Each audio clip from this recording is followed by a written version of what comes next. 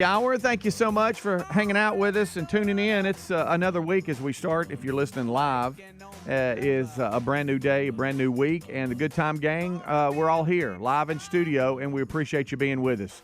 About 6.5 minutes past the hour. Bubba not here today. He is off today. Lord willing, should be back tomorrow. We have a lot to recap from this past weekend, though. I know Rick took a lot of the family up to New Hampshire to see Blake in one of his plays that he's doing with Jersey Boys. Cannot wait for that because a lot is involved with getting family to and from. I know we had busy weekends here with everybody else, so let's not wait. Let's bring everybody in. Over to my left is Mr. Greg Burgess, and to my right it is Michael Helms. What's up, boys? How are y'all? Good to go. Good to go, everybody. Everybody, what's up? Active weekend. Yeah. Active weekend. Goodness gracious. We had my assistant coach, our assistant coach from last year from Israel. Yeah. She had some unfinished business here in the Alabama area, and so before she makes her next, she's taking another job, and she's going to do that, and then she comes stay the weekend with us. Oh. And my wife, of course, rolls out the red carpet, and we had to do all these different things that we don't normally do. Like we went downtown to a place to eat, Greek restaurant she wanted to take her to. So we did that. And Tasty Town, that's what it's called. It's right by Regions, the park, the baseball. They were actually about to play a game by the time we got there, I think. And but anyway, so we did that, and that was good. Good restaurant, by the way. Excellent, actually, if you like Greek food. Mm-hmm. And then we had to go to some sushi place yesterday for over at the Summit. And, and I'm basic when it comes to sushi. Yeah. Like I'm just I'd assume get what they do at Publix than anything, like that kind of thing. Oh, yeah. But we had to go to this special sushi place, and I felt fish out of water there. Had to ask for a fork because it's such a sushi place that you just get chopsticks. You have to ask for a fork. That's weird, I think. But active. And, of course, the girls love Braden and Caroline for a couple days were at the lake with friends. So it's just Maddie, me, Valeria, and Amanda, and, of course, the dogs. Good Lord, the dogs. Hey, the dogs. You know, it's funny. The dogs usually go nuts. They just latched on to Valeria this weekend. Like, they didn't act their normal. It was strange. We'd never seen that before, which was a good thing because they didn't act like they were crazy, wild animals that had never been around a human being. But it was good. It was a good weekend, just hanging out and doing those things. And, of course, you know, when you have guests coming, the house has got to be perfect. Got to be perfect. And then I guess it was, I don't know, Saturday for lunch, we had some kind of spinach dip and all these other things, and I'm like, you know what, we need to invite people over more because the house gets cleaned like it's unreal, spick and span. Hadn't seen it this clean, and I took part in that too. Friday we had a long list of things to get done, but it was good weekend. Good deal. And I know you had the grandkids. Oh yeah, Greg. you get off in that world, you lose touch with anything. It's I So- don't know anything. Don't know what time it is? So start to finish, Greg, you picked up grandkids. No, they brought them. Yeah. But y'all had them like start to finish Friday or even Thursday night. Well, Taylor and Kelsey spent the night Thursday night too. They were there with them, but they were there Thursday night, Friday night, Saturday night, and then Taylor and Kelsey got up and left Friday morning. They were going, football season's finna start, and he'll become invisible. Yeah. So they were going off, to do. Just have the last one weekend. last hoorah. So, but they got a 5-year-old and a 3-year-old, and then we down the streets the other two. I mean, I'm talking within 2 minutes. So we all comboed. We comboed and then went to Chandler's and swam. And how much swimming? I loved it though. It was fun. I mean, but you have no recollection about what's going on around you. You don't know what's happening in the world. Just get off in all that. It's all about. Every now and then we all get mad. You don't know about it. You might. We'll get mad. How many kids have you thrown in the water? Oh yeah, we got that. They were swimming around, having fun with that. But like I say, overall they get along well. But they have their moments when they don't get along well. They'll clash. Yeah, you got one that no matter what anybody else has got, she'll take it. Oh really? Oh yeah. Give that to me. It causes a causes an uproar. Now I know you probably just let her do that. Oh yeah, yeah, and then you get in trouble from Lisa for letting her do that. No, I actually when you got them and you're the sole. Now if Taylor and them are there, I just let them do what they want. But you can't just let them go completely. Yeah, we're not too hard on them, that's for sure. But you got to every now and then go police it a little bit. Maybe not that. Right. Maybe not that. But overall, it was great. Yeah. But they're little kids. They're going to scuffle a little bit. And how about this? Hilarious. We got them from 5 all the way down to 1. That's 8. With no doubt. Hey, I'm gonna tell you something. That's a tall task taking that on over a weekend. Oh yeah. Well, no downtime. That's a lot. You have not one break. It was fun. What's good though? They're good sleepers and stuff like that. Oh, okay, good. So that's awesome. That's good. Yeah. Because you never know. You don't. You never know. But they did good. What is the sleeping situation? We just to keep them from getting up in the middle of the night and wandering all down the stairs and stuff. Lisa put them in our room on a blow-up mattress. Okay. She stayed with them, and then I slept upstairs. That's usually That's and they little slumber party. Pretty good. There was no, because when they were littler, a lot of times if they were there at night, they'd wake up in the middle of the night, and it wasn't good. No. You'd be looking. You're in there watching. Some animated Pixar at 3 a.m. Oh yeah. So we didn't have any. All that's gone. They sleep now. Yeah, that's good. But I can remember when they were littler. Yeah. Hey, if they get up, they up. Oh yeah. Honey, No, I guess I'll go sleep upstairs. I'll do this blow up mattress and I'll just go on up. Yeah, go ahead. But they don't like the dogs, and you've met them. You know they why. don't. You know why? Because the dogs are overbearing. They will. So they're so well trained. Yeah. So when I'd have to go outside, if they wanted to go outside, of course, it was really hot most of the time. I would have to put the dogs up, or they wouldn't. They're scared to death of the dogs. Tell me about that process. And the dogs don't bother them. When you say put the dogs up, tell me about that. Let's lock them in the garage. How do you hem them up? Because they don't mind. You gotta throw some bacon in there. Oh, okay. Is that how you get them? That dog bacon. Okay. Yeah. You just throw food out. It's hot. They'll be in there anyway because it's cooler. So they're pretty easy to trap. Okay. Now, if Buddy picks up on what I'm doing, he'll bail. He won't let me get him. I've had to blues like that. I've had to pick him up, and he's really heavy. Yeah. And walk across the yard with him. Well, they'll claw you too. Oh no, he does this. Oh, does he? Okay. Like a fainting goat. It's like he's paralyzed. Exactly like a fainting goat. And I'm right here, and he's going. His head's shaking everywhere. Now Millie, I can't catch, but she's so stupid I can get her in there. It's not a problem. But if he knows you're putting him up and he don't want to be put up, ours will do. They'll be like, I know what's going on here. You're trying to get me. Yeah, I know y'all got somebody coming over here and y'all want to put us in the bedroom for a minute, and that ain't happening. Oh yeah, they learn. They know. They do. We know what you're doing. We know, buddy. But can't get us. You've put that box fan in there and turned it on the middle of the day. Something's up. Y'all putting us in there.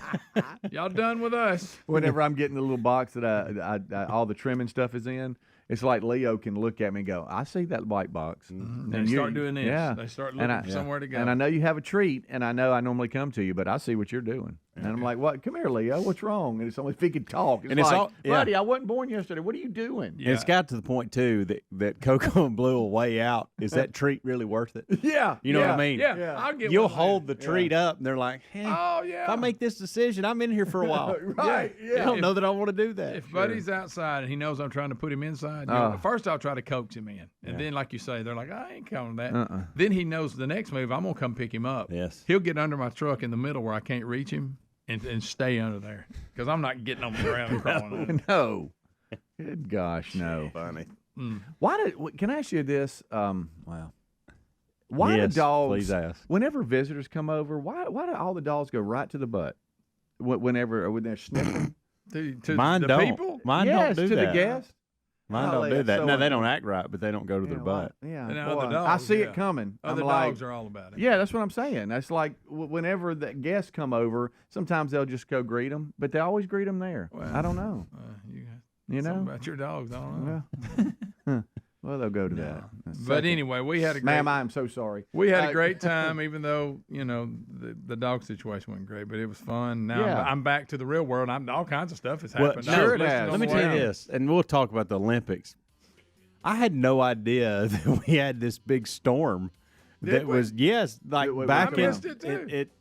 somebody emailed me from Cape San Blas, had to evacuate and all this. Well, yes. And I did see they're Debbie, expecting a lot of tropical, rain. Yeah, a lot of tropical rain, storm like from 30 Debbie. inches of rain. Yeah, we have a hurricane update with Span today in about 2 hours, so we'll get an update. I had no idea none of that was going on. Yeah. I didn't either. Attaboy. Rick and Bubba.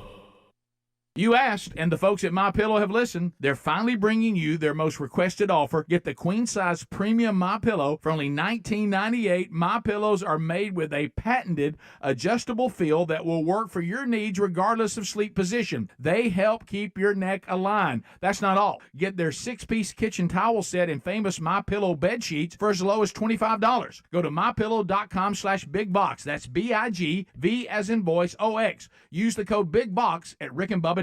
You've heard us talk about Raycon before, but there's no better time to check them out than right now. They just launched their upgraded model of the best-selling everyday earbuds. You get the features you know and love, like that optimized gel tip for a custom fit, 3 customizable sound styles, and active noise cancellation, ergonomic design, and multi-point connectivity that lets you pair with 2 devices at once. And get 15% off plus free shipping at buyraycon.com/bigbox. That's BIGV as in voice OX. Or find the link at rickandbubba.com. Have you heard of cancer-fighting foods? The American Cancer Society discovered diets rich in fruits and veggies may actually lower your risk of cancer. You should considering doing what I do, and that's add Field of Greens to your daily health regimen. Each fruit and veggie in Field of Greens was doctor-selected for studied health benefits. Get 15% off and free rush shipping at fieldofgreens.com and use the new promo code BIGBOX. That's BIGV as in voice OX to get your discount. As we approach another critical election, how do conservatives come together to fight and unite? One way is by joining AMAC, the Association of Mature American Citizens. By joining AMAC, you'll be uniting with over 2.1 million American patriots. Check out amac.us/bigbox for all kinds of benefits, retirement planning, and discounts. AMAC card-carrying members get savings on travel, roadside service, and an array of other cost savings. Take advantage of 1-year membership for $1 by going to amac.us/bigbox or go to rickandbubba.com. Well, summer's here and everybody's got a favorite outdoor activity. Maybe it's golf, bike riding, boating, tennis. Ask 100 people, you get 100 answers. But if everyday aches and pains are keeping you on the sidelines, check out Relief Factor. Relief Factor is a 100% drug-free daily supplement that helps your body fight pain naturally. Give it a try at relieffactor.com or call 1-800-4-RELIEF. That's the number 4, and save on your first order. Or head to rickandbubba.com for a link. Fight pain naturally. Fight pain with Relief Factor. Our friends at TheraBreath have some good news if you have bad breath. Try TheraBreath Fresh Breath Oral Rinse. TheraBreath is dentist formulated by Dr. Katz himself. TheraBreath doesn't mask bad breath like those burning alcohol mouthwashes that can actually irritate sensitive mouths. It's alcohol-free and free of gluten with no added dyes or colors. Find TheraBreath in all your favorite retail and drug stores. Look for the bright orange cap or online at TheraBreath.com. You can find a direct link at rickandbubba.com under the sponsors. TheraBreath, confidence in every capful. Oh, look, honey, the ants are back. Wow. We leave one itsy-bitsy speck of food out, and they appear out of nowhere. Yeah, it's pretty hard to believe we used to try to get rid of these guys. Now they're just part of the family. To be honest, I liked our family the way it was before they came. I guess it's time to call Cooks. You don't have to live with pests. Get proven protection from Cook's Pest Control. Call or go online for a free quote. Cook's Pest Control. Helix sleep mattresses are terrific, and the Helix lineup has 20 unique mattresses. How will you know which one is right for you? Take the Helix sleep quiz and find out in less than 2 minutes. Once you pick your mattress, Helix knows there's no better way to test it than by sleeping on it, so they offer a 100-day free trial. Don't want to take my word for it? Well, they've got over 12,000 5-star reviews. Head to helixsleep.com/bigbox to save 20% on your mattress order plus a free gift, or go to rickandbubba.com under the sponsors. Can't pay the IRS, receiving threatening letters. It's about to get worse. The IRS is hiring an army of agents targeting hardworking Americans like you. You need Tax Network USA. Tax Network USA has brilliant strategies to solve your IRS problems quickly and in your favor. They've resolved over $1 billion in tax debts and offer a best-in-class guarantee. Schedule your free consultation and call 1-800-245-6000.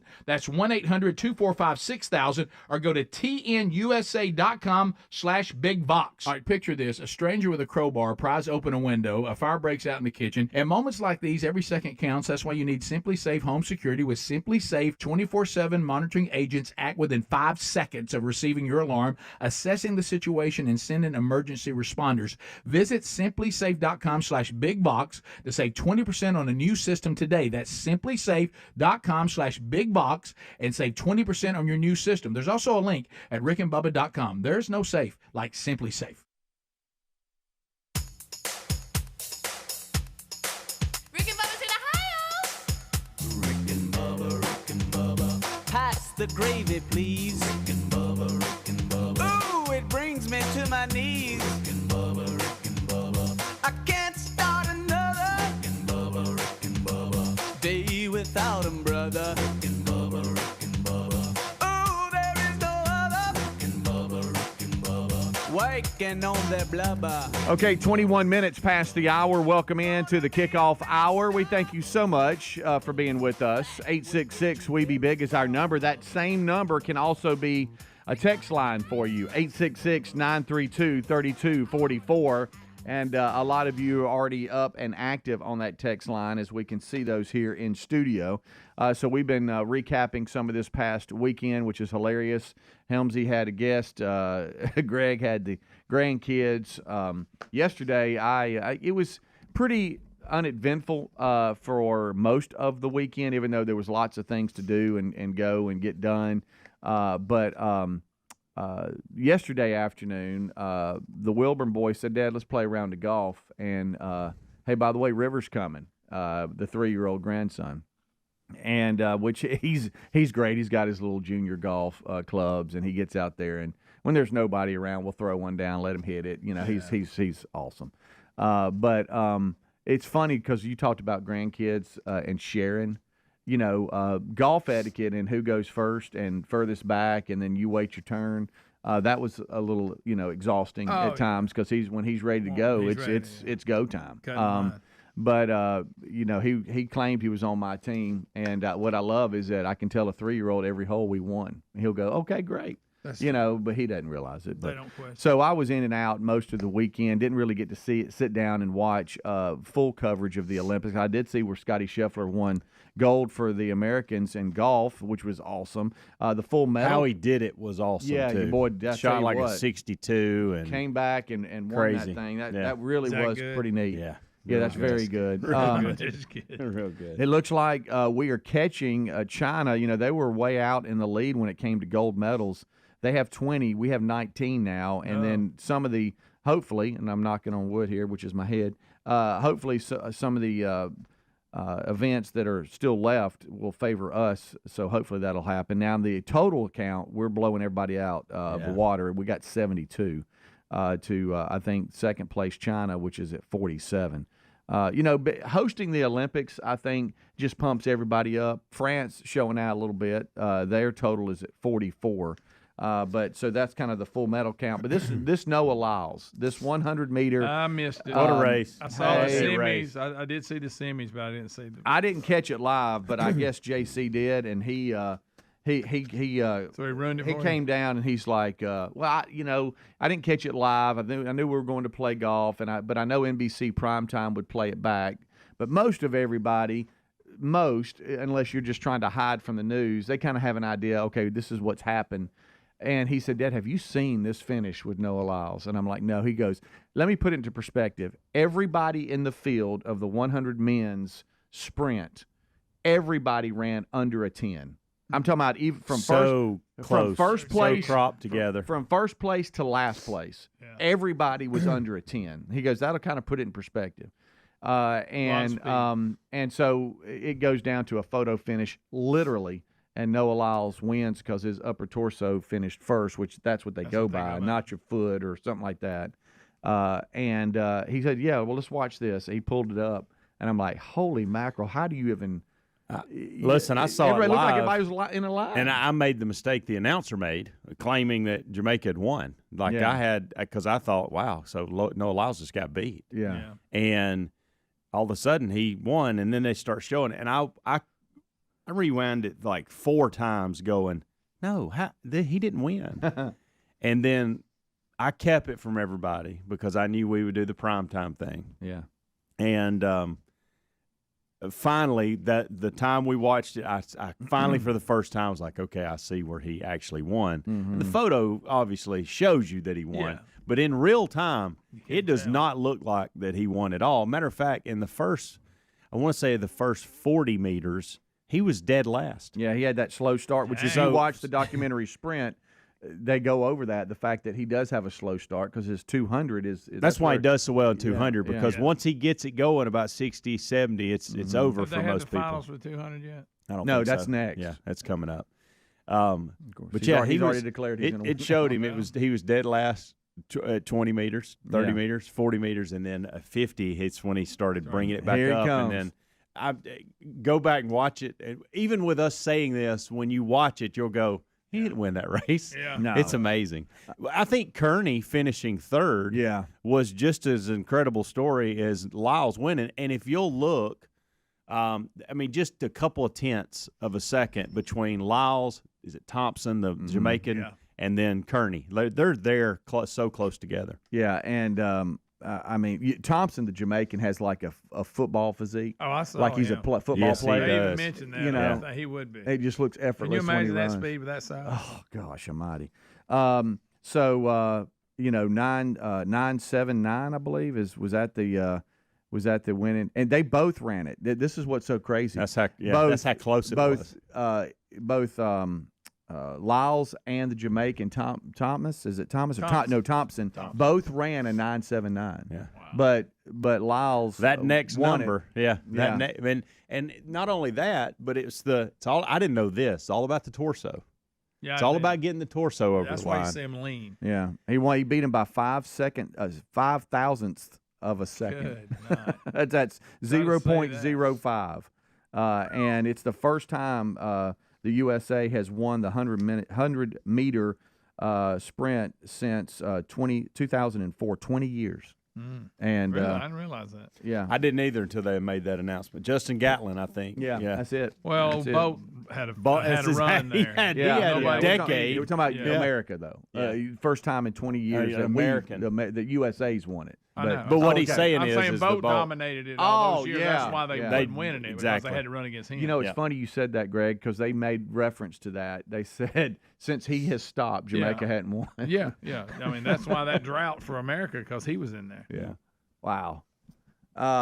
So remember the year he set the world's record and was showboating that it would have been, I think it was one of the early ones. I remember us watching it on the old show. And he's about to cross the line, turns around, starts hot dogging. Yes. It cost him, and he still set a world record. Yeah. By the way, did y'all see the fast walker that it caught? Oh, not the fast walker. For hot dogging. Thought she had a medal, and she ended up finishing fourth. She started celebrating. Yeah. Oh no. Oh yeah. Oh, so you Olympics were a big part of our life. That fast this walking thing. You know what I've kind of got where I used to not really like. Now, if it gets too big, I get up to the 800 meter. That 1500. The 50. Okay, I'll go 15 and I stop on that. Okay. You have to get to, but that's pretty interesting. Yeah. Because people hang in the back, and you're thinking about the 1500. Yeah, and the 800. And all of a sudden here they come, buddy. And it's pretty fun to watch. I see. Well, I think the 1500. We have three. Yeah, all three Americans made it to the finals. They did. I saw that. So that's kind of cool. They made it through their heats. All right, we'll take a break. We'll be right back. 29 minutes past the hour. Don't go anywhere. Rick and Bubba, Rick and Bubba.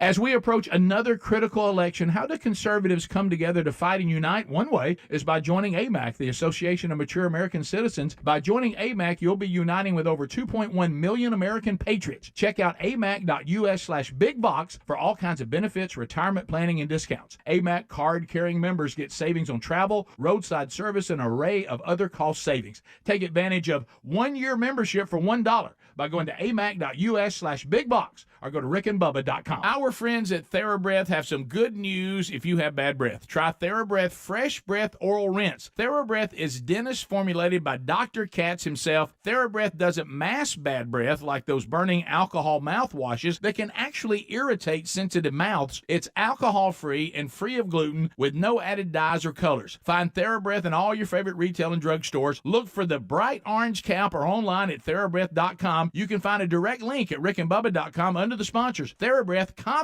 in every capful. Oh, look, honey, the ants are back. Wow. We leave one itsy-bitsy speck of food out, and they appear out of nowhere. Yeah, it's pretty hard to believe we used to try to get rid of these guys. Now they're just part of the family.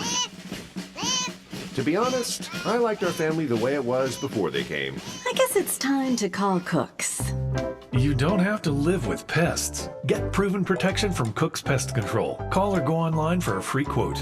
Cook's Pest Control. You asked, and the folks at MyPillow have listened. They're finally bringing you their most requested offer. Get the queen-size premium MyPillow for only $19.98. MyPillows are made with a patented adjustable feel that will work for your needs regardless of sleep position. They help keep your neck aligned. That's not all. Get their 6-piece kitchen towel set and famous MyPillow bed sheets for as low as $25. Go to mypillow.com/bigbox. That's B-I-G-V as in voice, O-X. Use the code BIGBOX at rickandbubba.com. Can't pay the IRS? Haven't filed in a while? Receiving threatening letters? Yeah, it's about to get worse. The IRS is hiring an army of agents targeting hardworking Americans just like you. You need warriors on your side. You need Tax Network USA. And at tnusa.com/bigbox, Tax Network USA has brilliant strategies to solve your IRS problems quickly and in your favor. For instance, they discovered a limited time special offer that the IRS is willing to waive $1 billion in penalties.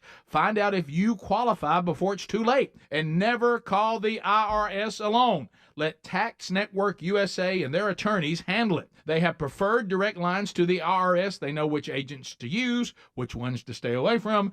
They've resolved over $1 billion in tax debts and offer a best-in-class guarantee. Schedule your free consultation now. 1-800-245-6000 or go to tnusa.com/bigbox. B-I-G-V as in voice, O-X. Now, you may have heard me talk about Raycon's everyday earbuds before and thought, wait, the same sound auto quality I expect from the big guys, but at half the price? Sounds pretty good, but if you haven't pulled the trigger on a pair of Raycons, now's the time to check them out, because they just launched their upgraded model of the best-selling everyday earbuds, which means you get the features that you know and you love, like the optimized gel tips for that cozy custom fit, 3 customizable sound styles, but now you also get active noise cancellation, ergonomic design, and multi-point connectivity that lets you pair with 2 devices at once. Raycon's new everyday earbuds are available in a variety of vibrant new colors to complement any and all skin tones. Seriously, if you've been wanting to check out Raycon's, there has never been a better time than right now with a 30-day happiness guarantee. What are you waiting on? Get 15% off plus free shipping at buyraycon.com/bigbox. That's buyraycon.com/bigbox. B-I-G-V-O-X. Have you heard of cancer-fighting foods? The American Cancer Society discovered diets rich in fruits and veggies may actually lower, you heard me right, lower your risk of cancer. Hopefully you hear this and run to the store for 5 servings of fruits and veggies every day. Probably not. Maybe you should consider doing what I do. That's add Field of Greens to your daily health regimen. Each fruit and veggie in Field of Greens was doctor selected for studied health benefits. There's a heart health group, lungs, kidneys, and metabolism groups, even healthy weight. What your body needs is in each scoop of that delicious Field of Greens. And will Field of Greens prevent, treat, or cure cancer? Well, of course not. But it's so powerful, it promises at your next checkup, your doctor will notice your improved health, or you get your money back. My doctor loves me doing this. So if you'd like to get 15% off and free rush shipping, go to fieldofgreens.com, use the new promo code BIGVOX. That's B-I-G and then V as in voice, O-X to get your discount. Or go to rickandbubba.com. Rick and Bubba's in Ohio. Rick and Bubba. Pass the gravy, please. Rick and Bubba. Ooh, it brings me to my knees. Rick and Bubba. I can't start another. Rick and Bubba. All right, we'll take a, we're coming back from break, 25 minutes until top of the hour. We thank you as always, for making us part of the show. Let me grab that. As we roll on, we've been just recapping from this past weekend, talking some Olympics and some of the bigger stories of the Olympics. And so we'll continue to kind of hop around. Also, your phone calls are always an option, unscreened, of course, 866-WE-BE-BIG, or you can text that line, 866-932-3244. Speaking of that, someone, and Helms, I know you gave an update, so it's not like you never did, but people come and go, and there was one text wanted to know, hey, whatever happened to Helmsy's truck? It's been so long, I don't even remember. Yeah, you remember you had all kinds of handles, and you were driving it, and it was acting weird and shutting off and doing all kinds of weird stuff, and you ended up it was something with a powertrain. Okay, so that's what ended up. Yeah, there was something like the computer system of the powertrain, and they had to replace a part on that. And I'll say this: it wasn't cheap, but it wasn't near what I thought it was going to be. Also, you never know where somebody is listening or watching. Hello to Greece. Someone says, I'm listening to the iHeart Radio app in Greece. So what's up? I hope y'all are doing well. A lot of people don't know that. Yeah. Also, people are talking about when it comes to, giving your dog a shave and a haircut, that the vacuum shaver combo is legit. They said it really helps. Guys, that's just a Flowbee for dogs. I know. That's what it is. The Flowbee was You're the right. exact same. You're right. Here's my concern. I told Amanda about this weekend, and as we were cleaning up for our guest, I thought, you know what, it'd be nice to have one of those. Yeah. But will the dogs allow us to do it? Are they going to allow us to use the thing? Especially if it makes racket. I know. Yeah. They ain't gonna like that. I don't think so. I mean, you got the shears; they make a little racket. Now, I got one of mine that he'll lay there. I think one of ours would too. But Leo, who's already freaked out, and I know. I think it's a storm. My gracious alive! Speaking of storms, every time I do that, I'm like, man, I'm taking him somewhere. But I also don't want to put that pressure on whoever I'm taking him to. He's just a nervous wreck. He's like the squirrel in Ice Age. Yeah, just sit down and chill, man. You're a nervous wreck. You mentioned storm, and I want to clear something up because I'm getting panic emails from people that are trying to go to Cape San Blas over the next couple of weeks. I don't know what it's like down there. The only reason that come out Hurricane Debbie. Yeah, so we had. Is it? Did it turn into a hurricane? It's a Category 1 right now. Okay, so and I don't know if it's. I don't know if it is making landfall in that area or not. Tropical storm. But that is kind of the area in which it was headed, and they had to get out of there. And that may not. I would just reach out to whoever's down there and try to figure that out. So, it says here, maps reveal Hurricane Debbie is due to slam into Florida today, and what they're mainly concerned about is the flooding. Yeah, they said the rain is crazy. Yeah, I'm talking about all the way up through Savannah and Charleston and all that. They're all getting ready for all the rain. I heard numbers like 30 inches. I heard that too. It's wow. Which wow. Doesn't make any sense. But we are scheduled to talk to Span today and help him. He's going to help you when it comes to just information because, again, we just said somebody was listening in Greece. We know that all of you watch and listen all over the country, so we'll have him on. Also, back to Poland. Poland, we have a big audience in Poland, a lot too. of folks People don't know that. Polacks love us. They do. I would like to put the 100-meter men's sprint for the gold medal into perspective. Okay, talking about this heat and talking about the finals where Lyles won the gold. In 1988, Carl Lewis won a 9.92 to win the gold. Wow. Okay, yesterday in that heat, 9.91 was last place. How about that? Wow. And so that shows you how fast everybody. Stronger. Yeah. The Jamaican, there was a couple of them. One of them came in last, and he ran a 9.91. That was the entire field. The entire field, ran below a 9.91. It's funny you're bringing crazy. up the years, and that somebody sent us a message that somebody had done an illustration with what Katie Ledecky's doing, and said she's another one. Said that she's so far ahead of everybody now that it'll be 2050 before anybody can catch her. Wow. Like what she's doing now, it'll be 2050 before that happens. Now, again, somebody might do it in 2 years. Hey guys, she claims she's coming back.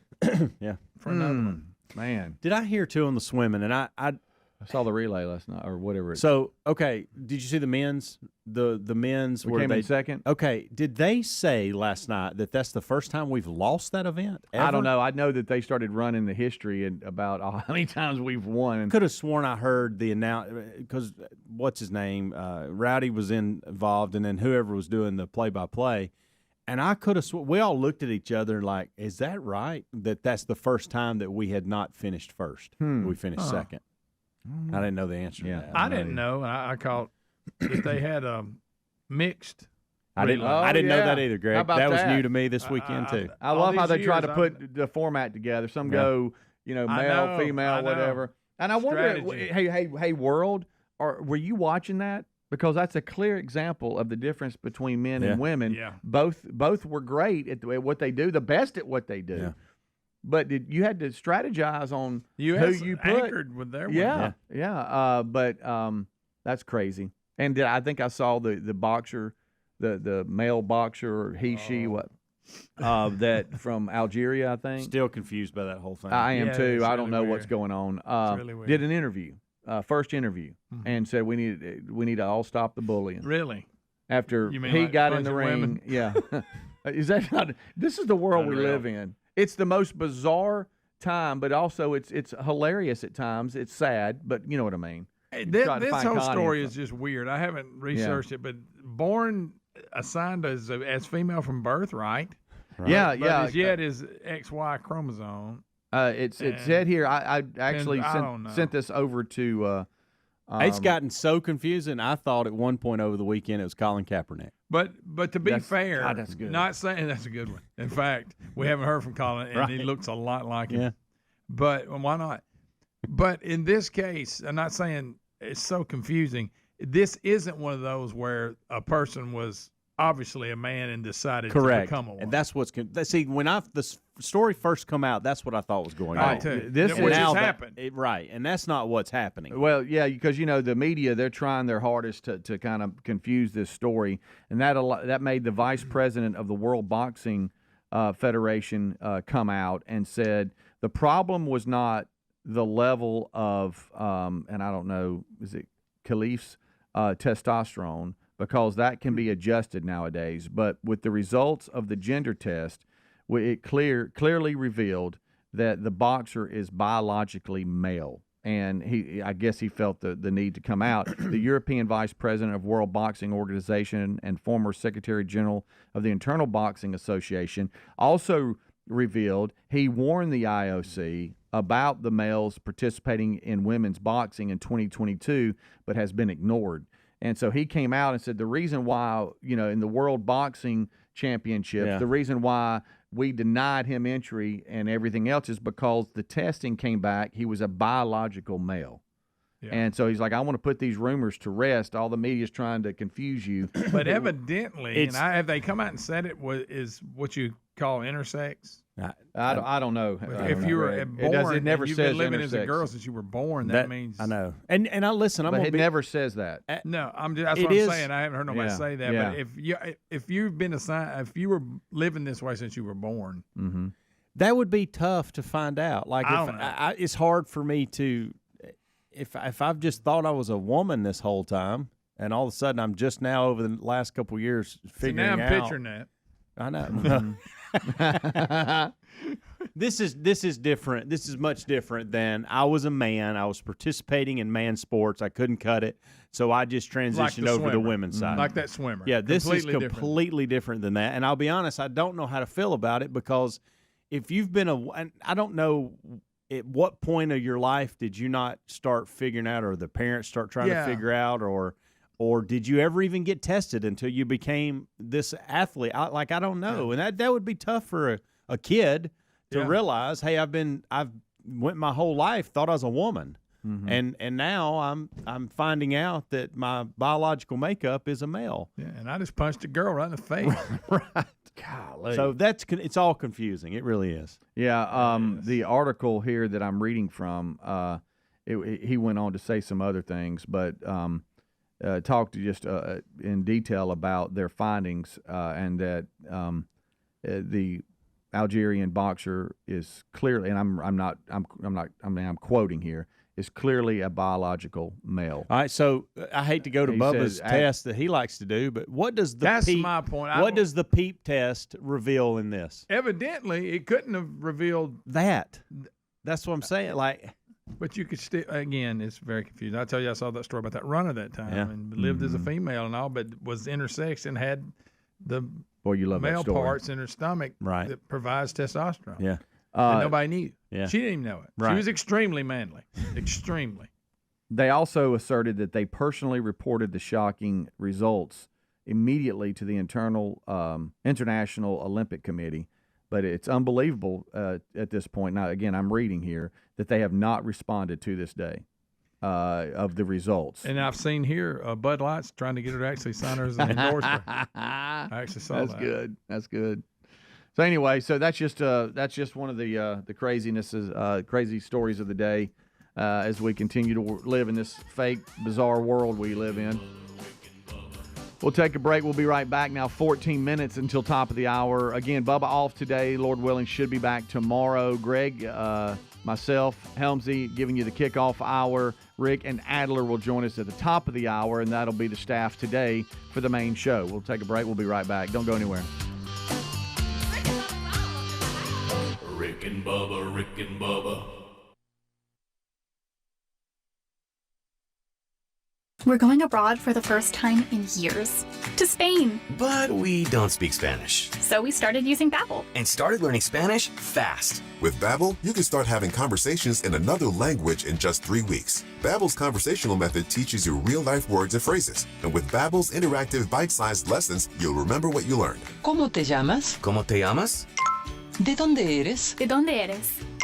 When you learn a language, you want to actually use it. Babbel is designed with that goal in mind. In just 3 weeks, we're starting to have conversations in Spanish. Estoy muy emocionado para ir a España contigo. Aw, he just said, I'm very excited to go to Spain with you. Nos vamos a divertir mucho. And that means we're going to have a lot of fun. Sí. Gracias, Babbel.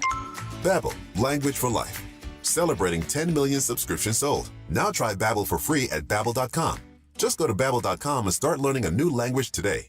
That's Babbel.com. Babbel.com. This year, Dell Technologies' Back to School event is delivering impressive tech with an inspiring purpose. Learn how Dell is helping Computer Aid, whose work is helping solar community hubs with tech and AI literacy skills to empower remote, displaced, or disconnected communities around the world. Help Dell make a difference and shop AI-ready PCs powered by Snapdragon X Series processors at Dell.com/deals. That's Dell.com/deals. It's common knowledge that after age 30, our metabolism changes. We have less energy and gain weight easier. There's a way to feel better, not in years or months, but sometimes in just days. I'm Chuck Norris. I tried everything. Working with the team of health experts, we came up with Morning Kick. Morning Kick is a revolutionary new formula that combines all my favorite supplements into one daily drink. Morning Kick has probiotics to help you lose weight, prebiotics for digestion, superfoods for muscles and joints, and powerful anti-aging supplements. It'll help you feel youthful, energized, and helps manage stress. I look and feel better than I have in years. Go to roundhouseprovisions.com, use code EXTRA or text EXTRA to 511-511 and claim 40% off. Roundhouseprovisions.com, code EXTRA. Every purchase comes with our 90-day money-back guarantee. You could be feeling these changes within just a couple of days. Text EXTRA to 511-511. These statements have not been evaluated by the FDA. This product is not intended to diagnose, treat, cure, or prevent any disease. Message and data rates may apply. Paid for by Roundhouse Provisions. Some people just know the best rate for you is a rate based on you with Allstate. Not a rate based on Terry who keeps and makes the car behind them. Oh no, they're about to. Save with DriveWise and the Allstate app and only pay a rate based on you. Not available in every state, subject to terms and conditions. Rating factors and savings vary, and in some states your rate could increase with high-risk driving. Allstate Fire and Casualty Insurance Company and affiliates, Northbrook, Illinois. Well, summer's here, and everybody's got a favorite outdoor activity. It might be golf, bike riding, boating, bird watching, tennis. Ask 100 people, you get 100 answers. If everyday aches and pains are keeping you on the sidelines, I have one answer, Relief Factor. Relief Factor is a 100% drug-free daily supplement that helps your body fight pain naturally. Developed by doctors, Relief Factor uses a unique formula of natural ingredients. It doesn't just mask pain. It helps reduce or even eliminate it. Wherever you are, and if you're hurting in your back or your neck or your joints or your muscles, in 3 weeks or less, you'll start to feel the difference all day, every day. So whatever you do, whether it's swimming, pickleball, hanging out in the garden, Relief Factor can help you feel good again and let you enjoy all your favorite outdoor activities all summer long. Give it a try by going to ReliefFactor.com, or you can call 1-800-4RELIEF. That's the number 4, and save on your first order, or head to rickandbubba.com for a link.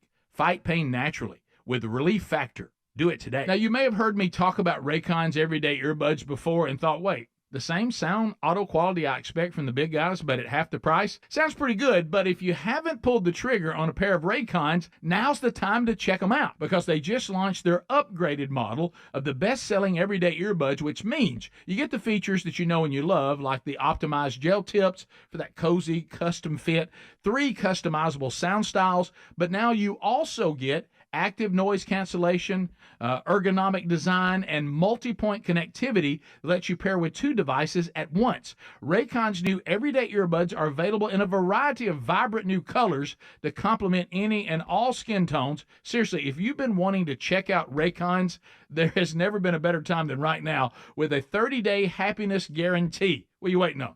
Get 15% off plus free shipping at buyraycon.com/bigvox. That's buyraycon.com/bigvox. BIGVOX.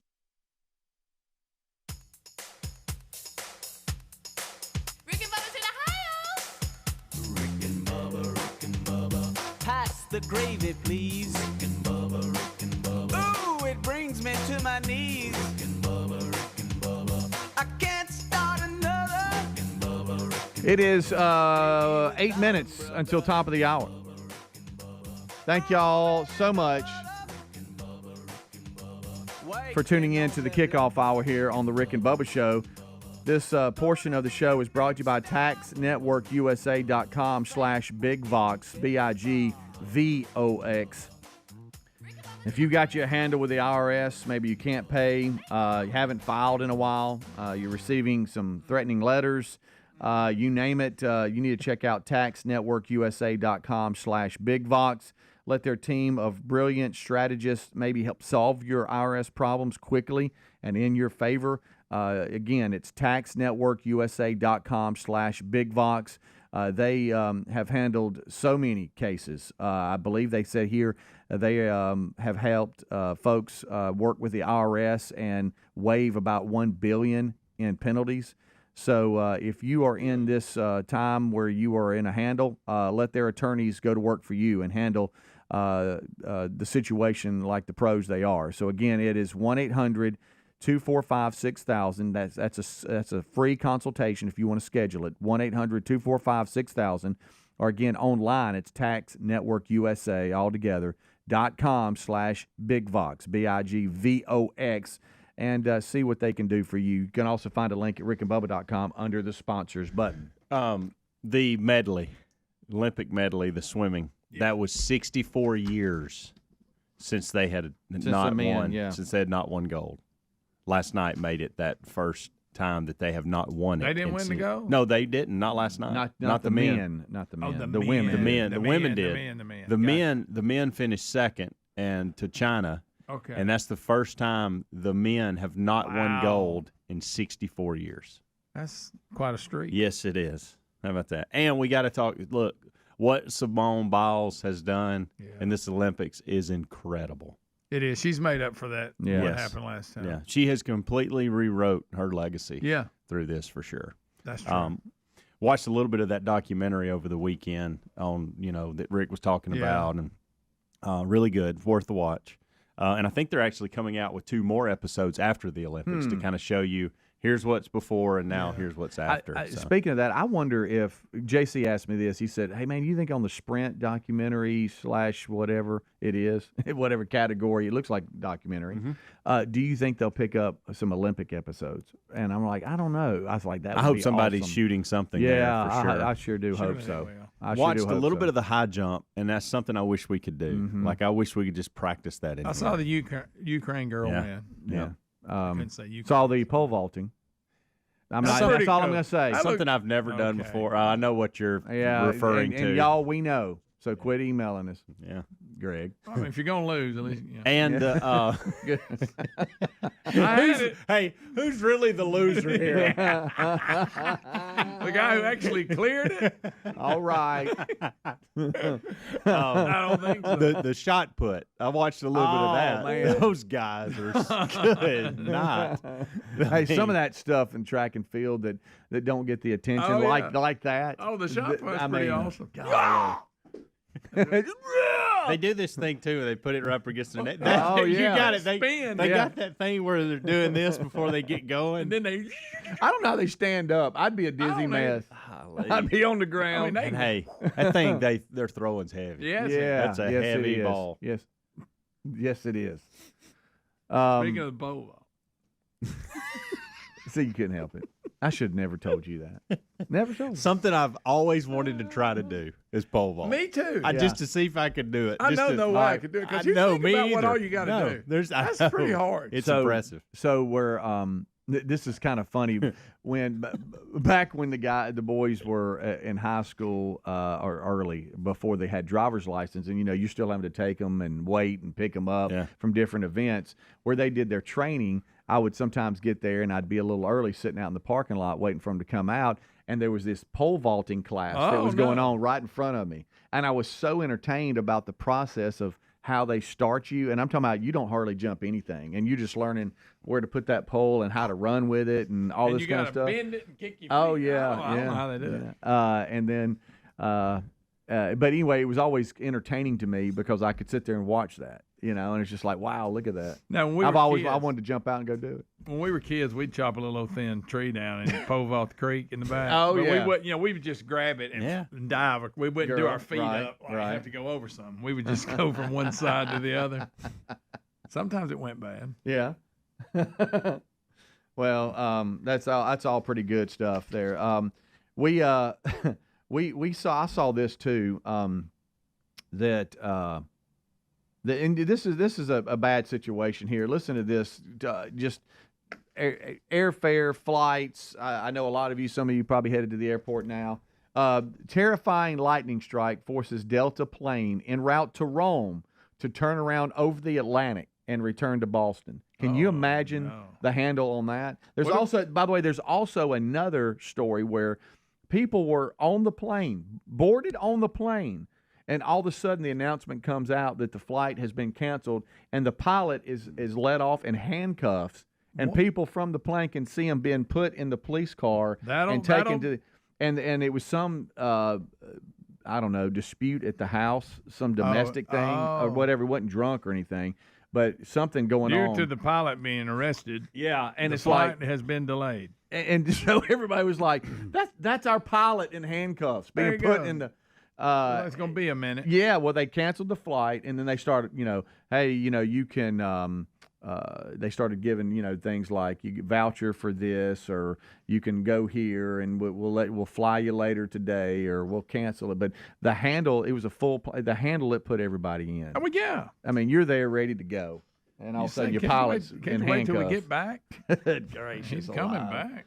Oh, my goodness. All right, so we are wrapping up here this hour. Rick joins us as well as Adler for top of the hour, right after top of the hour for the main show.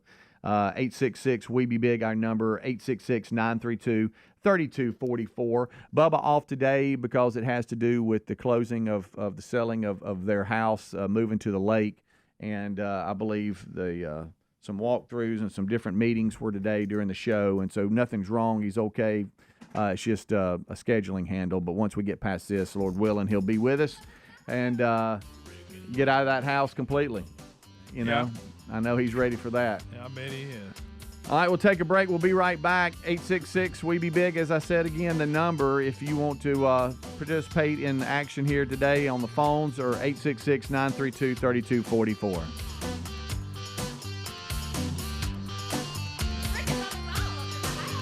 Rick and Bubba, Rick and Bubba.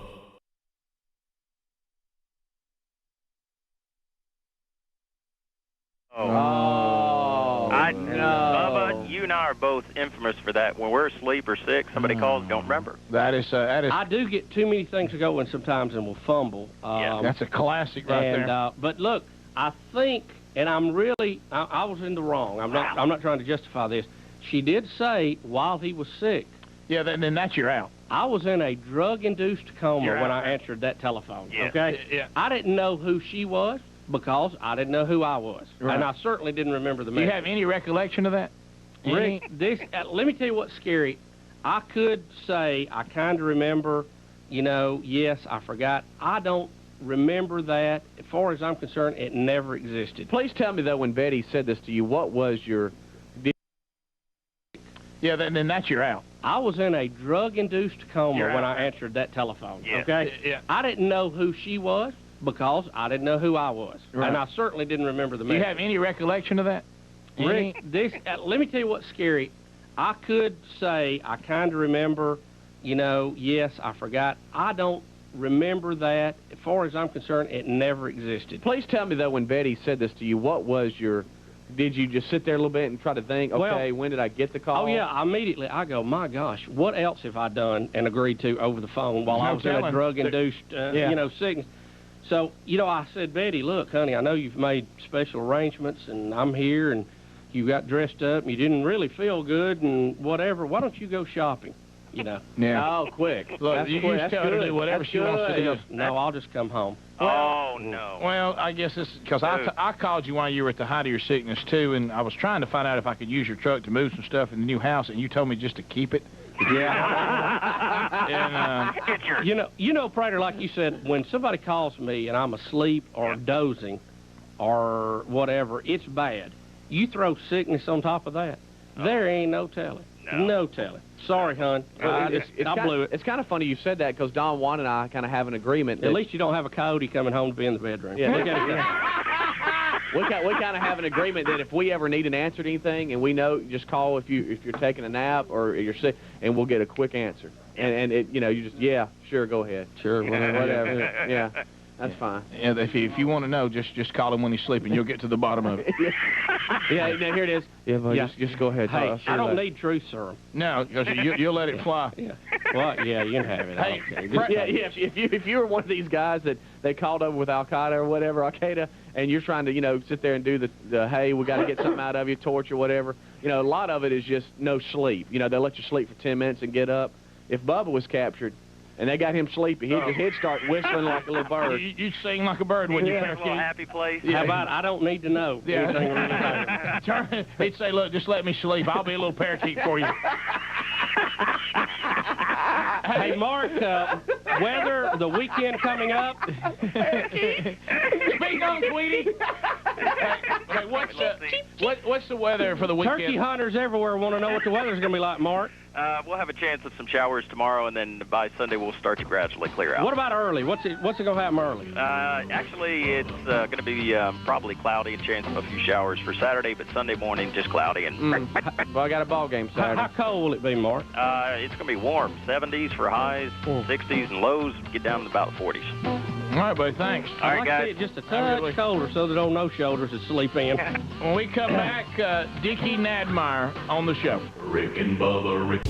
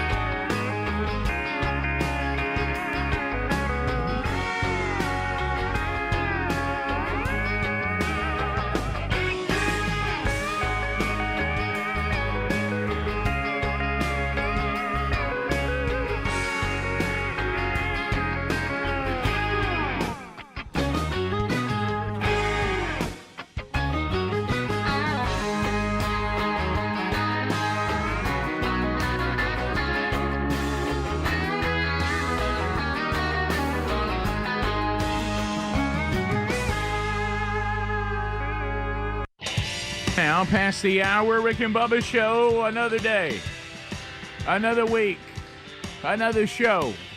We're glad you're here. This hour starts with the national anthem.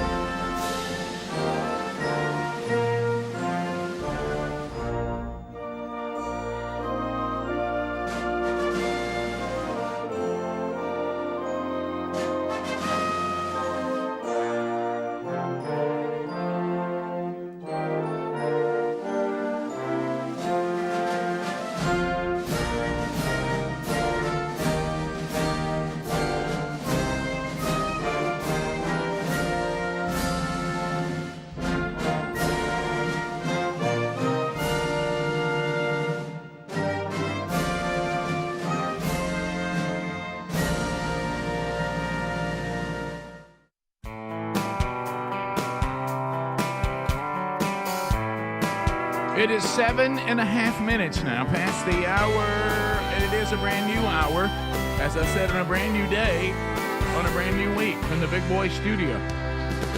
On the bleeding edge of technology, from Sweet Home, Alabama, to the world. Here we go. Speedy, the real Greg Burgess, Helmsy, all here. They've done the kickoff hour. Eddie Van Adler now joins us. YouTube experience enhanced as we go forward. You can watch our YouTube channel live every day. If you have not, become a subscriber, you can. That way you get alerts every time a new show comes on. But you also get the daily archive, including a best of hour for Blaze TV. Other options, the boldest radio stations in America on the Rick and Bubba radio networks. That's another live option for you. Another archive option is the Rick and Bubba podcast channel. Daily archives, audio only. That also includes a best of hour as well. If you want to have another live option that's audio only, our streaming option is available on our TuneIn app. Just go to TuneIn, download their app. It's free. Search Rick and Bubba Show and get a 24/7 Rick and Bubba channel, including show archives and The Daily Show. Also, a lot of our affiliates have apps, too, if you'd like to stream their programming as well. So we do have a lot to cover on the program today. James Spann will check in Hurricane Debbie. Hurricane Debbie looks like making landfall.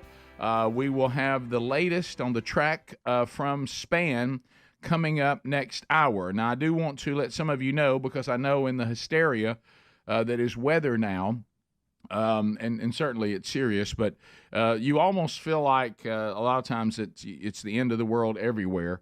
And, of course, it's always historic, and they won't quite say unprecedented because it's not. But you'll hear those kind of things. But this week we've got a very busy week. I'm excited. I'm talking about draw back like a flip because starting Thursday, get an opportunity to go to Pensacola. Pensacola will not be affected by this. Also, this weekend, right around Panama City into Funiac Springs, Florida, all that's panhandle stuff. So this is kind of going the other way. So when you hear Florida, some of you may be going, what's going to happen to those events this week? Probably nothing. So we'll be fine. So we'll get the latest, though, on that from Spann today, but we'll talk more about those opportunities to hang out some, maybe down in Pensacola and then on to Funiac Springs coming up this weekend as we have events happening there. Not only will I be out speaking this week, a lot of people from Team Man Church. I think we have 4 different either events or man churches this week, and we've got a ton of them in the month of August. So if you've ever been kicking the tires with your church, or you as an individual man, or maybe you're the men's ministry leader in your community or in your church, and you've ever thought about it, you like to go see what's going on, boy, do you have opportunities this month. I mean, a bunch of them. And you can find those at themanchurch.com. So, guys, we do have we're going to recap an active weekend. So when we're going to get goofy as is normal stuff, but also some serious stuff. I mean, you got the hurricane, but we've had weather stuff before. But this situation in Israel only gets more and more intense. We had a very timely podcast this weekend talking about Israel, present, past, and future, talking about what's going on right now. There were some very interesting things we discussed, so if you have more questions, some people were emailing over the weekend going, hey, I got some questions about some of the things that were discussed in the podcast. Great, we'll do that. That's the beauty of the old Rick and Bubba show. We interact with you, and we can look at your questions on the text option, or we'll take those in phone segments. So we can talk about some things really serious if we need to as well, because I know a lot of you, when it comes to Israel, you're like, well, here we go. We're about to launch into World War III. I think more than ever, our election coming up in November sure is important. That's a big one. Guys, it's never been an easier decision. I know we got some weird folks out there on both sides, but as far as ideology and the kind of leadership we need at our current state of the world, it's really, really easy. Can you even remotely imagine this current president or the one that's trying to be president on the left taking us into this part of time around the world? We can't let that happen. I mean, it's even beyond the economy now. My goodness. So anyway, we'll hit some of that today. The Olympics, interesting things going on there. We'll talk about that. I went to my place up in New Hampshire. Spent time in New Hampshire. At one point, I honestly thought we were, it's not that often that people from Alabama are walking around interacting with the people of New Hampshire. It just doesn't happen a lot. No. And we became like this spectacle, where people were like, are y'all the ones from Alabama? And yes, we are. Surprised we don't have overalls on, aren't you? And so, oh shucks, I'm chewing on straw. But anyway, so we'll talk about that. It was a lot of fun. It was a great trip. I sure did like, partly cloudy in 81. Yeah, that wasn't bad, was it? Hello. I like that a lot. So anyway, we'll talk about that a little bit on the show today. I know, Greg, you had grandkids over the weekend. I know we had weekend stuff. It sounded like in the kickoff hour that Helmsley was he was just dining all over the city. I was. What a treat. What a treat. We're going to have people over more often. But didn't you find out, and we do this too when people are over, you were laying it out, absolutely, the house has to be perfect, you have to do that. And we're going places. I hadn't seen our house that clean in 8 months. We're going places we've never been before. Yeah. But doesn't it remind you that your city actually has more to offer? It does. I know. Oh, wow. I always do that. Yeah. Wait, so where I live has more to offer? Yeah, I need to be participating in this more. Yeah. So anyway. 5 minutes away from me. Right. Yeah. Also, a lot going on. Yeah. Also, we come back. I'll tell y'all what happened to me right out of the gate today, and another reason that I'm glad I'm wearing golf clothing. This new thing that I dress as a golfer. I just don't play, but I love their clothing. Yeah. Another reason why today. How about golf clothing wins again this morning? Okay. So we'll talk about that. Those of you that are wondering where Bubba is this thing with he and Betty moving to the lake full time. Today is their closing. We thought they'd be able to close on all this after the show was over, but as you know, that's so fluid. And once everybody says we can sit down at this time and let's do it, you got to get that fish in the boat. Mm-hmm. When he texted us and he was like, of course, I was getting on a plane, and he was saying, hey, looks like I'm not going to make it Monday. And I said, hey, when you got that fish on the line, you got to get it in the boat. Yes. Get that fish in the boat. So he'll be back, Lord willing, tomorrow. So we'll jump into it. We got a lot to discuss today, and we'll try to see if we can't get it all in. We should. We got plenty of time, and we look forward to interacting with you as well. 866 We Be Big. More of the Rick and Bubba show coming up. If you didn't get Rick and Bubba University this weekend, it's available wherever you get podcasts. Rick and Bubba, Rick and Bubba.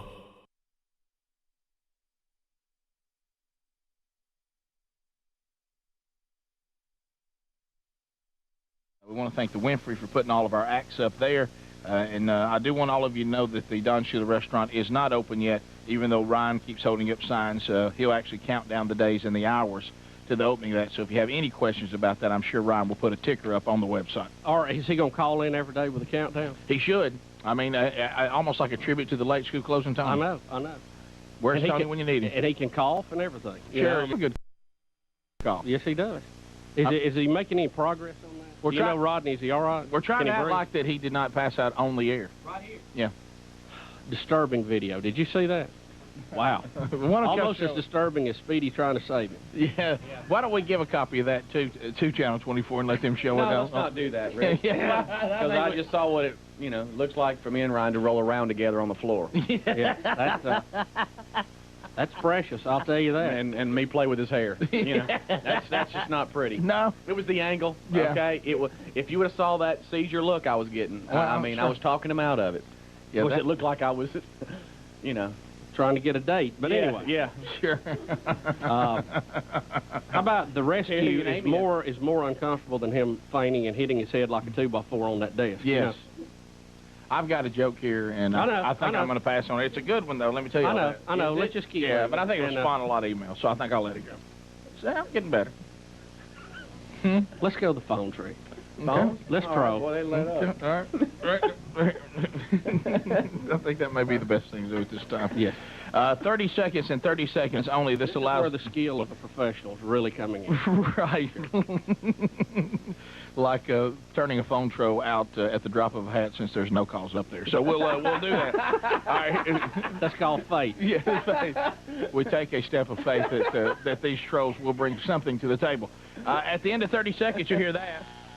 And that'll be the end of the phone call. This allows the largest number of people on the show in the shortest amount of time, thus the name Phone Tro. Not designed for shout-outs, meaningless information, or shameless plugs. It's for questions, comments, information, trolling. Keep them phones a-trolling. Here we come, phone trolling. Phone Tro! Hi, you're on the Rick and Bubba Show. You got 30 seconds. Go ahead. I've got an intern name. Okay. Lizzie McSquire.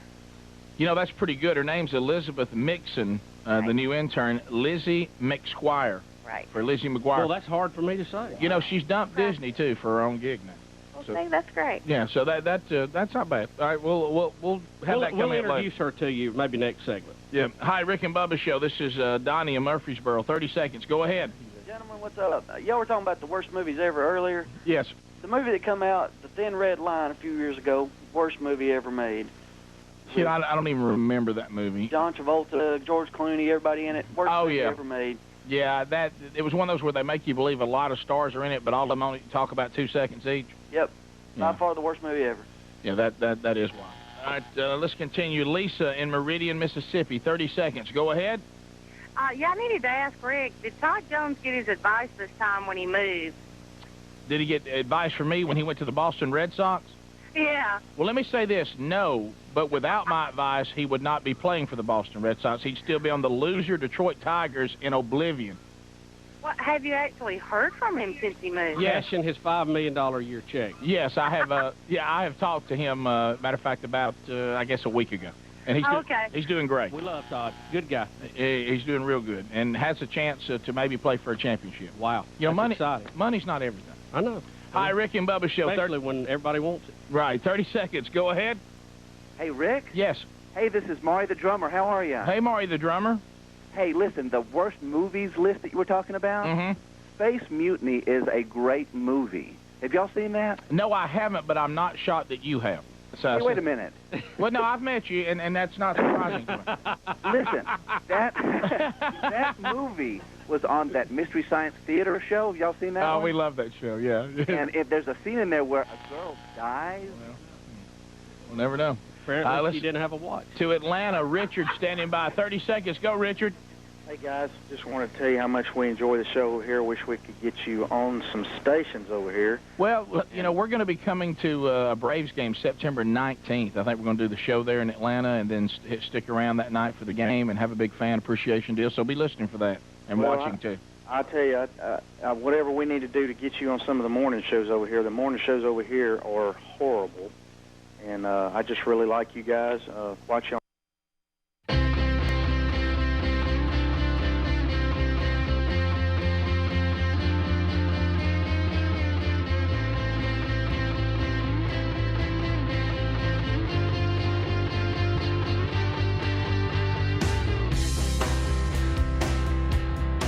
21 minutes past the hour. Rick and Bubba show. No Bubba today. Back tomorrow.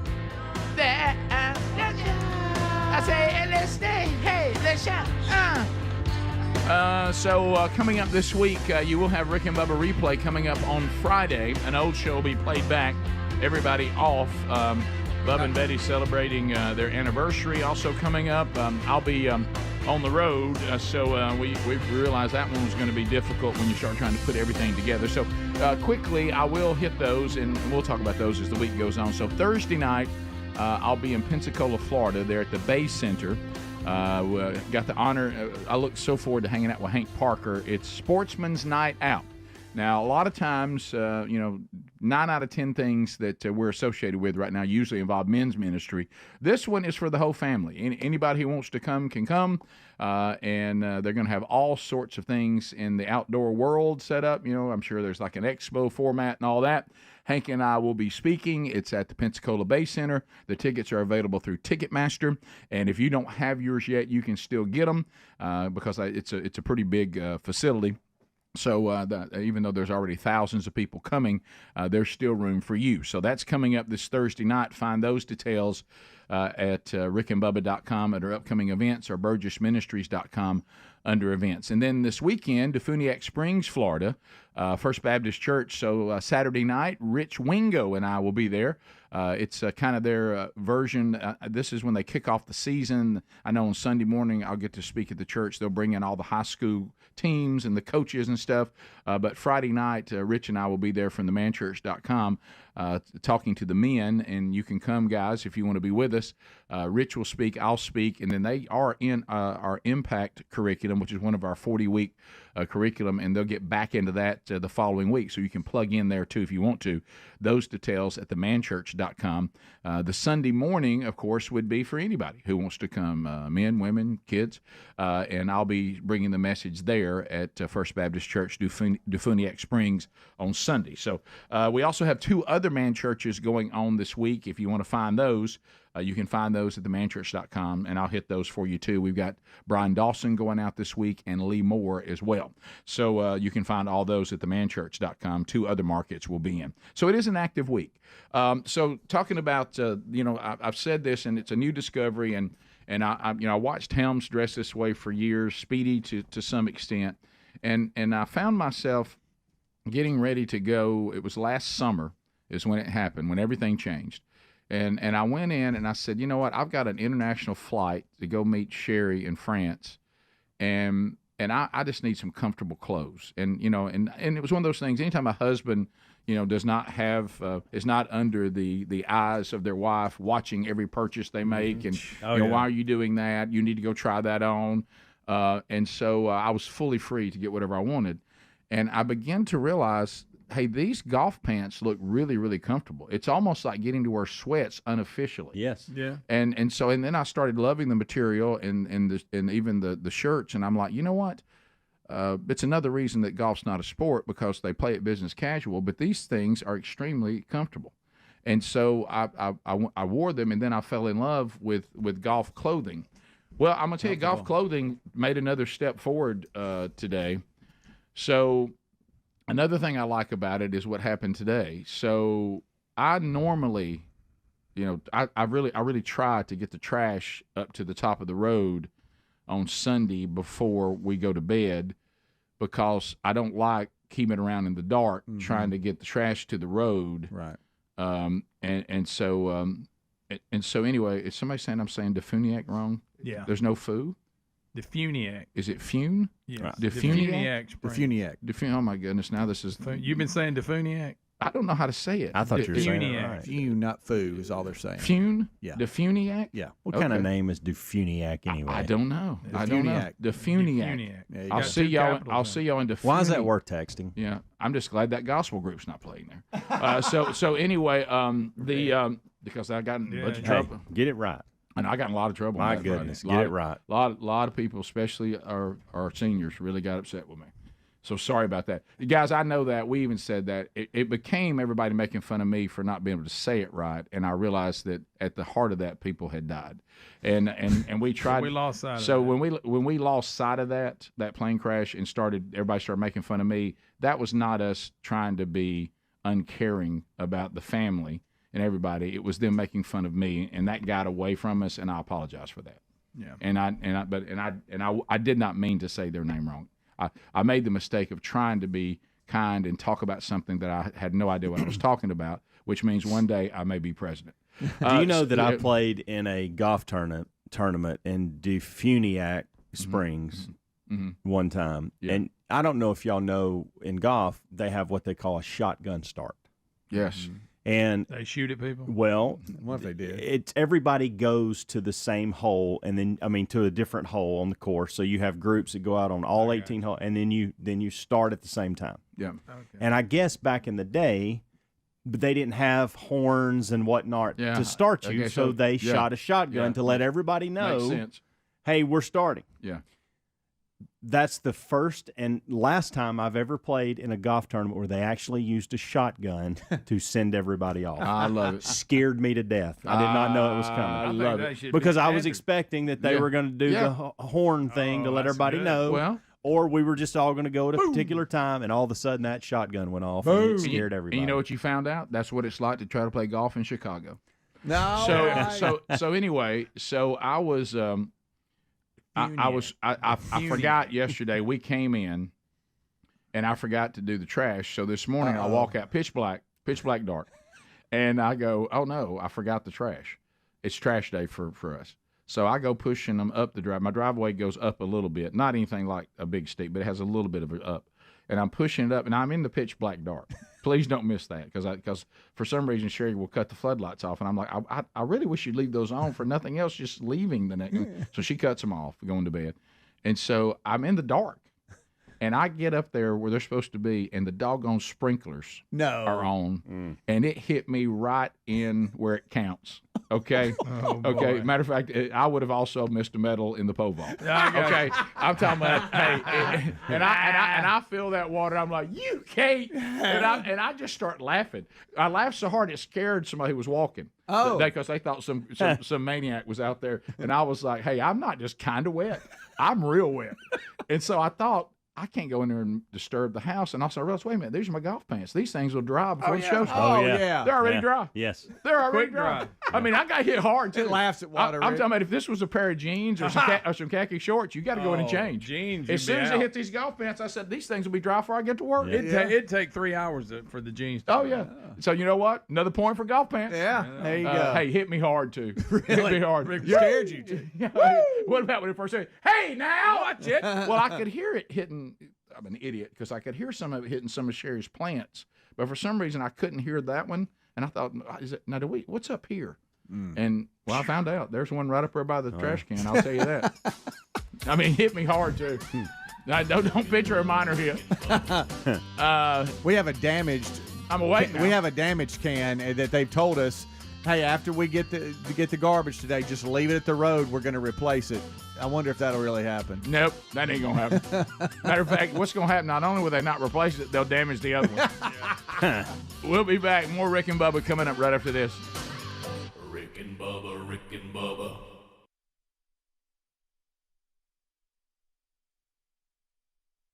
On Turner South whenever I get a chance. Hey, I sure do appreciate that, buddy. Thanks. Staying in Atlanta, Jay, 30 seconds. Go ahead. Good morning, guys. How you doing? Hey, Jay. I was calling about the Ten Commandments in the lobby. Yes.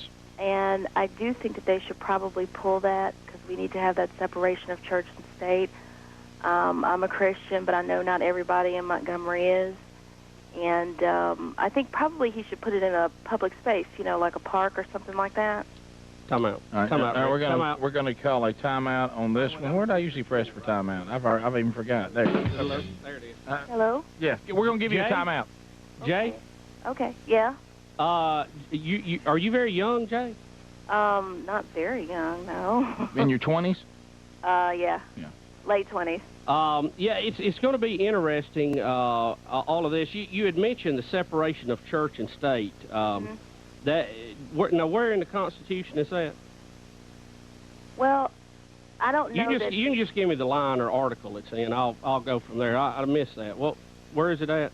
I don't know that it's in the Constitution. Okay, well, then we probably shouldn't say it's in there. It's called the Establishment No, I didn't Clause. say it was in the Constitution. What I said is that we should keep church and state separate. Yeah, well, I'm not saying you did. I'm just saying that some people are saying that and acting like it is. It's called the Establishment Clause. And it says that our government will not force us to be a particular religion. Right. Now, that does not mean that you are outlawed from believing in God, even if you are in public service. Oh, no, again, I am a Christian. I don't think that he should be barred from believing whatever he believes. And I don't think that, I'm not against him having the Ten Commandments. What I don't agree with is him having it in the public government space that he has it in. In other words, probably it should be put in a park or, something like that. I don't know. Well, that's public I don't know space that too. everybody that goes into that building is going to be a Christian. Is going to be appreciative of having that right there in the building. Well, even if you get into taking it a step further and believing that Jesus Christ is the Messiah, the Ten Commandments is, Old Testament, and so the Christian part of it really doesn't even come into play. But the bottom line is our founding fathers, and I think it's obvious when you look at our government buildings and our money that what they were talking about is that the government would not establish the domination that everybody had to go by. They absolutely recognized one living God and basically built everything around it, including the law. I agree with what you're saying, and I think that what you're saying is valid. What I'm saying and what other people are saying, and the reason he has to pull it is not everybody in our great country shares that belief. But that really doesn't matter. That was never... If it doesn't matter, then why have it there? Well, I guess you could flip it around and say, if it doesn't matter, why can't I have it there? If you just take religion completely out of it, wouldn't you agree that the Ten Commandments is the general outline and the basis for our law? Yes.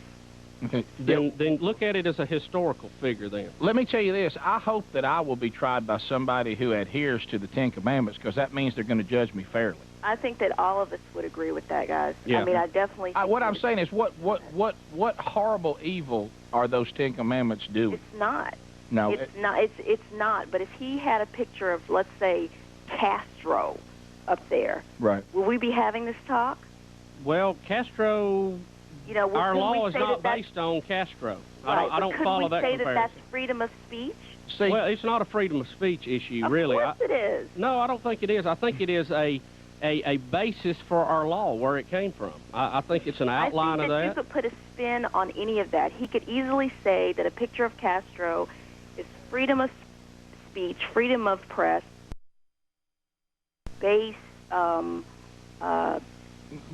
in the Constitution. Let me ask you this. Supreme Court building also refers to God. Our money refers to God. Should we take that off, too? No. Okay, what's the difference? I think that...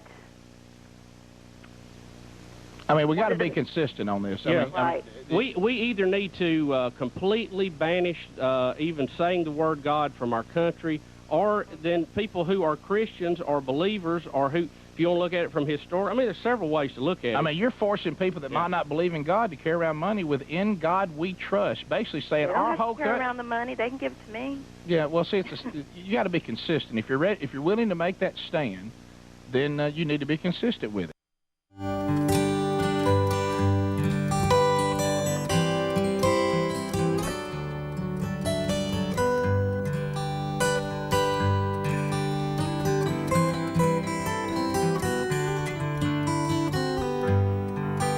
"35 minutes now past the hour." Well, the Rick and Bubba Show and Relief Factor were teamed up decades ago. And I love how it has impacted so many of you, talking to friends, family, and our family out there all across America and around the world. Relief Factor really making a difference. John in Florida says, I've been a little over a month now, I've been taking Relief Factor. He said, I'm not one to get caught up in trendy things. He said also, a lot of people think I'm like Greg because I don't like puppet-to-human interaction either. That's right. But anyway, he doesn't get caught up in trendy things, but he said, finally, I thought, what have I got to lose? So he said, I finally caved on Relief Factor. After 4 days, the pain in my knees went away, literally gone. The constant pain I'd been dealing with when you were being hard-headed, John, even when trying to sleep, now it's gone. I was taking 800 milligrams of ibuprofen. That's not good for you, 3 to 4 times a day, not good. So now I'm pain-free naturally. Well, John finally caved in, as he put it. Maybe you should. Relief Factor is an all-natural solution. It works for the majority of the people who try it. If you'd like to get on board with the rest of us, go to ReliefFactor.com, or you can call 1-800-4RELIEF because you're part of the show. You'll get a discount, 1-800-4RELIEF, or go to ReliefFactor.com. There's also a link at rickandbubba.com under the sponsors button. Hopefully this is the solution for you as well. All right, so we were discussing in the break, now people are putting up on the board places where I can get cheap golf clothing. By the way, whoever sent that text, that's where I get my golf clothing, which you already put up there. I'm already on that. Oh, yeah. Speedy told me where that was. So, and Adler was saying that he agreed with the analogy. You know, because if you walk around with just sweatpants on, people think you're a loser. They're like, wow, buddy, get motivated. I know. But if you're walking around with golf clothing on, they kind of think you've got your act together. Yeah, you know, but do. really, you're just wearing sweats. Yeah. It's got the same comfort of sweats, not near as thick as sweats, which I also like, with in the hotter temperatures. But man, they feel well, good. and Speedy, I want to ask you: did you see what the U.S. was wearing this weekend in the Olympics? They looked like sweats. They did. Mm-hmm. I don't know what that was. It's a Swedish brand, I think. I'm not sure, which is kind of I funny know that about the brand. the American teams I working. was not ready for you to say It's a know the Swedish brand. I should know that. The only reason I know that is because people were like, so we're America playing in in I guess their coordinated clothing on a brand that's from Sweden. But it looks like sweatpants. Yeah. And they looked very comfortable out there on the golf course. Am I the only one that thinks that our track team, that the stuff they're wearing looks purple? Got into that with Sherry. I was like, why are we wearing purple? She goes, Rick, that's red, white, and blue. I said, it looks like they're wearing, the check type. I think the white makes it look. No, you're defending the American. Well, I'm just saying it looks like that they're wearing bathing suits from the 1920s. Right. Okay, and they're purple. And Sherry's like, that's not funny. purple. But anyway, that is very funny. On the text right now, somebody's showing us that the biological male boxer that punches everybody in the face looks a lot like Colin Kaepernick. Yeah. Side by side. Pre-afro. I'd never put that together. Can I ask you guys an Olympic question? And I think I'm realizing, and I think a lot of us agree, do we need 2 weeks? But anyway, so 1 week. But 2 weeks feels a little long. Yeah, but there's a lot going on. One would be too short, so maybe about one. Right. Maybe 10 days. I don't think you can get it in. 10 days. Well, I don't think you can get it in. Get rid of some There's of these so much. sports. Now, I'll agree with that. And by the way, I listened intently last night when we got home from traveling and we were watching that, before we went to bed. They're clearly saying the Seine River. They're clearly calling it that. Yeah, S-E-N, Seine. Seine. And they're right, because It's not Seine. And Rick, I don't know if you know this. They were clearly calling it Defuniac Springs. They really were. Thank you for that. It's fun. Yeah. It's fun. It's fun. It's it's a Defuniac. It's so fun. I've become a funniac. I heard some of the triathletes have gotten sick since they swim in that doo-doo water. They have. Yeah. Have they really? They have. Yeah. They gotten sick. You seen them splashing around? Wow, that was a lot of folks. But they said today they're going to do it again. Yeah. Get back in there at your own risk. Triathlete, try that. But anyway, here I have some questions, and y'all probably, I know the audience will have the answer. Y'all might have the answer. Okay. There seems to be an obsession. I don't understand why the swimmers put on these Michelin Man jackets like they're cold in there, Rick. like they're snow skis. Rick, I was thinking the same thing. Well, my and the water's got to cold be too. really cold to wear the jacket they wear. I mean, they're wearing jackets literally like they're going to Alaska. They're climbing Everest. I think they're trying to keep. It is cold in there, but I think they're also trying to keep their body warm. I even noticed a high jumper getting in a sleeping bag at one point, and I thought, "What is this about?" Taking a nap. She ended up winning. I don't Ukrainian. Wished I could high jump. Don't understand the winter jacket. Don't either. But I mean, it's a thick one. And I don't think I don't think it's because it's cold in there. I think they're wearing it because they must. The body temperature, like Helmsy's saying. They're keeping their body because I don't think it's freezing in there because you don't look in the crowd and see people. Yeah, Mark Spitz wasn't worn one. Right. I got them cold for some reason. I don't know why you've got it that it's cold in there. I don't think that's it. The body temperature. I do know the water's cold. I think. It's not cold. It's not. What are you talking about? I don't think you're right on any of that. It's freezing. I heard an interview about it. Did you hear me? I heard an interview about it. By the way, I don't think you're right on either one of those. I don't think it's cold in It's there. all Why the hell about they're doing keeping it then? your body. They're keeping their body temp. You want to be warm. Yes. I don't. It does look ridiculous. You're not in on this. It looks It ridiculous. has nothing to do with the blue belt. It looks like the Winter Olympics when they walk out. It does. You think, oh, they're going to do a bobsled. Because it's freezing in there. Yeah, that's not it. There's no way, Bubba. I'm so used to Bubba being here. Speedy, I looked in the stands. I don't see one person drinking hot chocolate. Yeah. I don't see anybody in the stands in jackets. Yeah, it's like going to a hockey game. It's not cold in there. I think it's I really believe some of this is like Greg has taught me how many times something is simply people trying to be sharp. Oh, one person did it, and they're like, well, that's kind of cool. I'm going to get a yourself puffy warm. jacket. Everybody knows that. But do you need to be that warm? It's to keep your muscles warm. Everybody knows that. Well, to keep your muscles warm, That though, is Elite cold. athletes. That guys. is cold in there. Elite athletes. Is it sharp? Is it that necessary? No. And I do think you're right. What they think is if I don't wear a Michelin Man jacket, then people don't think I'm serious. That's right. But I'm not keeping my body right. If somebody was honest, I promise you, if somebody was honest, there's a person. Let's take what's the woman that nobody can even come close to? Ledecky. I say her name. Katie Ledecky. Yeah, it's better known as the Human Secretariat. Okay. Yes. You're telling me that if she didn't wear one of those jackets, that she's not going to beat everybody? Yeah. I don't care. Maybe it's a pull muscle kind of thing, or a recovery. Like they have to be in this situation so that the next race they recover fine. I'd heard an interview. She was talking about how cold it was in there. It's not cold in He was there. studying it. It's not cold in there. It's a Swedish swimsuit. It is trying to keep their muscles warm. I got it. That's But it. you know, like a pitcher will go over, he'll go over and put a jacket on. That's the same exact thing. And the Great dugout. example. But it seems like they're going a little far with it. Well, I mean, these jackets look like they're going They to be do. left. Like they're going to climb Mount Everest. Right. Yeah. Listen, and now that we're on what they look like. It's not the Iditarod. Let's just call this. And I enjoy watching the swimming. There's not one person that doesn't look goofy with a hat and them glasses on. I know. Nobody. No. It takes good-looking people, makes them ugly. Yeah. If you notice No, you're all over that. Because you'll see them later and you go, Exactly. I thought that person was ugly. Except- But the swim cap and those goggles cannot make anybody look sharp. You're all over You're that. right. You're All ugly, over goofy looking. Yeah. The only guy that might look better in that versus his real look is the guy from Ireland. Well, now, you're talking about a horse teeth. Yeah. Rick, there's nothing you can do about that. I didn't say that. I just said he's a Wilbur. He's a different looking cat. He is. Phelps. Phelps was a different looking cat. Yeah, he's a Phelps- weird he looking was dude. odd. He looks like a Dr. Seuss character. Or something. What's that? That's the Greg. That's one of our Don't rugby comment. seven. Don't. Yeah. Oh. Well, no wonder we did well. But like when you're hunting and you're freezing, you don't look great either when you're cold. No, they're not Well, cold. nobody's cold. They're not cold. This thing where you keep saying they're cold. They're not cold. Okay. It's matter of fact, if you go to France in the summer, it's in But the this same was hemi- inside, It's hot as Rick. it can be. This is inside. No, it's not. They're not wearing it because they're cold. But if you look at the rest of the people, they're not freezing. I saw in there. one shivering. Yeah, Speedy, you know what I want to happen?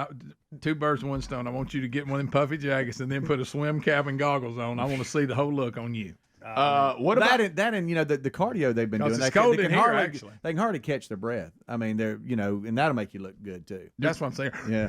What about that?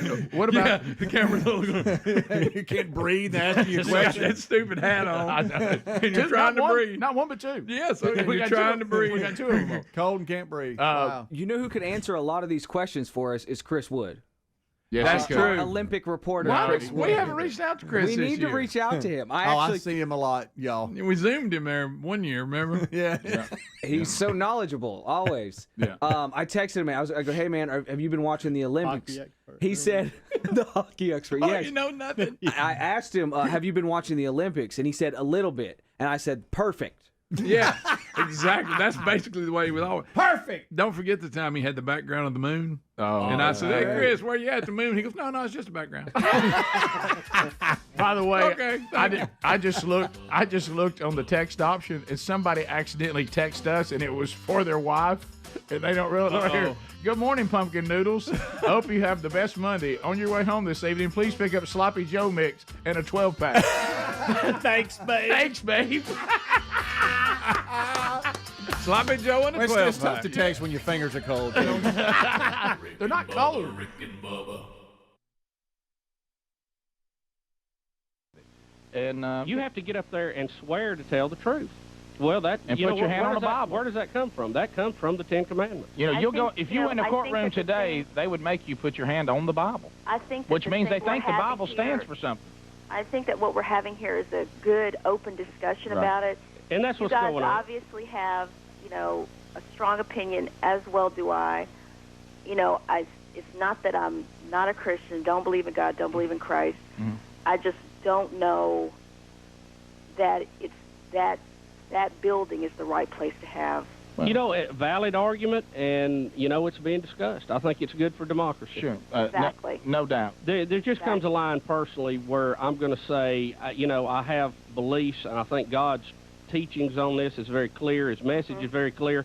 And there's just a point where I'm tired of being told that I cannot, you know, acknowledge God, who he is, follow his commandments and teachings. And, you know, the country was founded on it. Look again at history. Recorded in the Bible, the countries who took God, turned the other way, were destroyed and left to their own way. I don't want to see that happen to America. No, and I agree with you, and I know that some people would say that's where we're headed right now. Yes, I would, and I would agree with them. Thanks, Jay. Appreciate your Oh, comment. no problem, guys. Y'all have a good morning. You too. Jay, Bye. thanks. All right, we'll be back. Democracy, great. 877-WE-BE-BIG is our toll-free number. And that one, he's got a press conference today, and you know, then you get into... Look, honor your father and mother. You know, that's offensive. I don't know why we'd want to do that. It even says thou shalt not murder in there. Might want to get that out of there. How can we have that? Who are they to tell you what you can do with your weapon? I'd really hate to befriend or have someone rule that follows the Ten Commandments. That's, Well, tough. I know. That's tough stuff. 34 minutes past the hour, the Rick and Bubba Show. We are back, 877-WE-BE-BIG. Coming up, as anytime there's a family member in of anybody that's on the staff, we have to see if we can make them as uncomfortable as possible. So that will be coming up a little bit later, too. We do have more calls about the Roy Moore deal today in Alabama. We'll talk about it a little bit more, too. But we have to acknowledge this morning that Roxan, news person, and I know a lot of ladies in the audience have been through fear. You know, at our house, it was the from, but has. But Roxanne, I must say, and Roxanne has been wearing long hair for how long? 20 years. 20 years you've wore your hair, what people would consider to be long hair. And you went to get a haircut yesterday that you were kind of concerned about. You didn't know how it was going to go. But I must say, that is a good look for you. I think it has turned out well, don't you? Yeah, I do, too. It's you know what it is? It's sassy. Sassy. She's a little sassy. Oh, she's spicy. Sassy. Thank you. No, it looks nice. Do you feel good about it? Thank you. What's your feel? What? It's a huge adjustment. I want to thank Vanessa Vienna, Cutting Edge, for doing this wonderful job on me. And I have to apologize for behaving a bit immaturely, because when the ponytail went, I had a slight crying jag. Did you break down? Which was kind of inappropriate, considering she was trying so hard to make me look far better than I have, which is stuck back in the 80s somewhere. And so the reaction this morning has been great. The people who even know me, they did a double take, and well, you told me, hey, you look like an intern. I thought you were an intern for the X. Yeah. But then I realized you didn't have multiple piercings, so I realized that wasn't. Couldn't be. But a girl needs a change occasionally. I needed a little zip in my life. I'm getting like Bubba and having to put a little gel in my hair is a bit of a change in the morning. So. Yeah, is it high maintenance to get it ready? Well, it is when you're not used to it. But really, she said just wear it as messy as possible, and then you have it. So. It's kind of Meg Ryan-ish. Yeah, oh yeah, that's what I was thinking too. Well, I have to thank Fire Marshal Megan, the sweetest girl on the human planet, because literally she went with me, and I was like, see this girl? I think she's one of the most beautiful women on the planet. I want her hair. I know the rest of me can't look like her when I'm done, but I want her hair. So she went and did that. And I think that's so sweet because women can be kind of, protective of their look. Oh, yeah. If you go after a woman's look, it can go bad. But and so I did. I said, I'll admit, I really want to look like you. Will you come with me and help a girl out? And well, she didn't mind because she knew Roxanne wasn't going to be in Romania anytime soon. That's right, yeah. Sure. Absolutely. So she's a doll for doing that. And thank you all so much. And Dee's reactions really thrilled me today. Dee, what's up? Dee? He's no, I saw her in the hallway. And I did a double take, and I was like, hey, right. Oh, that's Roxanne. Sorry. I saw that ring flash in there. I had to look. I'm sorry. I know. That's all right. Yeah, there was.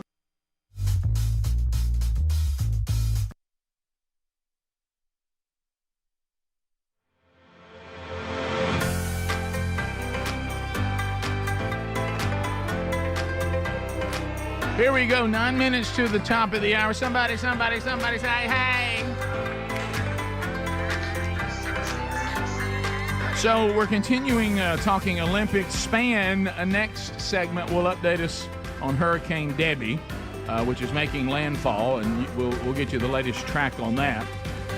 Should not affect the two events that we have down in the Panhandle Thursday, Saturday, and Sunday. So I don't think that'll be affected, but we'll get that from Span coming up in the next segment. So the Olympics last night, a couple of things, and I know some of you will get to the fact that Aerosmith is over.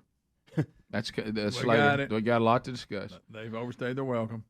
So glad I didn't say what just came to my mind just then. But Greg, in the break, I will tell you, and you'll love it. Okay, you really will. But anyway, so.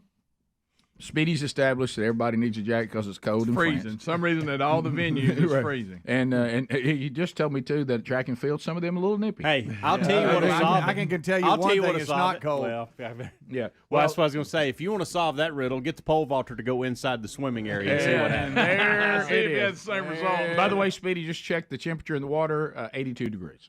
Ooh, who said comfortable. That? Yeah, so that's not bath water. That's not what you heard. Like bath water. By the way, on the other that we can't talk about, the pole vaulter. Because if we go down that road, it's only going to go south. Hear that, Greg? But I will say something that is Adler. Something that is. I'm just showing you, Speedy, not it. What is comical? What is comical is the fact that the Olympic Committee has had to actually weigh in and say, before that happened, other parts of his body had already hit the pole, and he was already. It was never going to be. Right. That's not what took away a successful jump completely. And the person who is most adamant that it did is actually him. It is him. As a matter of fact, Greg, he made the quote, "I won either way." Yeah. But anyway, gracious. All right. So that's all I'm gonna say on that one is that it got to the point that people so fast, my friend. there were people talking. The Olympic committees had to weigh in on it. And well, it's a big topic. I wish you could see their official statement. Their official statement is absolutely. Don't you know they never thought they were going to comment on something? Don't you know they went and said, "Hey, somebody get out there and explain about this pole vault guy." Come on, my God. But anyway, he, like I say, the rest of his life, that'll be somebody who gets to sit around. He goes, "Let me tell you how I lost the Olympics." Yeah, I had it. I had it, except for one thing. They call it a curse. Hey, quit bragging. This is where we get in trouble. Speaking of bragging, Noah Lyles. Yeah. Come on. The guys have not told me, but I'm laughing hysterically that he said because of the photo finish, and he literally won by his nose, it looks like. Yeah. So that he thought, did he literally say, for a moment, I thought I'd lost and I was going to have to be humble? Yeah, he said he had told the Jamaican, "Hey, I think I got you," and he thought to himself, "Boy, I'm really going to have to, basically, my pride, I'm going to have to take a little bit here because he just beat me," and then when they announced it, he realized of his greatness. In the interview, Rick, the quote was, "I thought I was going to have to be humble, and then I realized I was incredible." That's typical. So there is the finish. We're looking at it right now. Unreal. That's about as close as you can get. Yeah. And the announcer was convinced Jamaican won. He just went on and on. Made a huge mistake. Mm-hmm. Yeah, when it's that close, maybe wait a minute. Rick, this will put it into perspective, and we talked about this in the kickoff hour. When Carl Lewis won the gold, he ran a 9.92, to win the gold. in the 80s. The last, the whoever finished last, the Jamaican, he ran a 9.91. Wow. In last place in this heat. Right. So that everybody ran below a 10. So right now, Usain Bolt is still at 9.5, right? Yeah. He's the world Yeah. record. And this one was 9.6? 9.7. 9.7. Think about that. That gives you Usain Bolt. He's still at 9.5. Yeah. And it goes by your upper torso. I know the Jamaicans. Well, guys, how close can you be? Yeah, he wins. If you look right there. Wow. But he thought he was going to have to be humble, then realized he's incredible. Incredible. That So is they go by hilarious. the shoulder, right? The shoulder, Yeah, the not torso. your feet, not your head. It's the torso, So it's not the nose? Not your nose, No. not your foot. It's this area. Torso. Here. I got you. And you know this is not. It was not his specialty. He added this, so the 200 is yet to come. Yeah, he was trying to be. Winning the 200 and the 100 is so rarely done. He wanted to. I think he actually, the way he worded it was the 200 is his wife, correct, and the 100 is his mistress. And there you go. Yeah. He's quite the character. He is. He is. Well, I think and I tried to explain this on the trip we took. Because the kids were talking about the Olympics, and they were talking about how. They find that not just him, that there are others that are arrogant and come across as arrogant. And I said, you have to kind of, with some of them, I guess you could make that comment and it'd be accurate, but y'all didn't grow up with Muhammad Ali. Oh, yeah. And we did. And there's also a version of it that I call the Muhammad Ali. I have shocked the world and I'm pretty as a girl. Yeah. I'm unbeatable. I'm the greatest of all time. And I understand that's if we are. There's no doubt humility is preferred, but there's also kind of a circus. I'm the guy. I'm guy at the carnival that says come inside, don't miss the show. Yeah. And I'm the barker out there. And you saw, and they showed the footage of it, that Usain Bolt told him, keep doing this. It's good for the sport. Yeah. We need a flamboyant. Yeah, you need to I'm the greatest person because I'm retired now, and you need to keep doing this now. And because of that, doesn't mean that you need to wear something in your hair that that somebody's daughter would have. You don't have to do that. But sir, he's painting his nails too. Don't know if y'all noticed that. It bothers me. I wish I'd known that. I'd been pulling against it. Yeah, Right. Greg. Okay, Greg. That I wish I didn't know. Yeah, he does. And I will tell everybody. Now I hope he loses the 200. Do you remember when the Major League Baseball player wore pearls and all these males started wearing pearls? Yeah, which should be against the law. about that. We're not going to do that. You don't need Manny Moto. No, we don't need men wearing pearls around their neck. We don't need that. But because of this guy, to your point, that was appointment TV for me last night. Oh yeah. Oh yeah. He does. He brings. You love and like.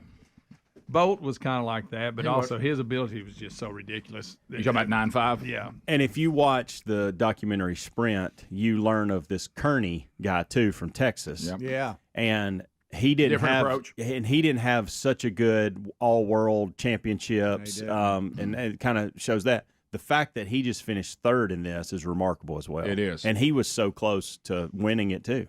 Yeah, and I noticed that the Jamaican that actually beat Lyles in the heat, but they are all coming in. I mean, they weren't trying to win. He just wanted to place. Did he? That's not the Jamaican that he beat by nose. This is Jamaican from the other heat, wasn't it? Correct. Yeah.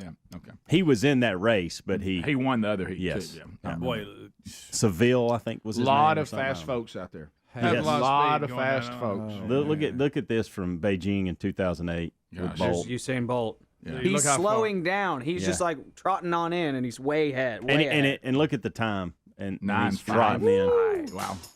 Top of the hour. Up next, if you're worried about Hurricane Debbie and how that's going to affect all those in the line of the hurricane, James Spann will update us on that next segment. We got much to look at from the weekend as well. Your phone calls. We'll hit some of those coming up. More of the Rick and Bubba Show right after this. Rick and Bubba, Rick and Bubba.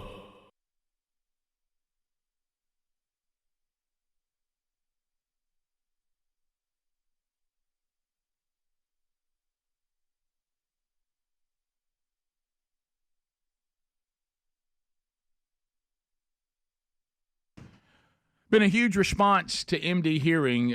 Just about every time that I get the chance to talk about them, there'll be follow-up emails going, hey, give me that website again. So let's get to that. The website is, you go to shopmdhearing.com, shopmdhearing.com, use the promo code Bubba. Now, let me tell you that this is, they recently cut their price on these hearing aids in half. Even though we're in an economy that inflation is everywhere, you do realize that the hearing aids that you need or your loved ones need, just like with Dad when he was still with us, he started needing hearing aids, and one of the things that Mom and Dad struggle with, my goodness, is how much they cost. And, and sometimes, you lose them, or maybe you get in the shower with them and you forget about it. Right now, you can get these hearing aids from MD Hearing at $297 for a pair. That's over 90% less than a clinic hearing aid. The Neo fits inside your ear. No one's even going to know they're there. Plus, MD Hearing just launched the new Neo XS, MD Hearing's smallest hearing aid ever. These were created by an ENT surgeon that saw that people needed this. I mean, when your loved ones get to where they can't hear you, you start losing them. I mean, they can't participate in conversations. You can't get updates, but bring the hearing back at a price that you can afford. So why don't you go to MD Hearing right now? That's shopmdhearing.com. Use the promo code Bubba. Get the new $297 when you buy a pair offer. They're adding a free extra charging case. That's a $100 value just for listening to the show. So you love that too. That's shopmdhearing.com. Use the promo code Bubba. Get a pair for $297.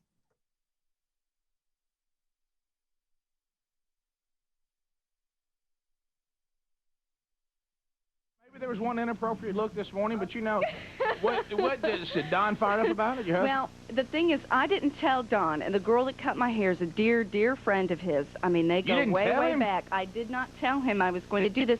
He's a long hair guy. So I thought, well, we are too, really, basically. If you just, but I nice change. Yeah, to me, that's not, to me, no offense, some women look good with it. Yes, they do. But if you go Peter Pan, that's when I got a problem. Because you remember when that woman actually played Peter Pan that time? Yes. That's a little short for me. But so Don, you walk in, or he walks in. Who got home first? Well, I was home first, and I kind of waited at the kitchen table with Hannah, and she was having her meal, and I couldn't eat because this is a huge change, and so I just sort of waited, and he was talking about something. He came and looked at me, and then he did that, double take thing, and then I waited. It was like, oh, what's he gonna think? So he says he likes it. So. Well, I see the celebrity hotline is lit up, Rick. Yes, Megan. Oh, hey guys. Hey, Fair Marshal. How are y'all? How are you doing? Good. Roxanne, your hair looks awesome. Oh, thank you. Now, see, yours is longer. And I was like, Vanessa, hers was longer. She has longer hair. This is really short, so it scares me. But honey, you're the sweetest thing. My mother was like, you mean there's this gorgeous young woman who is going to allow you to totally imitate her, and she's going to go along for this trip? My mother's like, she's got to be awarded the sweetest woman in the world I'm award tell you, to do that. It's a lot better because I tried to get Bubba to take me down his hairstylist, and he said no thank you. And so, some people protect their look. You know what I mean? Well, let me tell you, Roxanne, it was an honor to be able to have you come up to me and say, I want your haircut. So. Well, you're just so beautiful. She laughed, and I was like, now can you make me look like her? Totally, I need the total makeover, so maybe we'll go shopping next. Yeah. Megan, you got the little flip-up going, too, don't you? That's the next step. But I just wanted to tell you how beautiful you look. Oh, thank you. You're so sweet. And Rick and Bubba, you guys better be good to Elizabeth today. Oh, yeah, everything's fine. We've got Elizabeth. We're about to nickname her. There've already been some good nicknames come up, so I think she'll do well. Okay, good. You guys know she's my best friend, right? Well, that's right. I do remember. You brought her up here one time. Yes, I do. So yeah, we roomed together for a year in our sophomore year. Oh, we're going to have some great conversations. Oh, yeah, sure. Thanks, Megan. Okay, you're welcome. Bye. Well, so you got to feel good about it.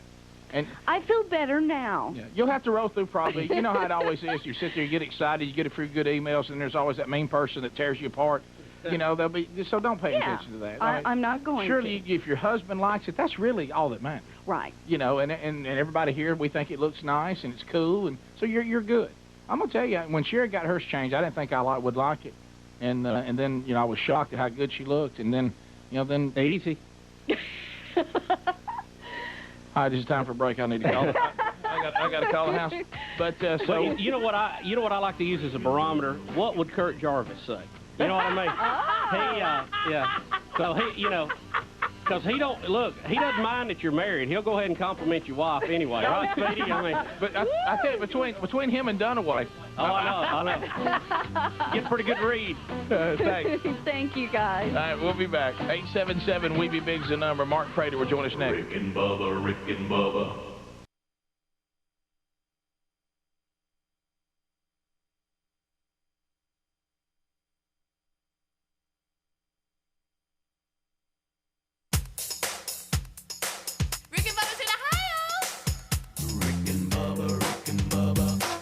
The gravy, please. So here we go, a brand new hour of the Rick and Bubba Show. Bubba out today, she'll be back tomorrow.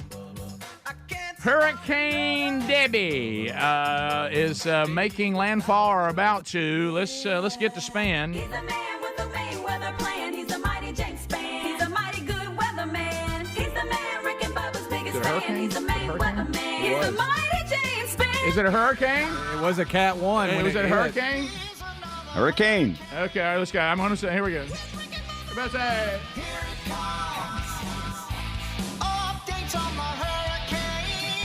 Span, Little Debbie is here. She comes into the Gulf Coast. Can you give us an update and kind of an idea of what may or may not happen? Welcome to the show. Hey, it's an honor. It's an honor to be here. You guys know that. So here's the situation. Debbie made landfall about 1 hour ago. Here we go. The landfall came near Steinhatchee, Florida, at 6 o'clock Central, 7 o'clock Eastern, with winds of 80 miles per hour. So this was a Category 1 at the time of landfall. And the system is inland, and of course that means it should weaken to a tropical storm soon. And remember, as you look at all the tracks and the lines and the radar, the big impact with any hurricane is going to be along and to the right. In this case, the east of the circulation center. East is the beast. And so the biggest problems will be for parts of North Florida. And understand, by North Florida, I'm not talking about Panama City Beach or Destin or Pensacola, Navarre, Fort Walton. They're fine. You know, there's so much misinformation on some of these social platforms. It's stunning.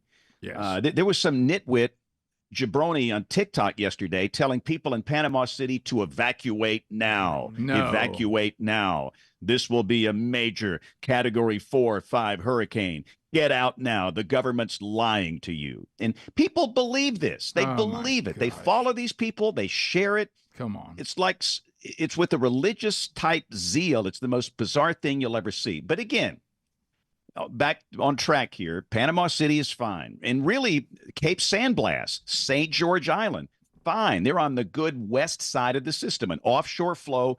It might see a little rain, but not much. The big rains now are along Interstate 75, Ocala, Gainesville, Lake City, Valdosta, along Interstate 10 from Tallahassee to Jacksonville. And the problem we're going to have with this thing, it's going to slow down. And this upper feature that's steering it northeast will lift out, and it's going to leave weak steering currents, which means it will just meander about the South Atlantic coast of the United States all week. And that opens the door for the potential for some maybe big flooding problems.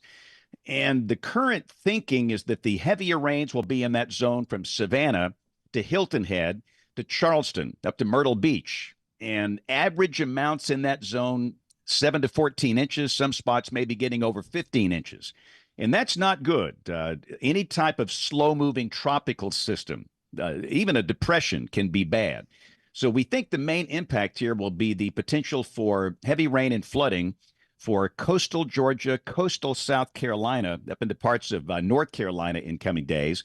But in terms of wind, you'll see winds gusting today in Jacksonville to maybe 40, 45 miles per hour, maybe 50 on the high end.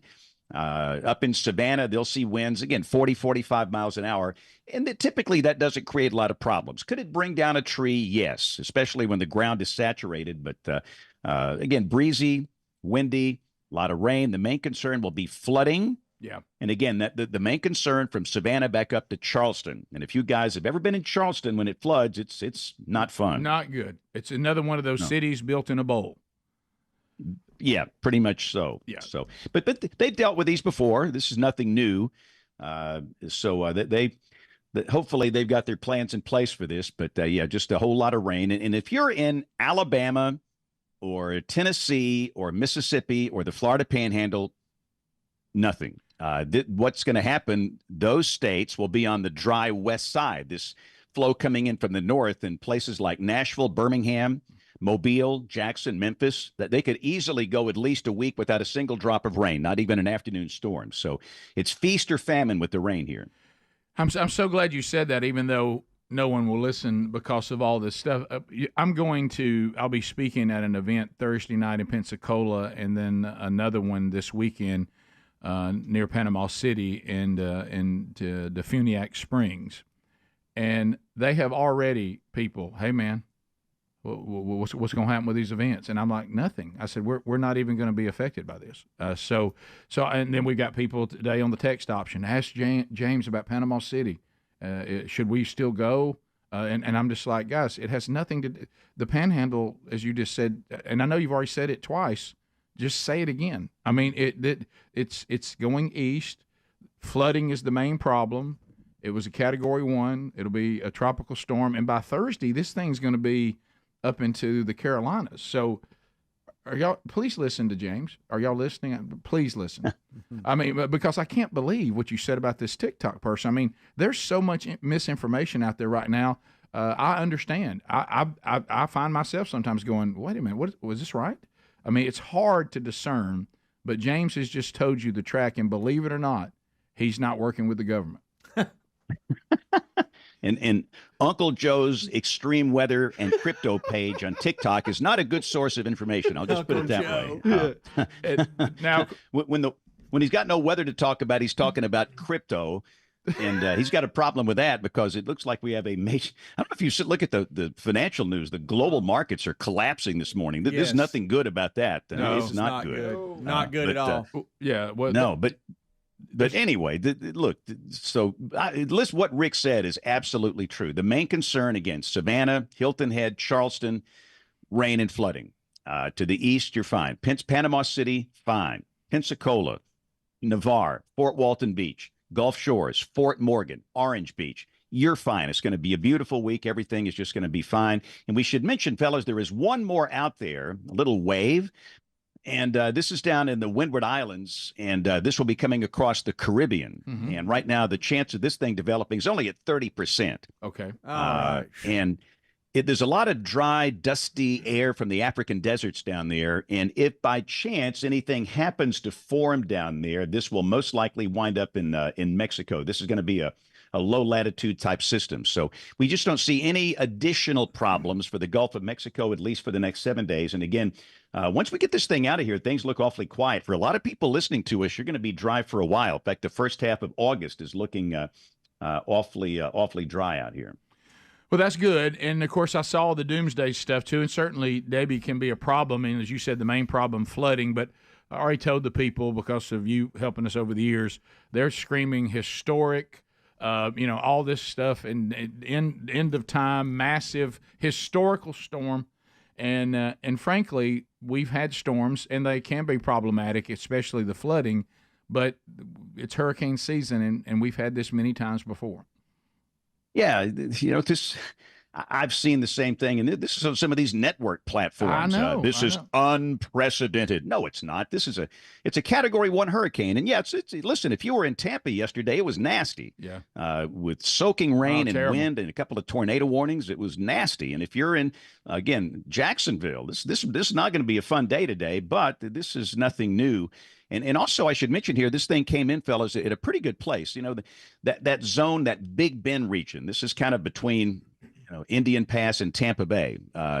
It's sparsely populated. And yes, I know people live there. I know there's some wonderful villages there, but if you're going to pick a place in Florida for a landfall, that's your better place in terms of affecting a smaller number of people. Yeah. And again, the circulation center will be coming up along Interstate 10 pretty soon, and it's going to meander through South Georgia and South Carolina. But the conditions, and even Tallahassee, a lot of people asking about Tallahassee. You guys ever been to Florida State before? Oh, yeah. Tallahassee? Yeah, sure. It's a lovely place, and it's breezy and it's raining, but it's mostly light rain. There's no flood threat. The center's going to be east of Tallahassee, which means they're on the good side. So breezy and wet, but no flooding, no problems there. The heavier rains will be off to the east. And again, Gainesville, Jacksonville, Brunswick, Savannah, Hilton Head, Charleston. That's that zone with the heavier rain with this thing. And again, the flooding could be very meaningful and very significant. But sure. Again, the storm surge will be settling down for the folks that had, like Cedar Key. I don't know if you've been to Cedar Key. That's in that zone that's north of St. Petersburg, north of Tampa Bay. They probably had a 8-foot storm surge this morning, and they've had many hurricanes like this before, but the storm surge there should be settling down the next few hours. James Spann, thank you very much for the update, and wish you a wonderful day, and we'll get more updates from you this week if we need them. So there you go. There's the real weather story. We'll be right back. More Rick and Bubba next. Rick and Bubba, Rick and Bubba. Helix Sleep mattresses are terrific.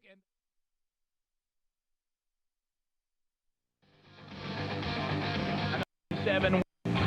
Put our just have a sit down, but are you going to be able to come do some stuff with me? Well, if Dunaway's going to be there, I got to be there. Yeah, you sure? Because he's not officially part of the show, so I can't let that happen. You can't. No. Yeah, I mean, you're a Monday through Friday guy. He's just a one-dayer. If a one-dayer's got the spotlight on him and Monday through Friday doesn't, you can't have that.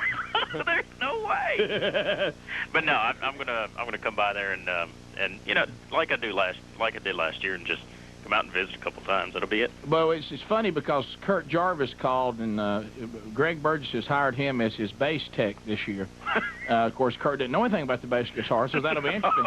And I said, "What do you mean?" He said, "It just means he's big enough to carry my amp." So Kurt said, "Does Speedy need me to help at all with just anything?" He said, "You know how he is. He'll lower." He said, I just anything I need." I said, "Well, he might need some help." I said, there's one thing I'd like to ask you to do. I said, "Could Mark Prater ride out on your shoulders?" Hey, I'd do it too. That'd be great. Just make sure you tell Kurt we don't need any help with making sure the wives are okay. They're covered, and sure. Betty's great, fine, everybody's good. Yeah, Terry's fine, but Prater, bring the kids. We'll have plenty of interns, and it'll just be a daycare behind stage. By the way, I think we're almost ready for that. That's going to be one show. I'll tell you that much. But it'll be a lot of fun, and it's an opportunity to get to meet some folks. So hopefully, you'll get a chance to mingle and get over in the merchandise area, shake a few hands. Y'all need to go ahead and and bring some stuff too to talk about the outdoor show. We'll have to remind everybody about that. We'll let a wild boar out, and you can shoot him. Sure. Like he'll just run right across the stage or something. Yeah, no problem. What if all of a sudden there was like this open E with distortion, just and all of a sudden you hear bonk, and Ryan played the intro to the On the Hunt, and a wild boar runs out and Prater dives on it and wrestles it into submission right there. The only wild boar I hope we have backstage is similar to that we have this morning. Ready to go. Hey, we got to do a TV shoot afterwards, and the catering service is already here. And thank you, Vicky. Hey, wow. Vicky. Wow, look at that. and it's I didn't know she was going to do breakfast. No, and it's not only that, but it's like we got breakfast food, and then we've also got like sweets galore. We've got it all. I mean, we've got the new intern have brought in cheesecakes, and then we've got our guests bringing in some little dessert stuff. Right. This is a great day. I'm about to cry right here on there. Man, look at that. It's just a buffet. Oh, yeah. There's so much food in here. I've been to buffets didn't have this much food. This is a great day. We got Rodney Greenwood here. I mean, it doesn't get any better than that. Hey, Mark, you grew up in Prattville, so you probably saw them. I bet you, did y'all go down into the Prattville area, the Harmoniers, the Great Southern Gospel? Oh, they covered the South. Yeah. Canny Cootie Woody did. Yeah. No? Come on. Have you ever heard the stories of Ryan Greenwood growing up on a bus with a Southern Gospel van? Rodney, come on over here. Tim and Keith are loving this, by the way.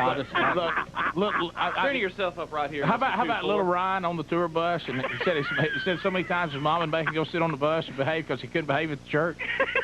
He hated it.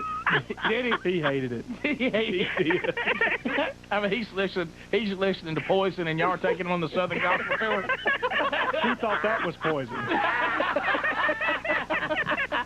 That's so funny because I have relatives that was in that group. Ryan and I have traced that back. We've even talked about Harmoniers, the next generation. Sure. And, it's just so funny to some of my relatives, Tim and Keith, because they said Ryan hated the instrument. I mean, and when I, told them that he was playing guitar, they couldn't believe it. They said, I thought he hated all Was that he stuff. all about sports then, or was he into the rock and roll? Oh, he was all about sports. That was. And he's probably interested in the ladies, if I had to guess. And Ryan? if you're interested in the hot babes, Southern Gospel is probably not the place that you hope to. I mean, really. You just don't see him hanging around the backstage door, do you? No, not much. I mean, I'm sure there's a few. Rick, there's a few. Yeah, there's a couple of meemaws and knit pants hanging around back there, but other than that, yeah. We got a couple of our more conservative sisters, that hadn't had makeup on, and they get a little older and, go nuts. And, they were ready to get out there and see the world. And they're the Baptist-Costals. Yeah, sure. And, well, I'm going to tell you, Ryan, to me, the Southern Gospel, and I saw this last Saturday night, the Barbershop Quartet gang, right? Because that's quartets too, and bluegrass people have all got some hilarious followers about their groupies. I mean, when Jim Marsh talks about them playing their bluegrass bands in the audience, that's so good. The music business, it's precious. Isn't it? But do you still like?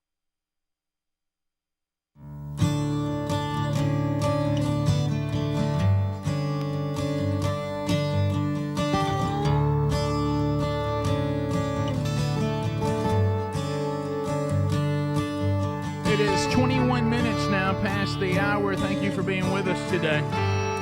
Much to cover, and if you missed any part of the show, don't forget you can catch the daily archives on the YouTube channel or our podcast channel.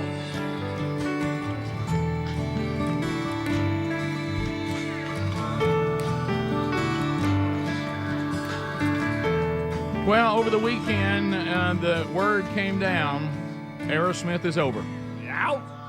Out. And somebody say, you talk about things that nobody cares. You're wearing out things that nobody wears. Somebody say it. I can't say, baby, where I'll be in a year. So, Steven Tyler had voice issues. My goodness, he's been singing rock and roll. Is he 80? Almost 80? He's got to be in that ballpark. He's got to be close. Somebody quickly give me a Steven Tyler age. He had some voice issues. 76. 76 years old. Wow. And the band put out an official statement over the weekend. Says Steven's voice is an instrument like no other. He has spent months tirelessly working on getting his voice to where it was before his injury. We have seen him struggling despite having the best medical team by his side. Sadly, it is clear that a full recovery from his vocal injury is not possible, and we have made the heartbreaking and difficult but necessary decision as a band of brothers to retire from the touring stage. Now, the Rick, fact that they've went as long as they have, Yep. with all the, because you remember they crashed early. They were great. Yes. Then they had a downtime, Yep. a lot of drugs. Then the 80s, they came back with some hits, and Yep. then, boy, have just kept playing ever since. Rick, I know you have a problem with Boston for some reason. You don't like any sports team that comes out of it. I do not. But Aerosmith came out of Boston. Yeah. 1970, y'all. That's how long they've been doing it. Well, musically, I like Aerosmith. Musically, I can't run from Boston because I have the band Boston, which Yeah. I love, and I have Aerosmith. Yeah. Mm-hmm. So normally, all things Boston, I don't like, but I do like some of the music that's come out of Boston. But you talking about his style of singing? Yeah. As compared to, say, Mick Jagger. I know Mick's 80 or whatever, Yeah, but right. their style is so different. Yeah. That, I mean, you can't, the fact that he's 76 Yeah. and singing that style Yeah, it's impossible. is amazing. And I never saw them once he got old. I don't know whether he was pulling it off even before that, because the problem you saw it with John Bon Jovi too. He's got a voice injury. Is a lot of these rock and roll singers, they're not like voice trained. So they spend a lot of times, just bearing down and singing with really they haven't learned how to use their diaphragm. Most of it's coming from the throat. Adler, you can weigh on this too. And then they realize when they get popular, hey, maybe I do need some help. But by then, a lot of damage has already been done. And this type of singing, to Greg's point, it's, you get up there and you're somebody, like you said, let's say James Taylor. Yeah. Or like say even Jagger. Jagger. Where really you're not bearing down. You're just kind of, and it's cool. And we like the way you Tom Petty. Yeah. You those guys sing forever. You probably don't, but when you're singing raspy and really driving the voice, it's tough. That's a hard 76 years. He's lived a hard. Now hard I will 76. say this: that style and. Somehow Sammy Hagar is still pulling. I heard him the other day live, and he still pulls it off. Full he's voice? in his 70s. Full voice? Yes. Wow. Now, that is incredible. Yeah, because he's got the same style. But maybe health-wise he got on it quicker. I don't know. But it's a difficult thing. I'm nowhere near whatever. But, when I had the nodules on the vocal cords, it's you got to really watch it. If you're, driving your voice and not paying attention, you don't really know how to use it properly, and it can really go down quick. So you were struggling there. Yeah, I was. It was bad, and they said I wasn't doing the band at the level we did when we were younger, but some damage was done there. You do a radio show every day, and what was really the current thing that was bothering me in my current life was coaching. That you ever notice when you hear a coach, they're all hoarse. Mm-hmm. Yes. Oh yeah. And so I was shouting and was told, if you don't stop some of this, your radio's over, and unless people want to hear you talk the way you're talking, and I apologize for how bad it was. When I hear the replays now, I'm like, good grief. Yeah, wow. There's a little run there where it's horrible. I'll play something, I'm like, oh yeah, horrible. He was struggling. He was struggling. Well, it was one of those things. I know. What happens? That's funny, Bubba. That's funny. Yeah, what happens is you go. That hurt right there. You go through time when you're younger and whatever, and I would abuse my voice, and not even to think about how many more shows that he was doing. I can't believe it lasted as long as it did. And you keep recovering, so you think you can get away with it. Mm-hmm. And then all of a sudden there's the time that you go and you work it real hard, and you come back and you're like, okay, Monday's another show, and it's not getting better. It always gets better. Why is it not getting better now? Yeah. And then thankfully we were able to avoid surgery. But even now, if I'm in the car sometimes kidding around, and I'll start, Sherry loves when I sing along with the music. She's like, "You're gonna mess yourself up. You better dial that back. Mm-hmm. You don't need to be hollering and yelling." I even notice now, honestly, and I changed it this past Friday. I had to be careful with the wheel of meat. We get to hollering and yelling about the wheel of meat and all that, and I'm like, easy. Watch out. I know. Easy there. So I'm not surprised. I tell you what, I may be more surprised about is how long they lasted. And they were still drawing crowds. Yeah. Up to they had this big tour. The Black Crowes were on tour with them, which is awesome. But basically 54 years they've been a band. But and don't forget, I'm 55, so my whole life. Yeah. So don't forget, and Greg talked about this too. When they were young, they pulled them off the road to keep them alive. Yeah. So they lived hard. So they actually were gone at one time because of drug use and everything else. Yeah. Joe Perry left the band. Everybody and that thing they did in the '80s where they came back. All original members. And then had a second. Were big as anybody. And that second run really lasted a long time. Oh, yeah. 90s, they had very popular in the 90s. So, but it's still today drawing big crowds. But it's over. Yeah, it'll do it. Was he starting to struggle a little bit there toward the end? I mean, when you went to a show, you were kind of like, yeah, well, then, Remember the first time we heard John Bon Jovi? We were like, yeah, we have a video, yeah. What bands have announced it's over and it really is, and we never hear from them again? Rare. You're right. It's very rare. And I know voice-wise, I just can't do it. That may be a little different, but yeah, but you're always hear we're over, and then all of a sudden they have a farewell tour. Motley Crue signed a contract publicly. We will not come back ever, and that lasted about 2 years. Right. And now they're still playing stadium. Would any of y'all consider a sound-alike like they did with Queen when? No. Huh? No. No. That's a cover band. Take that back. It's not the real band. You can't do that. I'm just throwing it out there. How dare you? Kiss never. Let's call it the other guys in the band are not spring chicken. No, they're not. It ain't gonna hurt. The drummers already had to quit. Finally. That's true. How about Dream On was the second song I ever illegally downloaded. So there's a moment. So there's that. What a sweet moment. Yes, special place in my heart.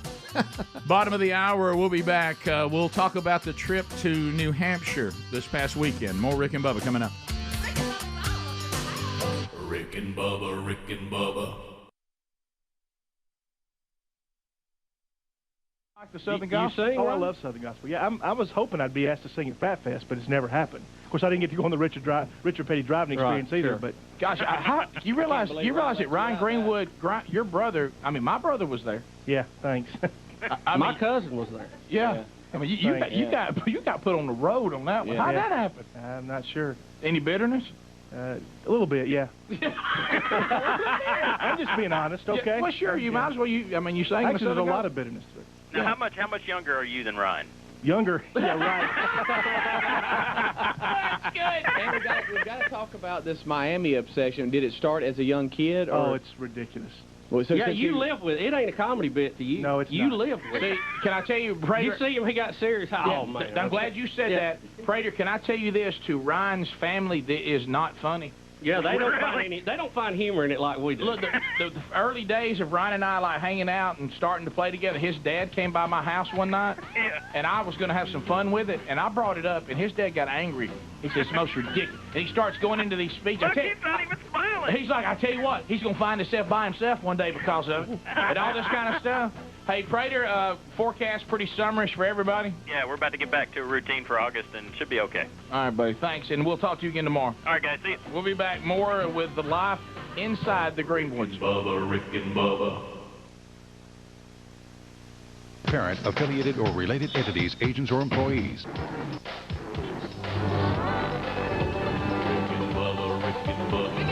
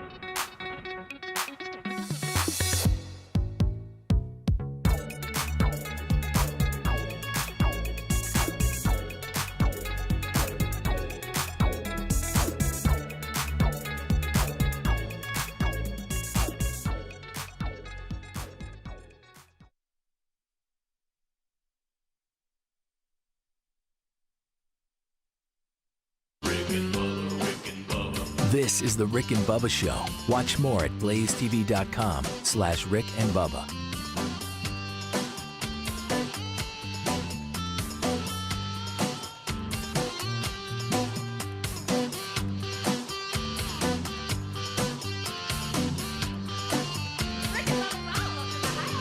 Rick and Bubba, Rick and Bubba.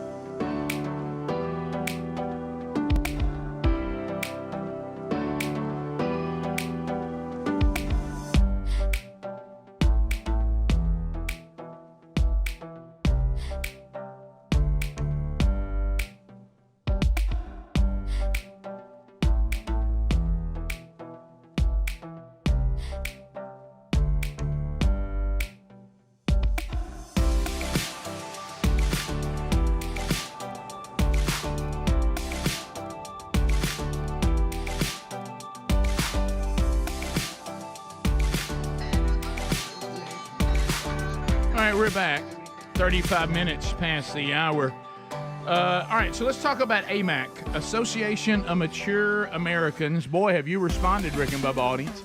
And you really can be part of this no matter what your age is, but obviously the benefits seem to be more beneficial for those of us that have gotten a little bit older and have already gotten our AARP stuff in the mail. But we don't. Let me tell you something. It doesn't take long till you realize, wait a minute.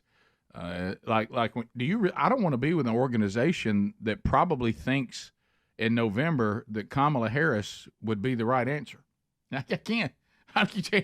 So right now with the Association of Mature Citizens, you not only get all the benefits, and we love all that. I mean, you get the travel benefits, you get all the discounts, you get the Medicare advice, you get the Social Security advice, you get all these exclusive discounts, at your favorite restaurant, like I mentioned, you like that. You also get the AMAC magazine, which is fantastic, but you have a lobby in Washington that is conservative. Which, let's face it, if you're a mature American citizen like us, that's where we need to be. So go to amac.us/bigvox, B as in boy, IG, V as in voice. We just talked about that. And you'll get a 1-year membership for $1. 1 year for $1, so you can try it to find out how wonderful it is. Also, look for that link at rickandbubba.com under the sponsors button. All right, so I was talking to my oldest son, Blake, and Blake has been an actor for ever since he was even started doing it in college when he was playing football. They actually did a funny story on him one time that he literally did Shakespeare in the morning and then ran out onto the spring game that afternoon. Weird combo. Yeah, it was a weird combo. And so he's been doing this for a while, and has just had some really cool experiences in movies and TVs and commercials. And it's interesting to watch this world of the aspiring actor and trying to survive.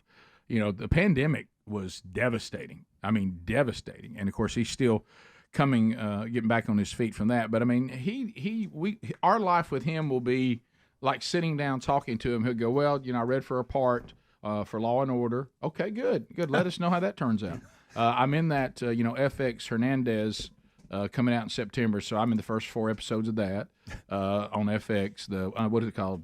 Something Stories, Untold Stories, Sports, whatever. Oh, yeah. There's a name of that series. But anyway, they're doing one on Hernandez and Blake's, and and then he'll go, and by the way, if you've seen the latest Zaxby's commercial, that's my hand getting a fry. And then, did you see that Snickers poster in the convenience store? I did. The football player in the back that's going up for the ball, that's me. Okay. And so it's just kind of, man, put the stuff together, bounce around. So he also has done a lot of touring with various Broadway plays and things like that go out. And he told us yesterday, and I didn't realize this, that he has been to 49 of the 50 states. Really? There's only one state in America that he's never been to. Which one's that? Utah. He's never been to Utah. Utah. Oh, And I said, well, you got to find some gig in Utah, or some tours got to go through Utah. So he has been Maybe to a Mormon show. 49 of the 50 states. And Greg, there is one, by the way, the Book of Mormon. What's it called? But it's kind of anyway. So what happened here? Brigham Young, the musical. Yeah. Well, sometimes if he's doing something, and look, and in their world too, he'll say things like, "Hey, I got the part in this." And you'll go, oh, great. Well, maybe we can find a way to come see it. Don't fool with it. I'm on the swing. What? Well, that means I'm only performing if somebody gets sick. I'm kind of an understudy, or I perform sometimes I don't. So it'd be hard for you to figure out. Oh, okay. And then he'll go, hey, I'm the main guy this time. So I'm in all the performances unless I get whatever. And so he kept getting parts in Jersey Boys, and he went from being on the swing deal to now I'm playing Nick Massey. One of the 4. Yeah. And he's done other roles in it, but he kind of locked into that role and did that in California, and we could never get out there. And he said, hey, just so you know, I don't know how much longer I'm going to continue doing, Jersey Boys, because I got other things, whatever. If y'all want to see me, I'm actually with a production of it in New Hampshire, and it's a good production. Think you like it, whatever. So we're like, well, look, Sherry's like, we have to go. So New Hampshire's not close. It's not close to us. No, it's not close to us. And so and plus I've never been to New Hampshire. I've never been there. I don't know anything about it. And it's And it was interesting because we decided that so his two brothers wanted to go, and then one of the brothers, young Broderick, who's married to Camtastic, to go. And so they start this thing with me, and my kids do this that, well, you know how Dad, if Dad's going to, I mean, we better have our act together, because when we're traveling, Dad's no nonsense, and I am no nonsense. I don't understand why people want to be frantic traveling. Who wants nonsense? I don't understand no this nonsense. Running, like our hair's on fire. I don't understand that. No. Who wants to do that? What is this thing? And I know we've all been there. Boy, I've got to check my time here. I'll just tell it. I don't know if y'all are this way, but I know that with my family, I could literally say we have 40 days. 40 days. Complete free time, and you can spend 40 days doing nothing but preparing for departure on a Saturday at 11:30 a.m. 40 days from now, I need you to be somewhere by 11:30. 40 days. You have 40 days to make sure you're packed, to be sure you know what you're wearing, to be sure you know it. 40 days from now. Okay? I'm not going to surprise you and say we have 40 seconds. Yeah. Okay? 40 hours. Everybody knows. I don't know what it is. They're all going to wait till an hour and a half before it's time and start just grabbing stuff. And I'm just like, and I already had one At deal. 39. Yeah, I already had one thing where.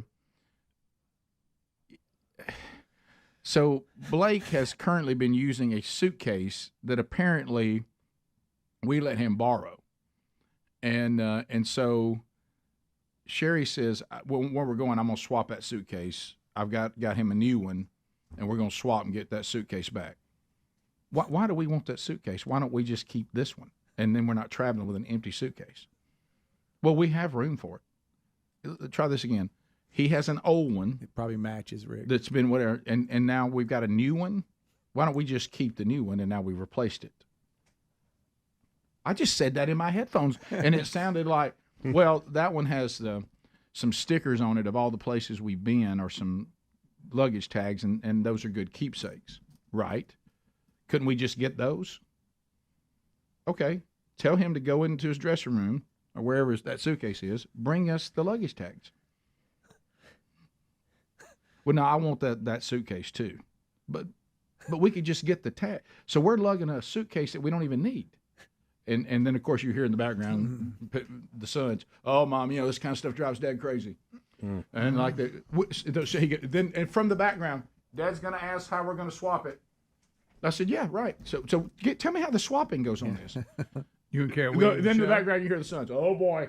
And I'm like, how are we swapping this? Yeah. Well, he'll just come out after the show, and we'll have this in the car in the parking lot, and we'll swap with him.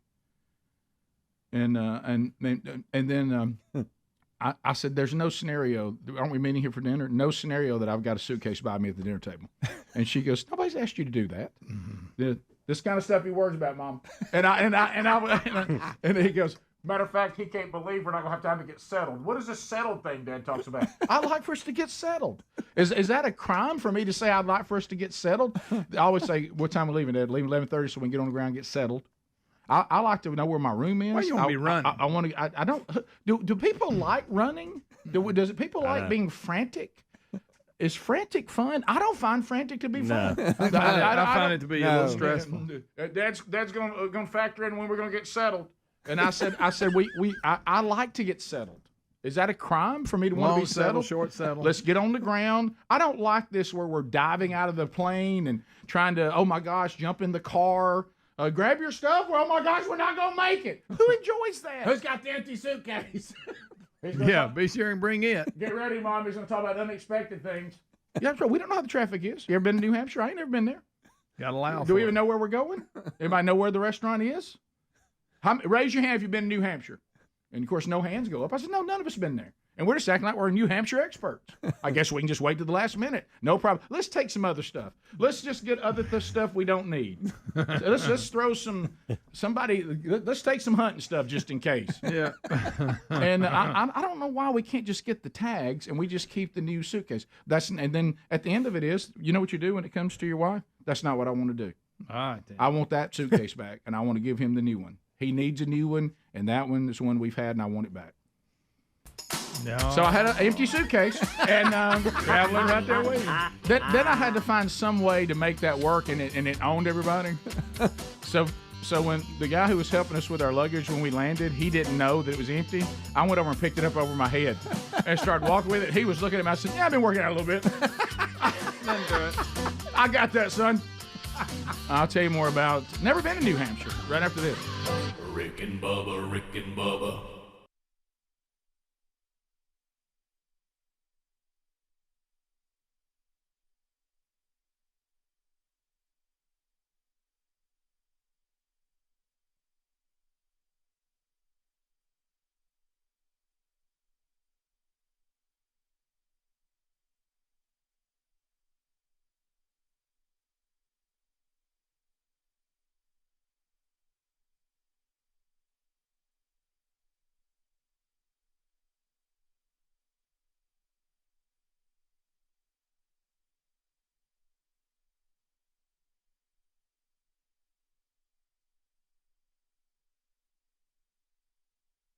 We all know that yesterday you went to receive a little crown work at the doctor. The topic yesterday was the gas or not the gas, and I was wondering how things went. Well, Rick, good news is I have a beautiful gold tooth on the way. All right. So I'm excited to go gold. Well, I know some people will say, hey, you did that just because Rick's got one, but that's not the case.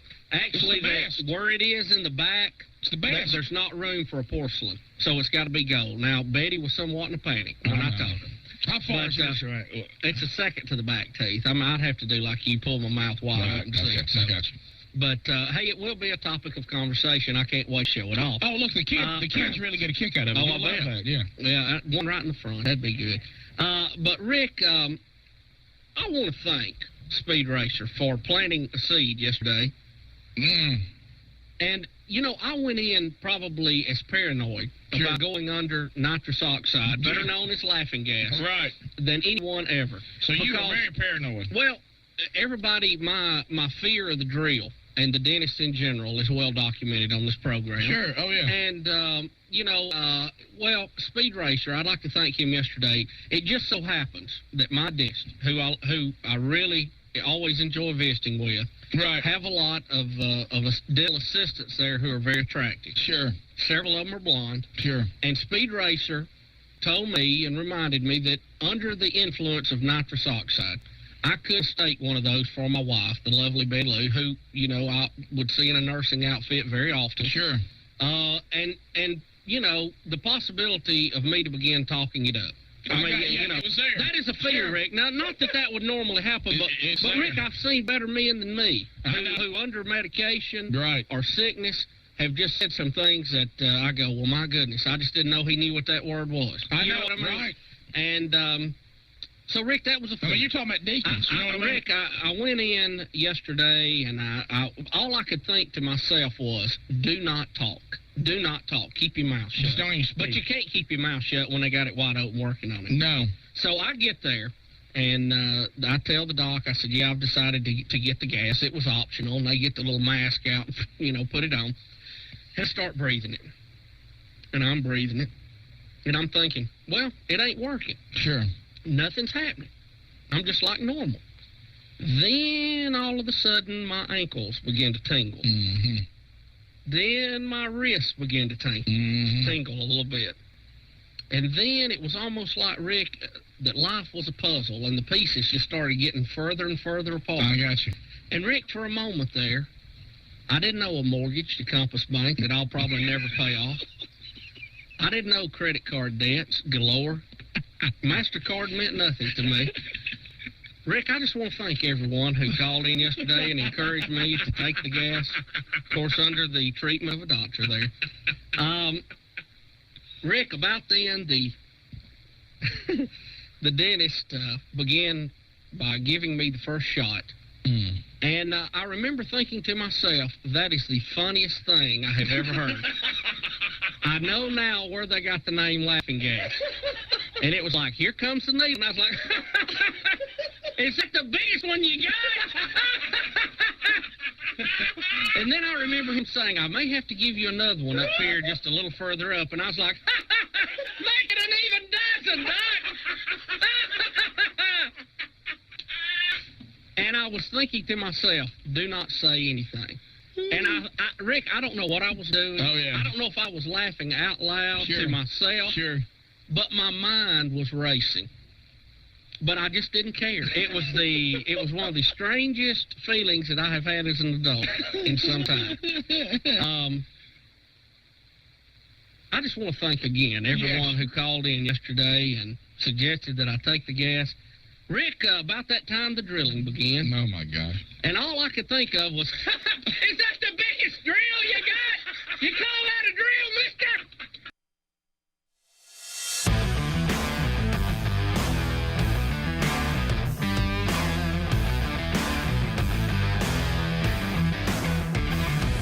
Minutes to the top of the hour. The Burgesses go to New Hampshire. All right, so we get everybody. We're taking now an empty suitcase that we're going to swap with Blake. He's in Jersey, boys. We're going to see that. We're going to meet him for dinner prior. Then we're going to go there. And I'm already I feel a little bit out of whack because Sherry has been in charge of the tickets. Now, you got tickets, babe? Yes, Rick. They've emailed them to us. I have tickets. Are these reserved seats? Yes, Rick. Okay. What time we need to be there? I said we need to be there to get in there, and we got to get settled, Rick. Get settled, Rick. So anyway, look around, see where you at. So we're getting ready to go. So now that we land in New Hampshire, Concord, is that how you say that? Mm-hmm. And so that's where we're staying, and that's about 40 minutes to where the play is actually going to be. And meet Blake for dinner prior to play. Okay. And then after, I'm going to get to take an empty suitcase out of my car in the parking lot and then try to find Blake and swap it with him, which I didn't think was necessary, but I'm done talking about it, apparently. How does Blake, that's what I was told. How does Blake see this? Does he see this as an upgrade in luggage? He does. Okay. He wins in this. Okay. Okay, he wins. All right. So we're... So he's not complaining. Like me, though, I think the suitcase may be a little bigger than we expected. But anyway, so... Oh, no. So when we land, now we're going from airplane to rental car in New Hampshire. Okay? Now, we're from Alabama. So we're going to make good time. The folks of New Hampshire, they do not seem to be in a hurry anywhere. They don't like to get settled. They're not settling. I think they're settled in their trip. They're not in a hurry. That's as slow of driving people as I've ever been around. And of course, I'm like, hey, let's go. So now, for us to try to get where we're going to go, knowing I should not have done this. Somebody, by the way, said, Rick, well, you had a GPS. It's never even been open. You should have taken it with you. That's funny, by the way. That's a good one. But I like to have the GPS on my phone. I want it sitting up in a drink holder, or if I can pull it up on the screen, even better. I'd like to navigate myself. Sherry disagrees, and she thinks that the person in the passenger seat should now take the GPS and navigate with you. Now, I know this isn't going to work. We've talked about this many times. So what I do, and I've learned, is, and young Broderick has learned, young Broderick knows me better than anybody. He's already pulled it up on his phone as well as a backup, okay? Because he knows his mom's going to get fired of being co-pilot. He knows she'll be fired somewhere in the trip. Because, as I said, because we've never been here and we're trying to figure out where to go, as I had to tell Sherry when she got fired as navigator, is I said, honey, I can't understand the following command. I said, that's not a command. I can't follow that. It scares me. I don't even know what that is. Is that merge? What is Look that? out. Yeah. And I'm just like, what? Are we in? I thought, is there? What's? I've run over somebody. Yeah. I was like, and I said, I can't. That's not a command. I said, by the way, Mom's fired. Brody, you're up. Where are we at? Where are you She going? goes, "Did you just fire me as coach?" I said, "That's not a command. That's You a scared noise. That's a noise. I don't heard even- right. Go I don't right even know somewhere what in there. happened." So I'm going to go ahead and admit something too that you may find surprising. Uh-oh. I like a quaint city. Oh, yeah. Yeah, I do too. Yeah. I like a little sleepy, quaint I town. do too. There it is. Yeah. I said it. Oh, Yeah, I'm yeah. with you. I I like do too. a quaint, sleepy town. I was not going to admit it till someone else I did. but like. Tell you one thing: if I could remove the At the risk of Democrats from New sounding- Hampshire, I might stay there. I like Good place, drink a cup of coffee. I like the beauty of the place. I like the New England architect. Yep. Oh, yeah. Look, these are old, Yeah. from the Yeah. colonial times. Probably haunted. Yeah, that's why Greg likes Hallmark Christmas movies. I like do. the I love feel them. of it. It's I was told that I did not have to tell everybody that was interacting with us that we were from Alabama. Is that where you're Rick, going? unless they ask you, just leave it alone. And of course, everybody knew this. They knew where you wasn't from. if New I Hampshire. if I go to the north, every time I'm gonna ask for sweet tea just to watch them freak out. And that's grown. Apparently, my family's become weary of that. They don't do the sweet tea thing. I said I would no. like some I said sweet I'm gonna tea ask for with a sweet lemon. tea right out of the gate, and we're gonna discuss about how we drink sweet tea in the South. Okay, and so anyway, eventually, after firing the Navigator and replacing the Navigator with a new one, young Broderick, and we're, and I like to, if you're going to be the Navigator, I need to know before now that we got to turn. Oh, yeah. Okay, and of course, what happened? She she says, "Please give me another chance." You know what she did? Got to looking at the sleepy, quaint city, drove right past the restaurant. Oh, that was it back there. Where were you And I looking said, at? "That's it, you're fired." You were supposed to take a From walk. this moment forward, Sherry Burgess can no longer be Navigator. At first you this did too point much. forward. Now you're not doing enough. That's right. And I'm going to be asking the hostess about sweet tea and the waitress. I'm going to do it twice now. and so we have to turn around. That's and easy. And then came a controversial moment. So I'd read up on this place a little bit on the actual theater. I could tell they got some parking issues. Uh-oh. I said, the restaurant looks, isn't this the theater right here? Yeah, that's it. Well, let's just park here and walk to the restaurant. Oh, yeah. You want us to walk down the side of the road to the restaurant? We're dressed nice. Cameron and I, we're all cute. And I said, it's not that far. Blake said it's walking distance. Note to self, your son lives in New York City. He walks a lot. Don't That's listen to true. New Yorkers about walking. Yep. Note to self, you live in suburbia. You don't live in a city, Rick, nor does your family. Now better known as the children of Israel. As I became Moses, you would have thought that we've been thrown in the desert for 40 years. I was like, guys, it's not that far. My goodness, you said it was right up from the theater. It's just around the curve. Oh, we're going to watch guys coming around curves. There's not even a walking path, Rick. Look now, and then I look, and there's some mud. It had rained there apparently. Now you got women in their shoes. And of course, so I was. You would have thought that I struck the rock as opposed to speaking to it. It went poorly, and so everybody I'm not beloved because I've made everybody walk to the restaurant, and of course immediately. Are you carrying the luggage here? No, the luggage is still in the truck. All I can think about is it'll be mania when this show's over. All the shows are sold out. It'll be complete mania, and I'll be out here wrestling around. And if it could just be perfect, maybe it'll rain. Right. And so we get to the restaurant. Blake's already there because he's my son. He knows that you get there and you get settled. He got there. He got settled. Any blisters develop? No. Well, a little. Did you have to carry anybody? We had. Anybody got a Band-Aid? No. We had.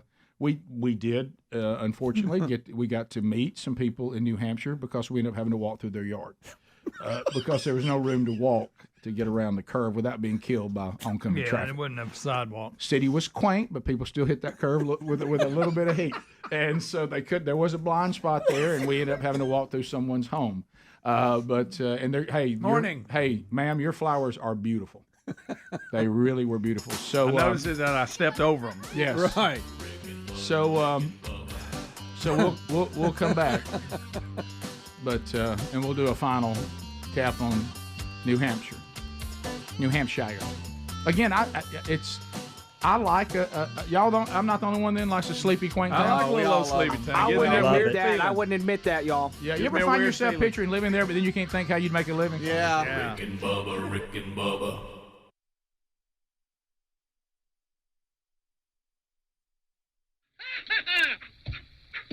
And I was thinking to myself, I've got one at home bigger than that. Just drill away. I hope you hit all. Drill on.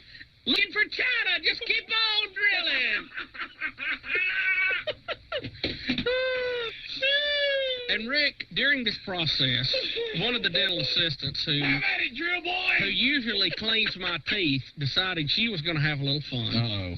And she came in with her mask on, of course, and told me that she was there to clean my teeth. Now, Rick, she had a piece of string that was about as big as my 3 fingers put together. Sure. And was coming at me like she was going to floss my teeth with it. A piece of rope that you could pull. You could pull an 18-wheeler up an incline with. You mean to tell me that they started having cruel games with you? Rick, we had a little bit of gaming going on. But, it was okay with me. Sure. That would not happen with a normal customer. No, let me be clear. Yeah, of course not. We have such that frolic relationship there. It's such a fun-loving crew. Gosh. Now, then I began thinking to myself, why is the dentist singing?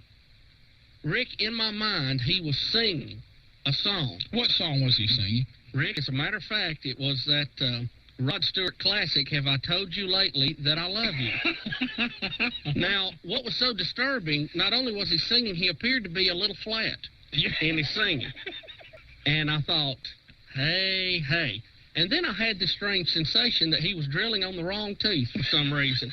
And that kind of crossed my mind. So you were about to freak out a little bit. You were getting weird. No, I didn't care. But it was getting weird, though. Oh, it was weird. But, you didn't care that it was weird. You wanted it weirder. I was thinking, turn it up. Right, I got you. And so this is going on, and hey, here I am, and everything's good, and they're beginning to get the process, the drilling over, and all of a sudden the pieces began to come back together. And I told the nurse who was there, I said, hey, I don't think this stuff's working. And she said, oh, you're just getting used to it. It's all right. Just stay with it. And the dentist had walked out, and he walked back in. He said, no, I cut the gas off. He's just breathing oxygen now. And I thought, why did you cut the gas off? Are we done? What are you doing, you fool? Are you did I get my full shot? So, wow. Reality began to set back in. And we fitted the temporary, glued her down. And, I was really out of there in no time flat. And, of course, Betty came in while I was still in the chair to see if she could, have any fun with me. And she realized that enough of the nitrous oxide had left my system. I was not as funny as I was a few minutes ago. That's a shame. And but I tell you one thing. I told him when I left that the whole process really made me nervous. And when I go back for that gold tooth, I probably need that gas again. And as a matter of fact, I'm really scared of having my teeth cleaned.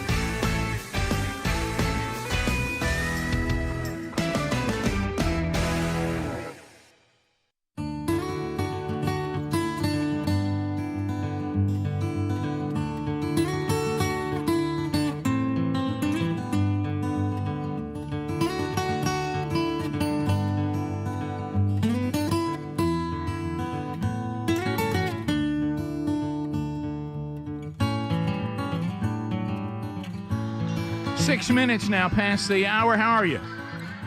Well, the Big Boy Studio ready to go for another hour. No Bubba today. He'll be back tomorrow. Speedy, the real Greg Burgess, Helmsy, Eddie Van Adler, all here. We've run down Olympic updates. James Spann let us know about Hurricane Debbie. Remember, if you look at the list this week, there's a lot going on, but it might affect a lot of you in many other ways. But he made it very clear that the panhandle of Florida will be unaffected by this, and he laid down who will be affected mainly by flooding and all that. So some of you are asking about some of the things we have going this week and stuff you have going. You'll be fine if it's that part of Florida, the panhandle not affected. So speaking of that, coming up this week, so Thursday night, I'm looking forward to being in Pensacola, Florida. Be there at the Bay Arena with Hank Parker. It is Sportsman's Night Out. Now, this is for your whole family. You can come, not just men. And those tickets are available through Ticketmaster.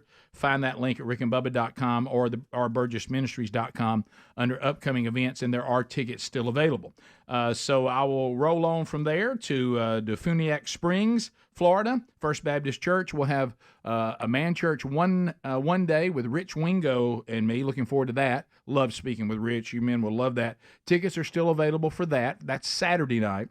And then on Sunday morning, I'll be staying in town and preaching at the service at Defuniak Springs First Baptist Church in Florida. So all of those are fine. Now, there are many other man churches going on this week, and you can just go to manchurch.com.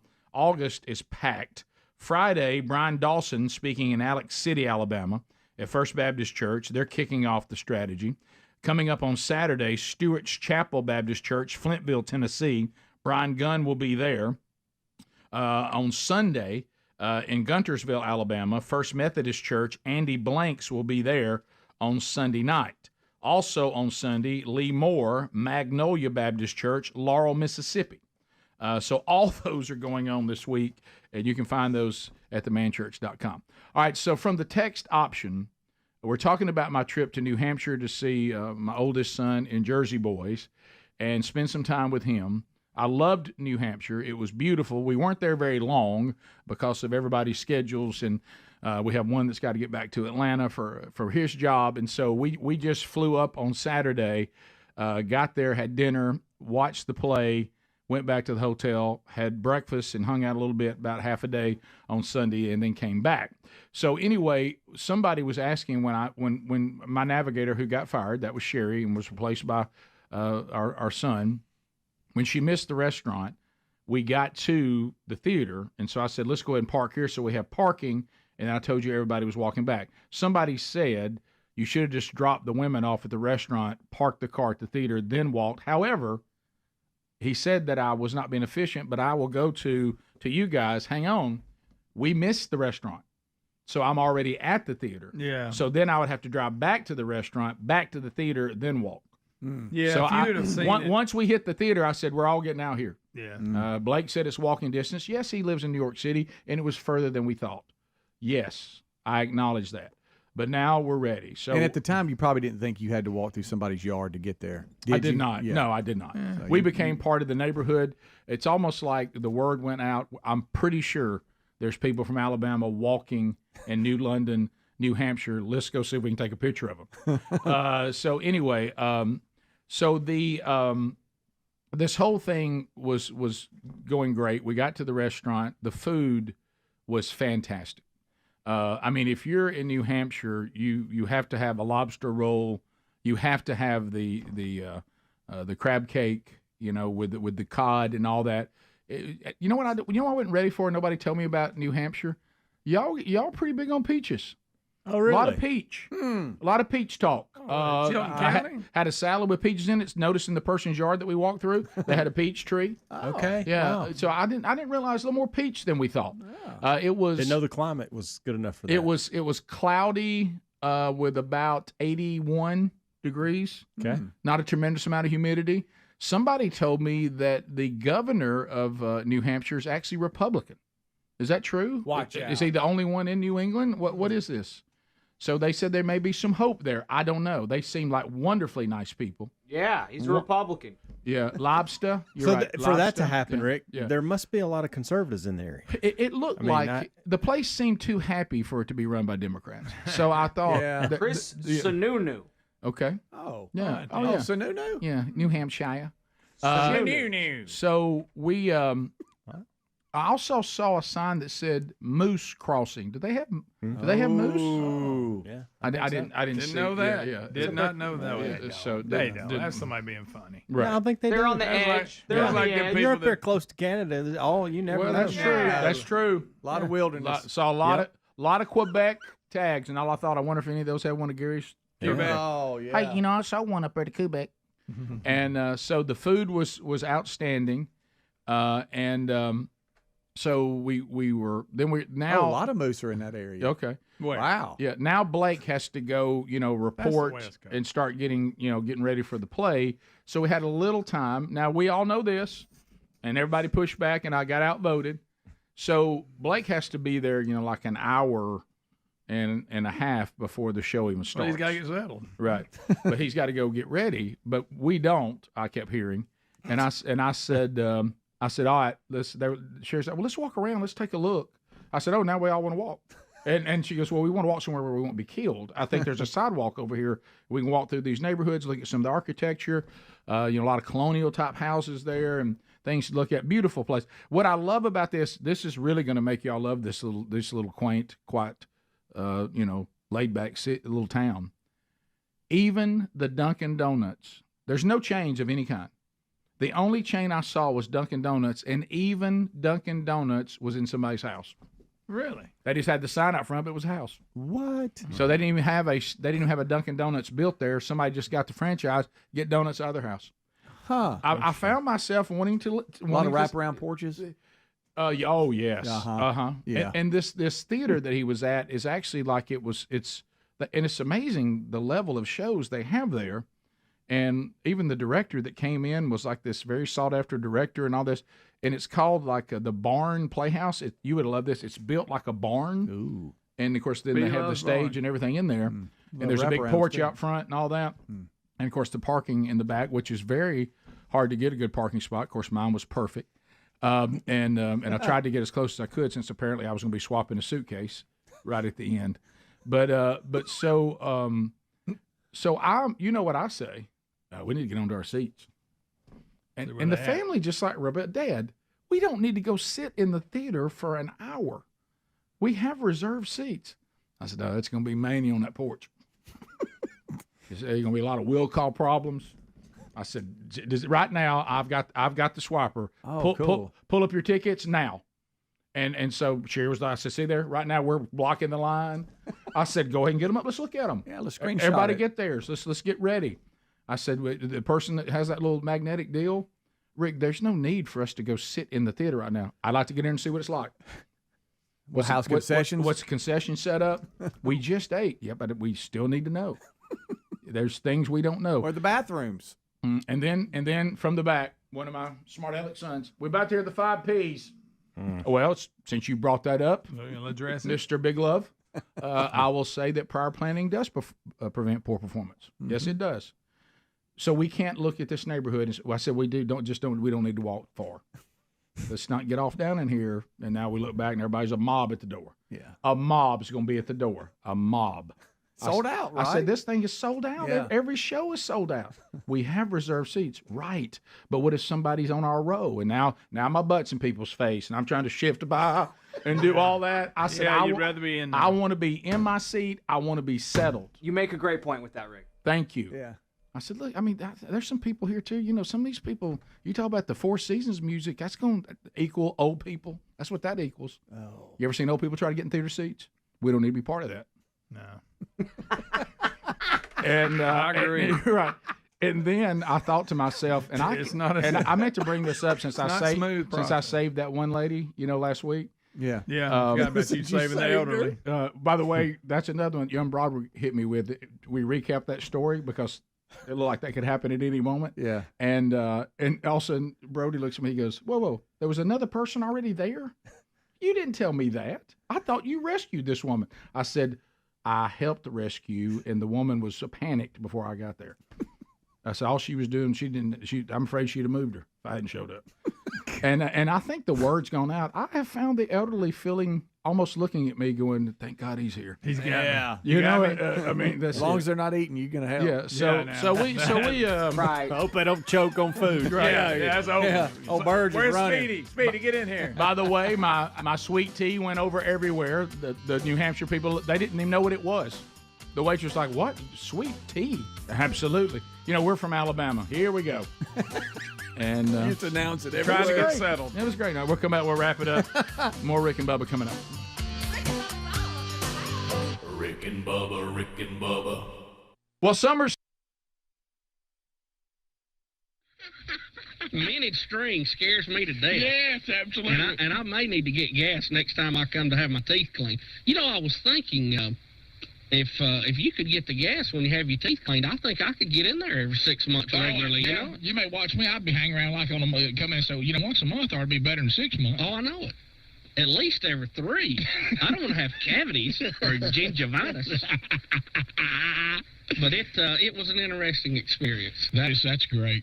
I love it. All right, 6 minutes past. We've got installment number 7 I coming do have up. to thank everyone at Dr. Cunningham's office for the great job they did. Thank y'all so much. And I'm sure they're thanking you this morning.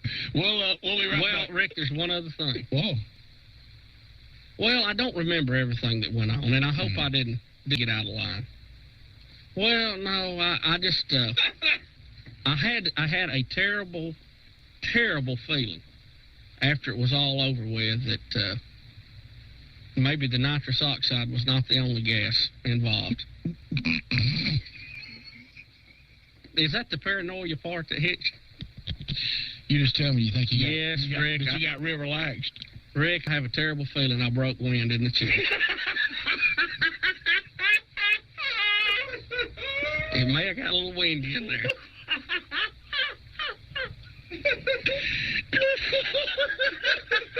I hope that was just one of the delusions. We'll be right back. Rick and Bubba in the morning.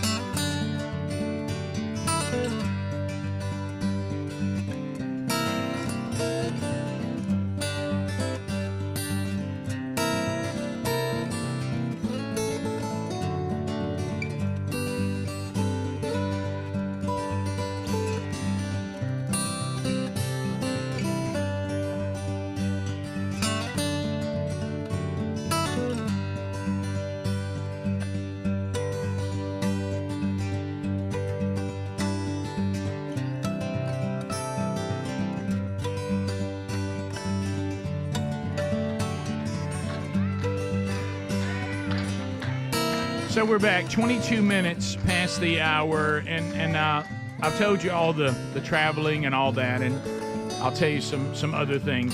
Everything's swapping with the suitcase. It went fine. Blake he had his act together. He was ready. So we had a wonderful, it was a short trip, but it was wonderful. We always have such fun together, and some of the stuff we do, cutting up and everything. I mean, our family, we have a blast. We really do. And but one thing I wanted to add on this, and then I'll be done with it. But obviously, Jersey Boys is the story of the Four Seasons. So, and you will be shocked because their songs are so like what I just played there, and there's something really cool with our family with the song. But they're Jersey guys, and they're also basically were criminals. I watched the movie. So the language can be a little rough in this play, but other than that, the music is phenomenal, and them always trying to find these actors that can sing like Frankie Valli. It's incredible. Blake was telling me about that because they had one guy, and then the whole acting world is you're doing the show, and they have in their contracts that if you're union and you get an offer that is better, that pays more or is more prestigious or whatever, you can leave the show you're on if that other show needs you before it's over.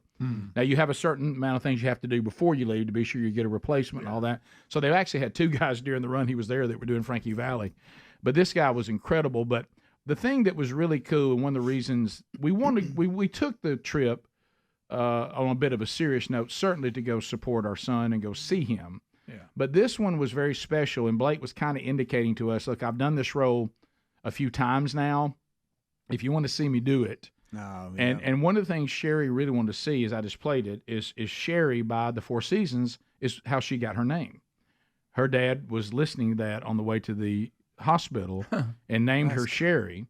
And she said, I want to be in a theater and watch Blake as one of the Four Seasons do the song. Oh, yeah. So this was a really cool moment, and I could tell it was really moving to her because it was just something special, and he was up there, and he knew where we were, and he was making eye contact with us, and he plays, Nick Massey, I think say his name, the bass player, and somebody's asking on the screen, and Greg, you love this, is Blake actually playing the bass? He had to admit to me that he wasn't. Oh, really? But he said that he learned it well enough that he kept telling them, I want to play it if I can. And they're like, no, you do the dance moves, you do the acting, just simulate playing it. And the guy who's really playing it's down in the orchestra, but Blake wanted everybody to know I can play those songs if I needed to. But he said, and some of those performances he might. But the good news is his hands were where they were supposed to be. Sometimes when you've got somebody faking, they don't even have the chords right or whatever. So anyway, that was funny that somebody asked that. But anyway, they have to do all those harmonies and all that, and Blake is the bass. That guy was the bass guy, and he was also the one that arranged all the harmonies. He was the one that could hear those harmonies, and he would make sure they were right. So I didn't realize this, too, is that Sherry was the song that sent them. Before that, they were not huge. That was the first big hit. They finally brought because they kept losing members because they kept getting put in jail. That'll do it. Absolutely true. They were all criminals except for this guy who came in later and wrote the songs. He wasn't. But before that, the original four, all of them, as a matter of fact, two brothers were in it. One brother got put in jail so long he just never could be in the band. But they would periodically be put in jail, then come back, and they would protect Frankie Valli because they knew if he got put in jail, now we got nothing. But they would always stand in for him. He also had kind of a shady background. They grew up as street kids in New Jersey, and they said our life was if you needed money, you stole it. Yeah. If that breaking, entering, and all that, so it was just part of our lives. And so they end up getting put in jail quite a bit, and the mob was very much involved. And I didn't know this, that when the script was written, the guy who wrote the script for Jersey Boys got a call because they have a mobster in the story. You probably saw it in the movie too. Well, that mob called the writer and said, we're sending a car. You put this script in this envelope this way, seal it, give it to this person, and we'll be in touch. And then he said about 3 days later, he gets a call and says, all right, we've looked at it. If this is what you're going to do, you can do it. So the mob even said, look, be careful what you're talking about in this. So I didn't realize of all bands, you hear Motley Crue's got a criminal element. Okay. You know, sure. You know, you think about Jimi Hendrix, but the Four Seasons, Guns N' Roses, but they were rough guys, really rough, and of course that's portrayed, so you have to be aware of that. It's you know, you kind of wish it was a little, you didn't have to deal with that language in it, and but it's the music and everything, how they pull it off, and the good thing is if you've never seen it, the music is 80% of the whole deal. You know, the dialogue is really good, and Blake, the character he plays, he has this one dialogue that the whole place goes crazy. It's very funny, and he's basically just losing his mind on what it's like to room in these hotel rooms with the other member of the band, and how he uses up all the towels and everything. It's a really funny speech, but it's a fascinating story. But there also was a very personal element that Sherry was named after that song, and she was like, you know, Sherry never liked Steve Perry's "Oh Sherry." She said that she hated, but she likes this because it's actually how she was named. Yeah, it's the reason. Right. Yeah, and seeing her being there to see Blake sing that in person was really it was really special. And plus, you know, you just don't, when your kids are adults, you don't get to see them much. And with him acting and everything, people are saying, hey, keep us up to date on what Blake's doing. It really is so hard to do because, like I said earlier, he can be the hand reaching for a fry in a commercial that you never even see him. And he can be, like I say, on a movie set somewhere, you know, doing a movie and playing a minor role in that or whatever. And of course, anytime you see a football movie now, if it's recent, Blake's probably one of those players. Yeah. You know, doing he gets a lot of work doing that with Game Changers, that stunt team that does all the sports movies. And he is in the Hernandez deal that's coming out on FX in September. Okay. He actually has speaking roles, I think, in one of the first 4 episodes, and after that, he's one of the players of the whole time. So it's hard to keep up with it because it's always changing. You know, he's going from one tour to another or whatever. But it was a great trip, and I came away really liking the people of New Hampshire, and of course the beauty of it was just fantastic, and the food was great. Oh, and we even ate at a breakfast place before we left called Tucker's, and Blake even said, because we were like, well, you don't have to drive back. He goes, no, y'all have to eat at Tucker's before you leave. Good I said, stuff. You know, we're from Alabama, son. Breakfast? He goes, I'm telling you, and it was outstanding. They even tried to do a biscuit. I was wondering. They did? I mean, but the whole meal was Please tell me you asked for grits. I did. Rick and Bubba, Rick and Bubba.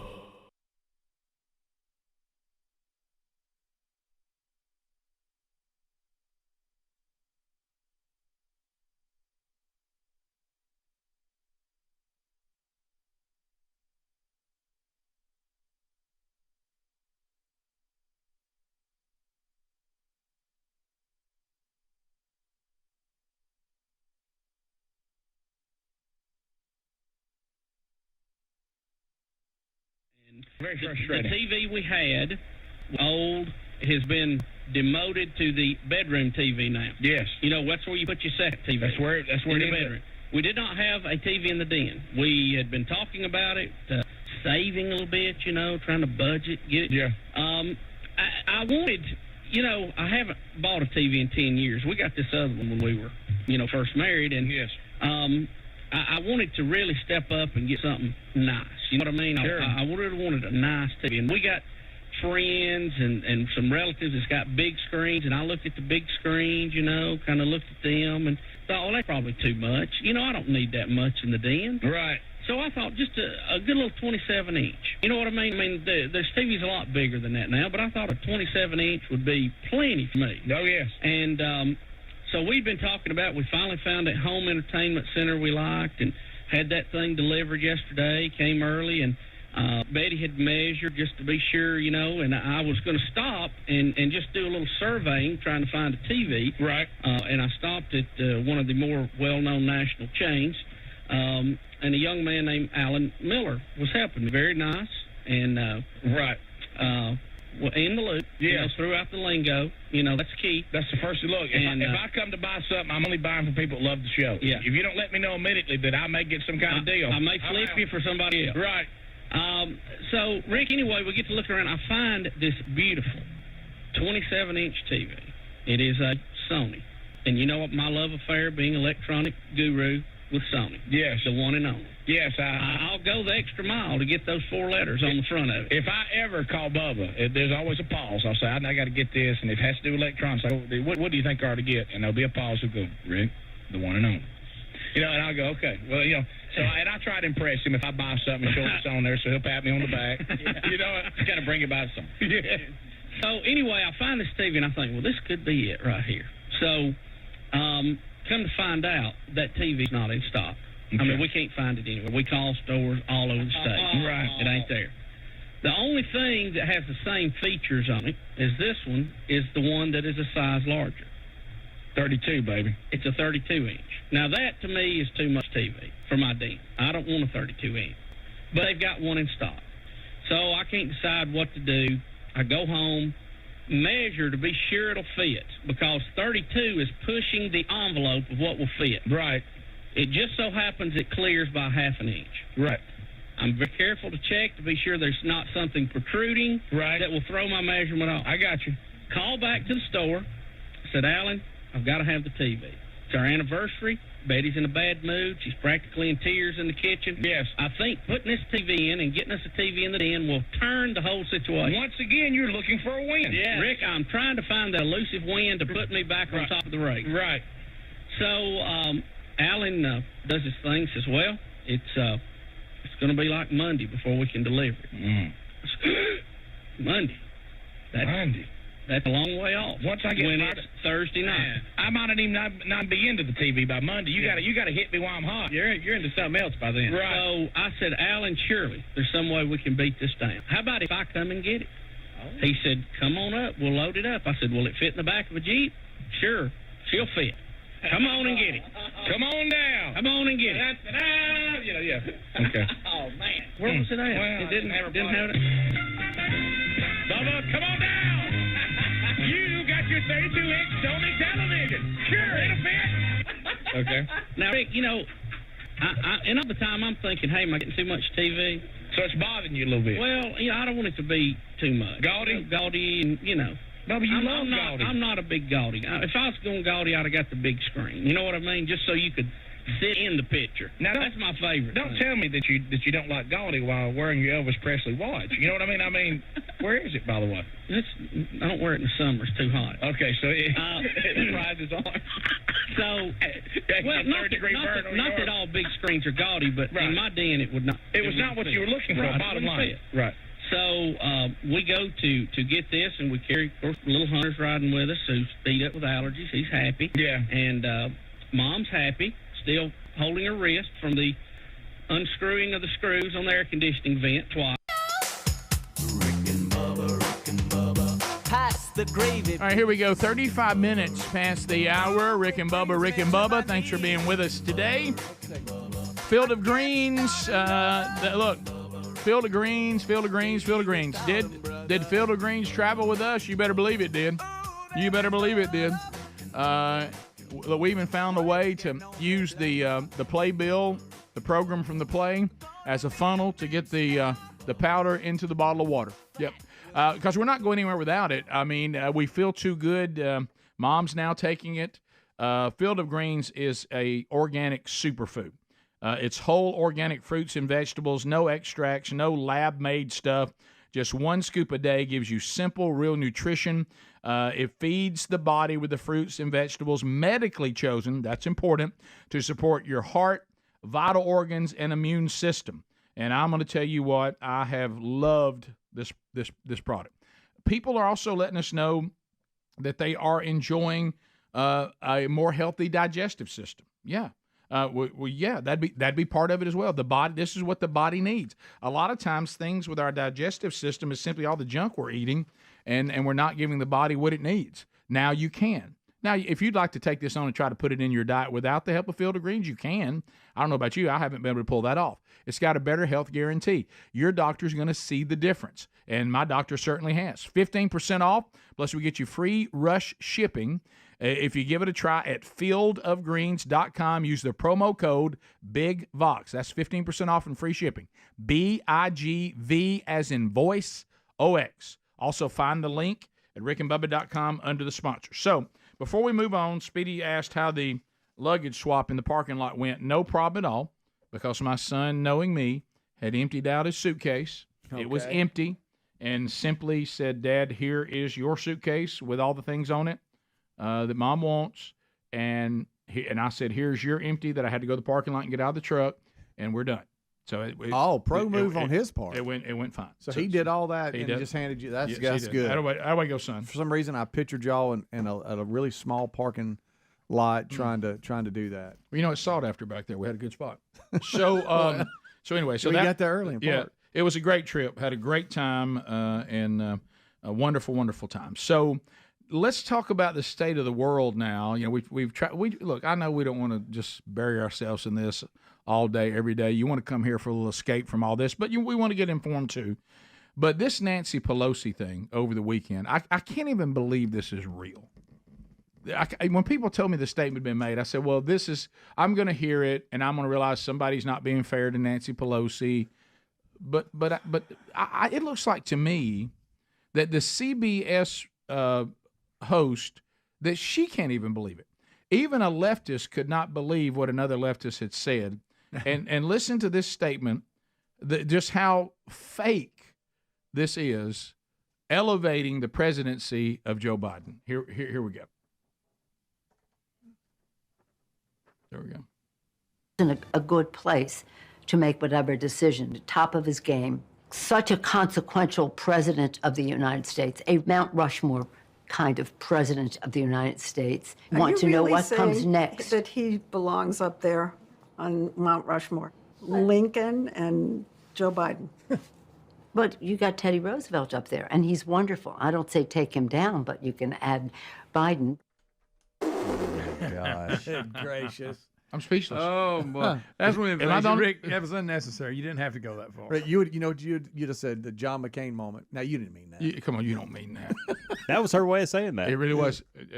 She's been on CBS for a while. I can't think of her name. Good. But she couldn't believe it. Did she say, well, I got to stop you. Did you just say you're going to put Joe Biden on Mount Rushmore? Hold it. I'm going to give you a chance to clear that up. What does she mean by, well, Abraham Lincoln's not just there, so's Teddy Roosevelt. So he's Teddy Roosevelt. I mean, so well, now if Teddy Roosevelt's there, Biden should be as well. What are we saying? Wow. Leslie Stahl. Leslie Stahl almost did a what the?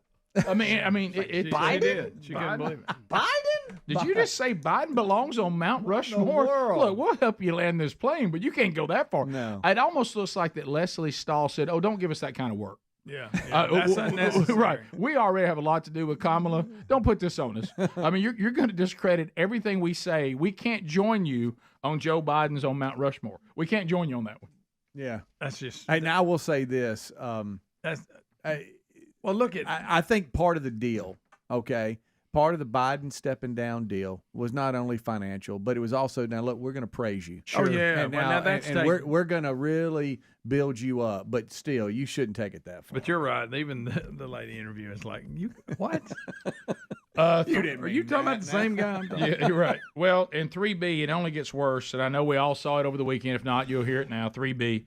Kamala Harris is now going to explain cloud storage to us. Have you seen this, Dilly? Yeah, like the cloud. Yeah, because I know right now, like, by the way, I was noticing, too, watching Olympic coverage last night. Can we not get some Trump ads on this coverage? It's all Kamala ads. I know. I thought you can't turn down political ads, so we can't say that NBC's turning them down. The Trump people need to get some of the ads because they've got some great ads running right now. You need to get some of those on the Olympic coverage. Yeah, you're right. The people, believe it or not, leave Fox News and go watch this kind of stuff. Okay, that's true. All right, so here's Kamala Harris. She's going to explain to us how cloud storage works. So you're now no longer are you necessarily keeping those private files in some file cabinet that's locked in the basement of the house. It's on your laptop, and it's then therefore up here in this cloud that exists above us, right? It's no longer in a physical place. No, yes, it is. It's in a physical place. It's called a data center, you idiot. Oh my gosh. Still a physical place. No, it's above us, Adler. Not a real cloud. Not a real cloud. Oh my gosh. Hovering, y'all. By the way, look at that on Mount Rushmore. They've got his head, but he's looking the wrong way. That's hilarious. That's very, very funny. All right, so back to Kamala. Oh, that's good. Yeah. I really think that they could have rolled the iCloud ball to me, and I could have done better than that. Oh yeah, and I know nothing. I know nothing about it. Unreal. Of course, I'm not running for president. All right, It's not a real maybe the leader of the free world. Wow, Got a real good job. Don't think she couldn't win. All right, now Kamala's husband got to talk a lot over the weekend. Well, a little bit. I think this. I don't know about bringing him out. I'm not sure. Of course, we're gonna hear as if our country, when it comes to men and Christ-centered masculinity, we think that now we're being told our country that men are not the answer to our problems. We are the problem. And if you just eradicate men from the planet, the women and children would live in utopia. Be tough for the children to continue once we're gone, but still. Yeah. But here we go. Here's Kamala's husband. I'm afraid to say his last name. Doug Emhoff. Oh, my. Okay. That's real. All right. Okay. Oh, wow. All right. Good thing his name's Doug, not something else. Yeah, I do know where I'm going. Let me pipe Greg's mic down. Glad Kamala didn't take that. All right. No. It's too easy, Greg. Don't. Imagine if Kamala had taken that name. No need to shoot fish in a barrel. All right. So here we go. Here he is. And you know what he thinks the problem is? Too much toxic masculinity. Here we go. Let's talk about masculinity for a moment. Has being the second gentleman changed your own view of perceived gender roles or what it means to be a man?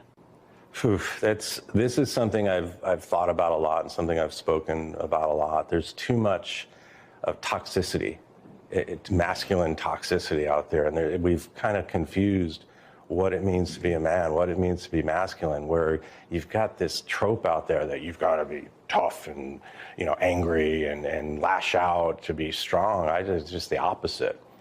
Strength is how you show your love for people. Strength is how you are for people and how you have their back. Well, unfortunately, I need to be known as the first man anyway. Yeah. Gentleman. Second. The second. First gentleman, second whatever gentleman. he is. Yeah, whatever it is. It's not Whatever he good, is. Greg. What is it? Second gentleman. Second gentleman. That's Greg. what he goes by. If she wins. Yes, sir. No, we know if she No, wins, if she she'll wins, be she'll the be first gentleman. He's Yeah, I'm talking currently, about if she wins. He's currently second gentleman. Oh, he's he is? currently I'm the sorry. second He gentleman. gets the gold medal if she wins. First gentleman. Yeah, and we also found out Gentle's right. over the weekend that that Doug has, what we have What's here. his name? Doug Emhoff, Greg. She's been in office this long, and I had no idea. She didn't There take is his so name. much. I've never even heard of him. I got so much good material off that. I've never even heard of him. You might explode if you don't say it. I can Back tell. when he was in school, people didn't. Yeah, yep. Hey, So Kamala is his second wife. He had all the But he's all the second kids gentleman. are with the first mom. Kamala, none of those children she didn't Yeah, give birth she- to. I got you. Right. She's never had kids, but Okay. it doesn't matter. I'm just saying that's why the whole childless kid thing was such a big deal with JD Vance last week. The childless cat lady thing. That's what all that was. I understand there was some nanny news involving Doug There was. over That's the weekend what I as was well. getting at when Yeah. he said showing his love to people is how you show yourself to be a man. Well, yeah, he had an affair and Well, got a and- lady pregnant. So Sure. Yeah. But that's pretty all toxic. it's Yeah, so- incredibly toxic. Yeah. Yeah, that seemed. When somebody's supposed to Same keep, guy. when somebody's supposed to keep your He has kids, no life for some reason. Yeah. when somebody is supposed to keep your kids and you end up impregnating them, that sounds awful toxic. Yeah, That's pretty Yes, good. it Pretty does. toxic masculinity right there. I'll tell you, that's not sure. Nice. And by the way, if you're going to talk to somebody about masculinity, shouldn't the interviewer sound somewhat masculine? Yeah. I was going to say. I know. So, what do you think? What do you think about what's wrong with masculinity? Nobody in that conversation. Yeah, thanks. Phone calls. First phone call segment of the day. 866 We Be Big. We chat with you, America, right after this. Rick and Bubba, Rick and Bubba. Now, packing the family to go was for Rick, so we could all stay together. Okay. It was our anniversary. Okay, a family We had to outing. travel Family together. outing. Okay. So we get there, get our TV, go to load her up, get on the loading dock, start to put it in the back of the TV. Well, the box won't fit. Won't fit in the Jeep. In the box. It is the elusive half an inch too big. Oh, man.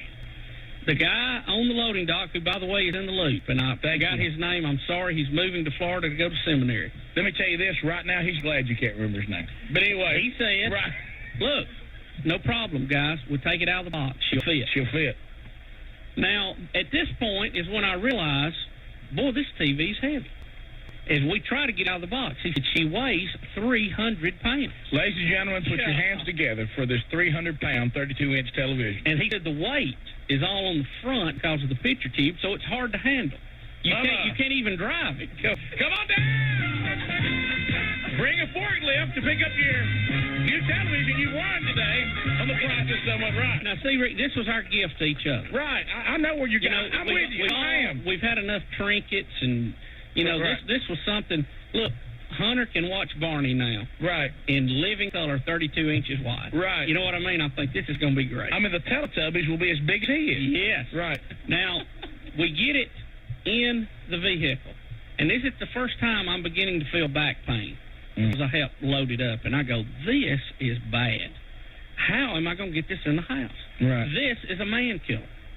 And on the way home, begins to rain profusely on the interstate. That is when Betty started making secretarial calls for me, looking for strong backs and weak minds to help me get this TV in the house. Now, when we come back, because I want to stay on time, because I want to come back because this next, the crucial part is coming. And again, I did find it odd that Betty, on all the messages, a total of 3, that I had from various phones, Betty never would come out and completely tell me what you needed. Exactly. That will not get you a call back. First to call back, my friend who's never been to visit me, Speed Racing. Yes. When we come back, we will talk about it. She's heavy, she's out of the box, and she's coming home. And Betty's looking for help. We'll finish her up when we return.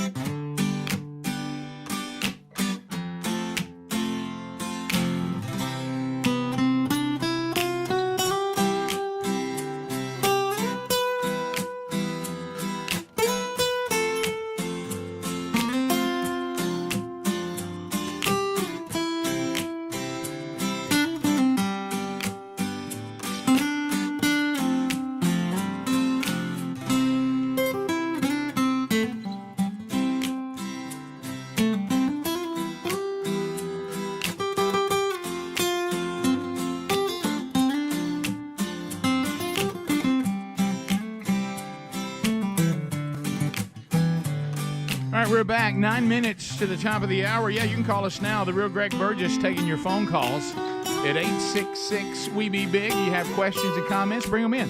We've talked about quite a bit already today. Don't forget the Rick and Bubba archives available every day on our YouTube channel or our podcast channel. Also, Rick and Bubba University, the podcast out this week in Israel. We discussed what could be the impending World War III, Israel past, present, and future. If you have any comments from that, some of you have been emailing some questions from that podcast. Happy to try to help with that too, or really whatever is on your mind. So let's get started. We'll start with Todd from Cherokee. Todd, go ahead. Welcome to Rick and Bubba. Good morning, gentlemen. Hey, buddy. How you doing? Doing all right? Yeah, we are, Todd. What's the topic? Let's go. Let's get to it. There we go. Pick it up. Yeah, I have been to the country called Curacao, the ABC Islands, Aruba, Bonaire, and Curacao, and that is where the iCloud is. It's 400 feet wide, it is 4 stories tall, and it is 1 mile long. It is not in the air. It's an actual location.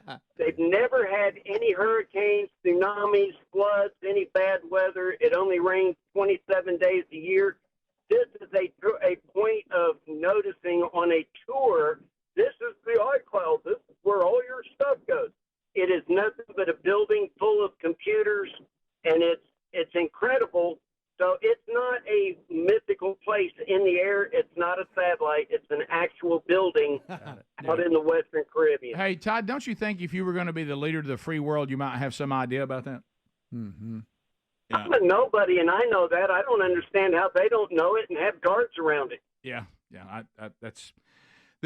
Look, it's going to be a wild ride. I mean, and people were talking about the stock market today down 1,000 points. Is that right? Yeah, it's at this moment. Well, that's the reason why you don't need to go up there and start saying, recession dead ahead. Yeah. You don't say things like that. No. Because it reacts, as Bubba's talked about a lot. It really reacts a lot to feelings and how people are, and they're panicky. I don't like that or whatever. Yeah. You got to be real careful about what you say. Hey, thanks. We continue. Let's go to Mike in Tennessee. Mike, welcome to the show. Go ahead. Hey, guys. First-time caller here. Thank you. I wanted to let you know I have been blessed beyond belief this past week. Great. I was able to come watch you, Rick, there at the Hendersonville Baptist Church in Hendersonville, Tennessee. Thank you. And I was also able to go to Flint River Baptist Church on Saturday and listen to Scott Dawson. Wow. What an amazing man he is, and I really was blessed by your and his testimony. Thank you.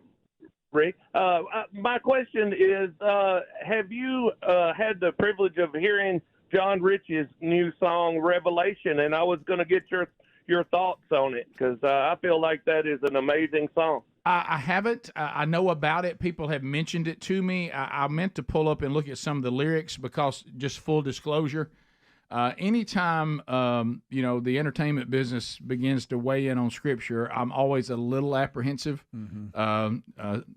2 words, Kanye West. So I kind of proceed with caution. I don't know the depth of John Rich's biblical knowledge. I understand it is a song warning of God's judgment coming, so that certainly would be true. The revelation is the revelation of Jesus Christ in his glorified state. It is also a book of prophecy. It is a book of warnings that we should heed, but it's also it's John on the island of Patmos. What he's hearing is actually reassurance. All the things that I told you are going to happen. All the difficulty you've been through, it ain't always going to be like this. So it's also reassuring to the redeemed and those that are about his work, waiting on that day when the ultimate time of peace is given to all of us who have been redeemed. So I'm not familiar. I know the song's out there. I looked at some of the lyrics, but I haven't taken a deep dive on it yet. So wow, I don't have a real opinion on it. It's biblical from what I can read. I mean, he's talking about trumpets, veils getting torn. Yep. I mean, Jesus puts his mighty foot on the ground. Yep. And he even mentions a train, too, because if it's a country song, you got to mention a train. You do. Yeah, well, the bottom line is what John sees is not the baby Jesus in a manger, nor is it the servant who has nowhere to lay his head that they crucified on the cross. It is Jesus in his glorified state And the description that John is trying to give us through what he is seeing is we all should take heed of that. When he comes back this next time, there won't be any I wonder if that's him. And this is the state he's in now. So that's I commend him if he is trying to use his platform to warn people to repent. But I haven't looked into it deep enough to make a comment. Let's go to Jerry in Gadsden, Z93. Jerry, go ahead. Hey guys, how y'all doing this morning? We're good. I hope you're okay. Yeah, well, I tell you, I was on the road. I was headed up towards Albertville, and I started talking about Mount Rushmore and Joe Biden, and I had to pull over. And I've been Googling it to see if that's true or not. Now, what's the deal on that? It really is true. CBS, Leslie Wall, is that right? Stahl. She was interviewing Nancy Pelosi, and Nancy Pelosi actually said that. So, Jerry, it wasn't a bit that we made up. None of us do an impression of Nancy Pelosi. I know you're kind of hoping maybe that was possible. I think she did actually say that. Well, I find that hard to believe. I believe they ought to put Nick Saban up there before they put that boy up there. And a row tide. That's right. Jerry from Gadsden knows what he's talking about.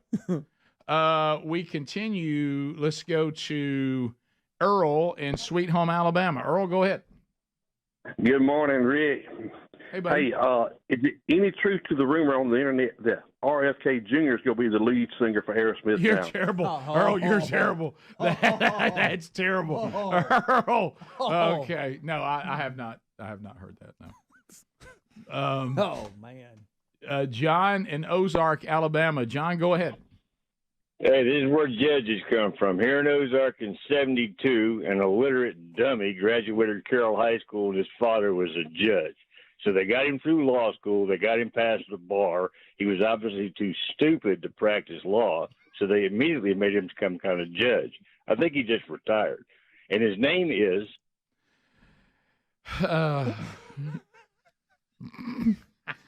It's always so interesting. Yeah, the little potpourri that is presented every day here. I'm a nervous wreck. It's just like you just never know. You just don't know. Thank y'all for being with us. If you leave us any part of the show you missed, grab the archives either on the YouTube channel or our podcast channel. Other opportunities for you to weigh in before the show is over. Top of the hour. Also, don't forget, if you're trying to catch everything that's going on this week, and there's a lot, go to themanchurch.com under events or rickandbubba.com. Rick and Bubba, Rick and Bubba.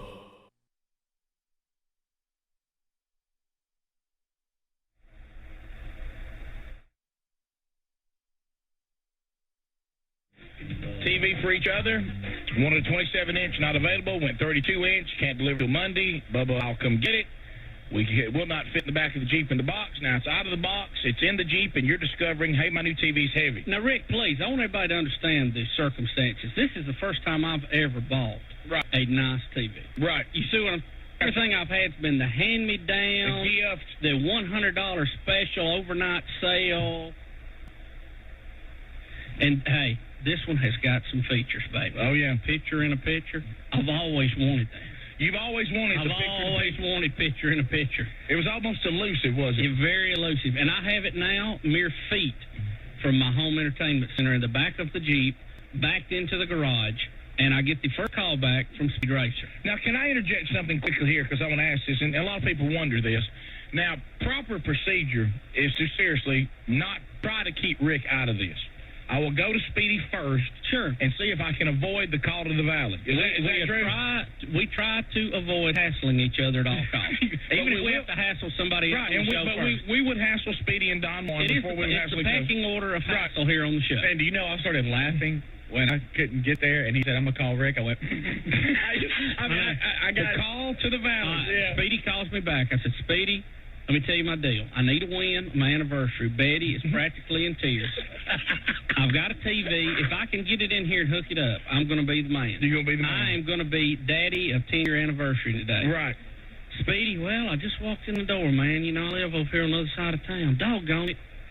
You know, and I was like, did you put a doggone it on there? And then I was like, Speedy, you know, it just hit me. You've never been to my house. Never. You don't come over here. You don't even know, if you had time, you didn't know how to get here. Now, I mean, this is... So then I felt like, you know, an outsider. Speedy don't like me. He won't come visit. You know? Look, and this is second only to, you know, Don Juan won't come look at little white babies. You know what I mean? And so, I mean, so then, but I noticed Betty still, so you had the conversation. Look, Betty is what I call bordering on the wall. She's had a terrible experience. Right. She's trying to get happy. She don't feel good. Caitlin's kicking field goals. Right. And in her mind, if I can just get that TV on and see little Hunter watch Barney on 32 inches of Sony, I mean, it's going to be a good day. So, Speedy, you know, he blows me off like leaves on the autumn day. Bubba. So I have to go to old number one, the guy that I can go to in the clutch. And that lives close old Rick Burgess. And I called, and look, I said, look, I don't want to hassle you. You know, I've already tried to call some of the neighbors, couldn't find them. And I said, Rick, what are you doing? He said, I'm carpooling. I'm super dad again today. Yes. 0377. I did beat the system yesterday, by the way. And I said, Rick, let me tell you my situation. I hate like the devil to ask this, but I've got a giant TV in the back of the truck. I can't get it out. It weighs 300 pounds. I don't know if me and you can get it out. I remember. But I have got to get this thing to this home entertainment center. If I have to drag it with a rope, I've got to get the TV in. I'm about to wet my pants to see this TV. Look, and I know where you're coming from because I'm that way. If I've got something new, I want it up, I want it plugged up, and I want it running. I want to see it working. Because I can't make an investment and then just not have it. You know what I mean? I have saved and put back a long time to get this TV. Now, I'll have to save a little more since we upgraded to 32. Right. I didn't understand it was such a jump per inch. Right. But anyway, now, Bubba, let me give you a heads up to show you what a friend I am, okay? Because I want to be honored properly today. I didn't get to sleep the night before because, you know, for some reason Brooks has decided I no longer sleep through the night, and I make noise about it. So, you were looking rough. Yeah, I got home at about 11:30, said, I'm home early, I'm going to nap. 15 minutes after I laid down, I heard the garage door going up. Sherry's home with a list of errands. And telling me that, you know, she's got to take care of the baby. He's fussy. How come my husband's not ever available when I need him? So I'm getting a little bit of that, too. So I say, well, look, Super Daddy's here. Give me the list. I go out, I run the errands, I carpool, I'm coming home, and I get this call. Well, I call Rick, and I'm the disclaimers I'm running are incredible. Did you get any resistance from me? No. You said, buddy, I'll be there. Buddy, I'm there. Man, this isn't fair. I mean, he's got a car full of kids. He's in line at the school. He says, I'm going to pick these kids up, drop them off. I'll be there in 20 minutes. How about that? So this gives me time to get all of my cables run and everything ready to go. I've got it all neat on the back of the home entertainment center. Got little wire trays. You know, I'm an old engineer. I have to do that kind of stuff. Right. So, and man, I am ready to see TV. Rick gets there. Rick looking a little rough, had his flip-flops on. Yeah, that was a bad one. And we start to wrestle what I will now call the giant alligator. See, Bubba said 300 pounds to me, and in my mind, I go, it don't weigh 300 pounds. You know what I mean? I thought, well, that's what we do to try to get the point across. It's going to be heavy. Right. That's some kind of exaggeration for entertainment purposes. But as we begin to stumble with the giant TV to try to get in the kitchen, Rick goes, well, it is 300 pounds. Now, I make a crucial moving mistake, flip-flops. And I'm the backup guy. And he's backing up steps. In a bad decision, in a bad decision on my part, I'm now bumbling with a very expensive 32-inch Sony 300-pound television. And look, no offense, Bubba, and Bubba's my helper. Okay, and we make that's a loose term. Yeah, I know. So I realize now that I need to be the man here. So you've been called to move this thing, and your toes are going, no, please, not me. Right. You know, because don't fall. And I realized that somehow, without thinking, we have put Bubba with a heavy part of the TV in his left hand. Yeah, which is a bad move. Yeah. Now, granted, he's got wrist.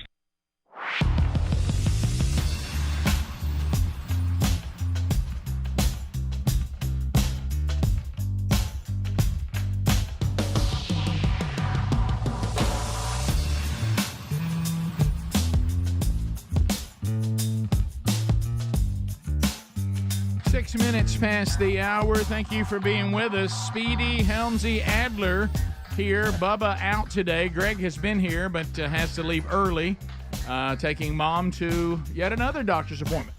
So there it goes. But got to take care of Mama.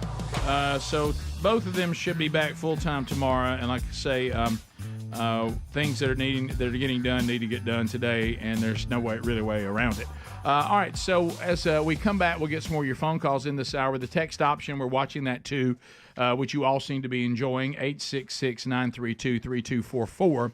So this weekend we did the podcast with Herbie Gear. Herbie has been living in Israel. He and his wife's been there 38 years. They met there, so he was there about 37 years. And they have recently returned to the United States of America. Now, dealing with everything that is going on there, you even heard Helmsley talking about earlier today, someone who is from Israel. You know, they get alerts on their phone like we get for lightning, they get for bombings. Yeah. And how long they've got to take cover and all this. It's the center of the universe. So a couple of things, the headlines, one of the things we have to talk about today, I mean, it's not a fun zone, is are we on the brink of World War III? So there's ways to avoid that. He mentioned some of those in the podcast, but what he mentioned, obviously, as all of it, will require things to happen that would be supernatural. The problem you have with bringing peace to the Middle East is you have to understand that if you just look at it on face value, you realize it's unattainable because one side says the only way we give peace is if Israel no longer exists. And that kind of breaks down the negotiations a little bit when they keep on attacking over and over again because they want them to be eradicated. Over the weekend, I don't know if y'all are watching London. This is what unvetted borders look like. We had a radical Islamic person kill some children.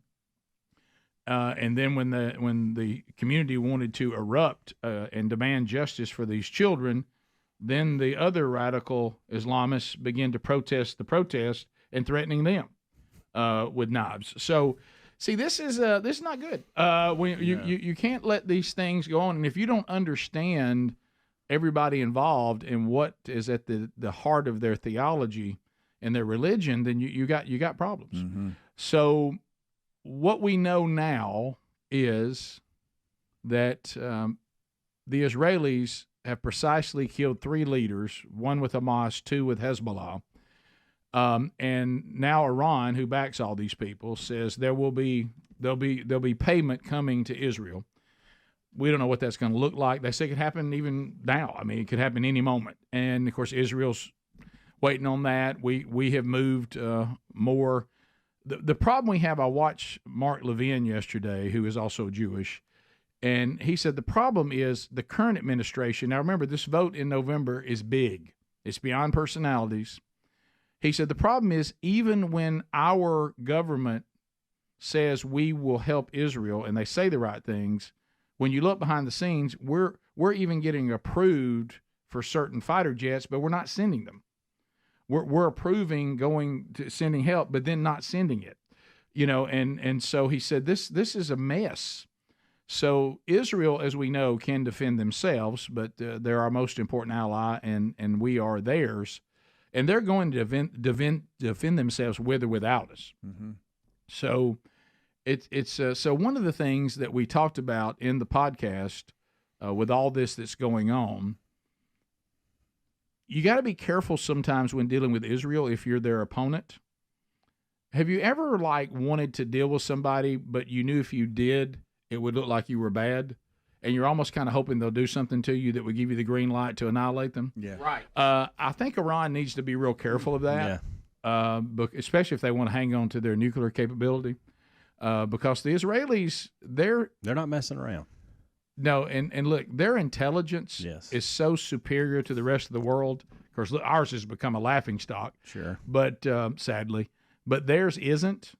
I mean, these assassinations they've just pulled off, they were all done by their intelligence. Yeah. Mm-hmm. And if you're a leader with any of these organizations right now, you can act big and bad, but in places you don't want to talk about, you're looking over your shoulder because you don't know how they killed these people. Yeah. And you know that you're wondering whether they can kill you today. So we'll see what happens. But I think one of the things that really garnered a lot of conversation, people who watch and listen to the podcast already, is one of the things that Herbie has made clear is when we start talking about end times. And I know that always gets everybody fired up and ready to go. As it should. We need to be aware of the times we're living in. Jesus told us that. Be aware of what's going on. So the Temple Mount, there's been all kinds, and Bubba and I have talked about this before, and we've even discussed this. You know, it's incorrect. There's a thought that the Dome of the Rock, the giant mosque, is sitting on the Temple Mount. Well, that's yes and no. It is on some of it, but what is not covered is the Holy of Holies. Now, and we talked about this with Herbie. What is the Holy of Holies? If you're not familiar with that, under the old Levitical priesthood and the old Levitical sacrificial system, which we believe Jesus has completely fulfilled, that's our study of Hebrews right now, if you're with that on Wednesday. The Holy of Holies could only be entered once a year, and it would be one priest. They would even tie a rope around him, because everything he did when he entered the Holy of Holies, if he did anything wrong, God would kill him. And so they wanted to be able to drag his body out of there without having to go in there themselves. So picture when you're wrapping, because you better go in there and you better do the incense right, you better do the blood right, you better do the purification right, you better get it all right, or God's holiness will kill you. Well, the new covenant, of course, allows us to be made fully righteous in Jesus, and we can enter.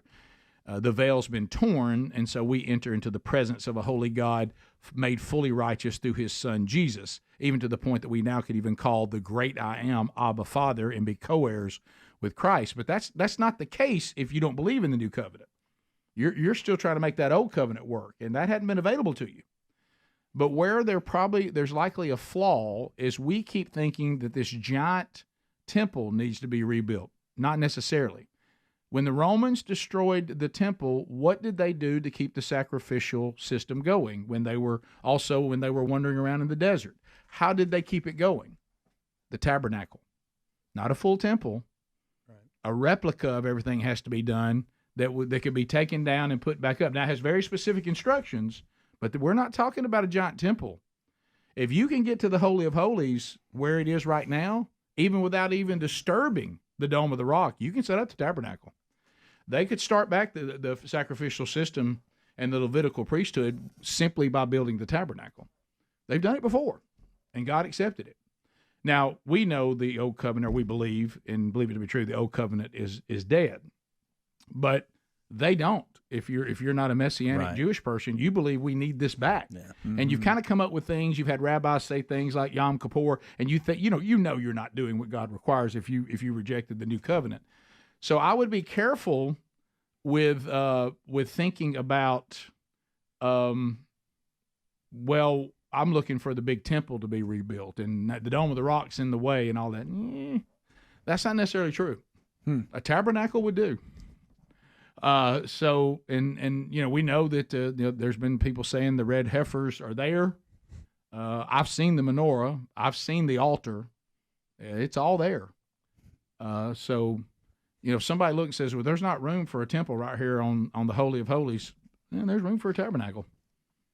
So apparently, we all know that would meet much resistance and all that. Yeah. But if you can fight for that tabernacle a lot easier than you can fight for a full-blown temple. Yeah. Mm-hmm. So who knows what's going on? God knows, and he's in control, and I certainly sleep fine knowing that.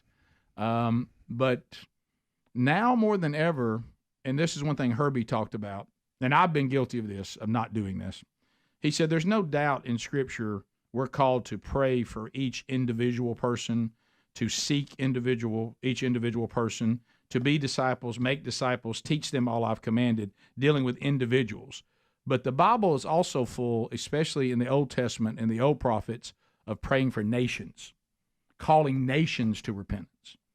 Nations to repent. Our country needs to repent desperately. And and a lot of people say, well, we don't see the United States of America much in the Revelation. Yeah, I don't see anything that would indicate it either, but we're not there yet. We still have a role to play, and standing with Israel is not up for debate. Right. And now more than ever, as we get right here on the brink of something big. So if you didn't catch that podcast, go catch it. It's very informative. But the tabernacle versus the temple, I'd hang on to that. We'll be back. More Rick and Bubba coming up right after this.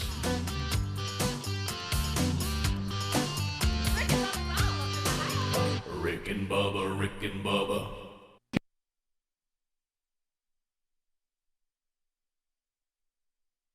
Still. But still, you'd rather have Bubba, no offense, just a smaller man than I am. You know, well, Rick, I'm right-handed. Right. We'd rather have him with his right hand and me working the left. I don't know wrestle left hand. Right. You know what I mean? If you have to you got to go with your strength. Right. But you know what I mean? You want right. You'd want the bigger guy to have his bigger arm working. You would hope. Yeah, but they didn't work out that way. Well, we're so careful, and I've done decided that if the TV gets away, it will crush me before I let something happen to it. Yes, I will throw our bodies in front of this beautiful Sony product. We are moving it in. Betty's slinging furniture, moving stuff out of the way. We have to go through the kitchen, make a turn, get back. Kick the flip-flops off. I kick them off. I was going to ask you, when did you sling? I kicked them and look and raked them, and Betty grabbed them. I mean, we were ready. I said, flip-flops? We were operating like a smooth machine. Right. We get to the home entertainment center. We get the TV in. We've been so careful. Right. Not one scratch on it. I'm talking, we moved this thing smoothly. No, we struggled. But we promptly set the TV on my 3 fingers, my right hand, pinched the fire out of them, as we slide the TV into the new, fresh-smelling home entertainment. You know, that's when you got your buddy. Oh, that gets you. You got me. You got me. You know, but you can't. There we go. Keep going. I'm all right. Oh, that gets you. Yep, got me. You can feel it on the other end. And then the moment comes. The TV is in.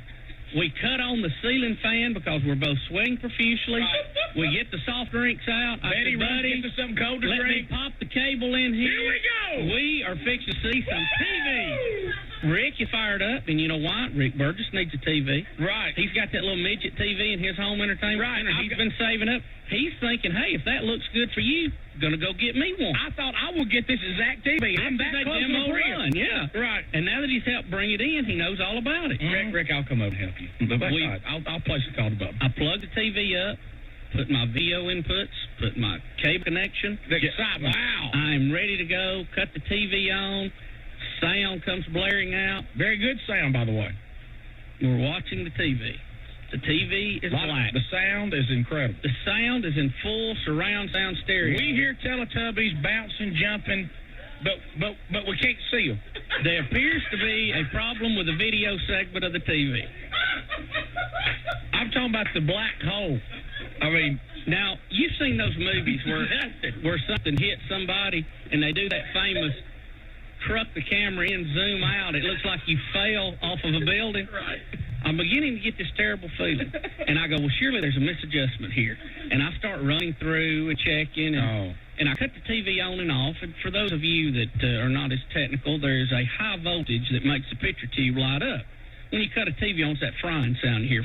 It comes on. Cut it on and off. Cut the volume down. Don't hear that frying noise. No. Speed, let me tell you how bad. And I look at Rick. And I can't tell you how far I fell. We have just killed ourselves. The emotional roller I'm looking for a win. Betty's practically in tears. Yes. For the second time today. Your anniversary. I have, now part of cartilage hanging out of one of my discs on the back, moving this monster. And a slight blood blister on one of his fingers from the smash. You know what I mean? And when it finally hit me, hey, your TV ain't working. Now, Speedy, it was so bad. Rick blocked the door because he was afraid I was going to do a running swan dive off the deck down the mountain with a full pike twist. It was double because, number one, listen, I had to block him from killing himself, okay? And number two, I thought there was a chance he might throw the remote through this new TV. You know what I mean? So I'm doing this, trying to keep eating. I said, don't have a bad reaction. Don't go off your spine. Think this thing through. The new Super Trinitron Super Flat Screen. Yes. Please tell me you're still barefooted at this time. Yes. Okay. Yeah, flip-flops over in the corner. And then... I looked like I was fixing to be sick. I know I did, and I just sat down on the couch. Yeah, and from the history, I know I'm standing in a house that needs a win. And I think, I got to get a win. It got so bad, me who knows nothing, I began to work on the thing. Rick even went and looked. So you sure you got everything hooked up? I said, You don't have to have anything hooked up for it to light up, Rick. The horrible part, Static comes in just fine. He said, Rick, if I could just see snow. I mean, not really, the hookups are irrelevant. If you cut it on, you ought to see something. Right. And then I realized that, but I even go over to the screen to see if it's got a black cover on it. You didn't know about. You know what I mean? Because, buddy, let me tell you, it was dark. There was no light. Baby, it was midnight. I mean, I thought maybe it's on here. Maybe I can put. I thought, boy, if I pull this screen off, I'll be a hero. Like a little black film you can pull off. Right. And see it. So I sit down.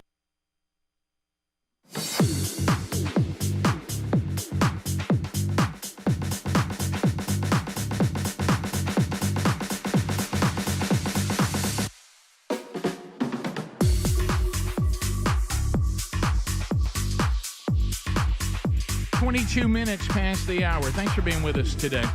As we work through another one, checking the text option. Some of you are putting things up there. I would like you to know. I see some of the requests that are coming in too. We get a lot of requests, and we'd love to come through for you there on the text. But none of us here have any access or no Jelly Roll. Adler maybe. So I see that I wish we did, but yeah, if we did, you'd love to get tickets to Jelly Roll for someone special, and it would be special for them, and we certainly understand that. But we don't know Jelly Roll, don't know anyone connected to Jelly Roll. Greg's texted with him a few times. Yeah, I mean, your best shot there was Greg probably, but no. So sorry about that. Don't think we can help there. All right, some other things that are going on. Speaking of country music, Morgan Wallen. I know I'd get Helmsy fired up over there. Hey, Morgan Wallen. Did you see him? He was great. Yeah, he did. He said, hey, wait a minute. Now you're talking about Morgan Wallen. You told me that this is something he does at a lot of concerts. Every one of them. This is his intro, which is a pretty cool intro. He gets with a celebrity or a friend or something, and someone they local walk in their out. city. Yeah, they walk out with one of his songs that he's done with someone else that he doesn't actually perform on stage.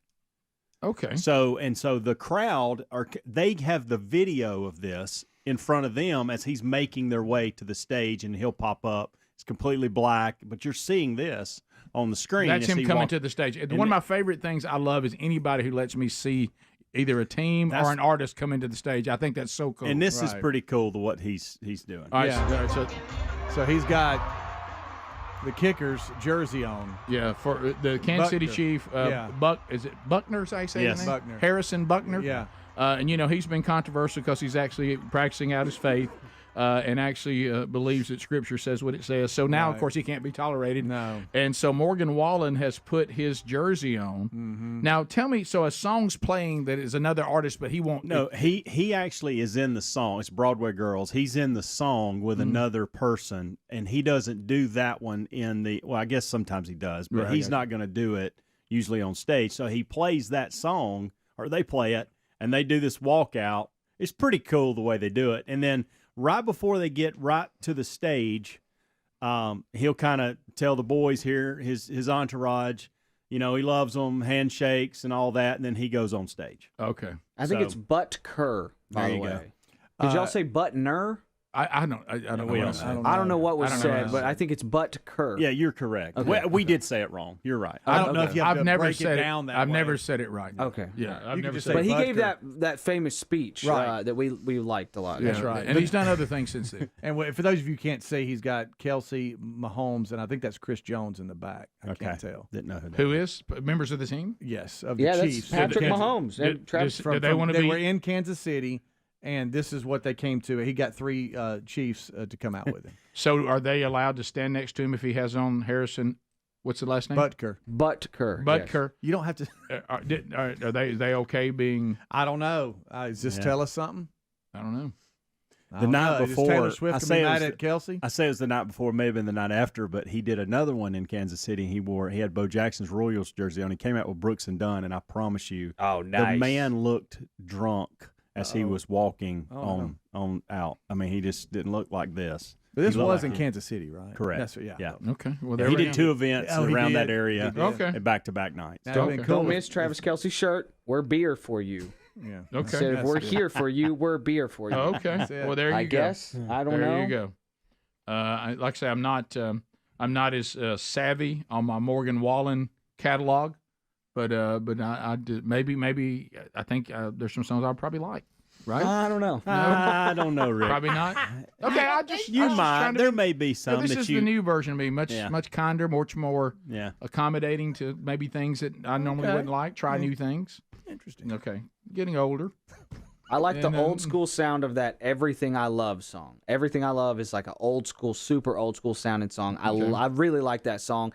There's a cuss word in the chorus that hurts. I can't listen to it with the kids in the car. Right. What is it? It's darn near everything I love. Girl, you ruined it. Darn near everything I love, or whatever. Have you learned to kind of turn it down and up back up? I should. I need to work on that part of it. Yeah. Oh, missed it a couple times. But that was actually the first Morgan Wallen song I ever heard, and I was excited. I was like, "Oh, this guy sounds old school. I'm gonna go check out the rest of his catalog." And Rick, I don't think you'd like it's that newer country sound that I don't listen to as much. The newer sound.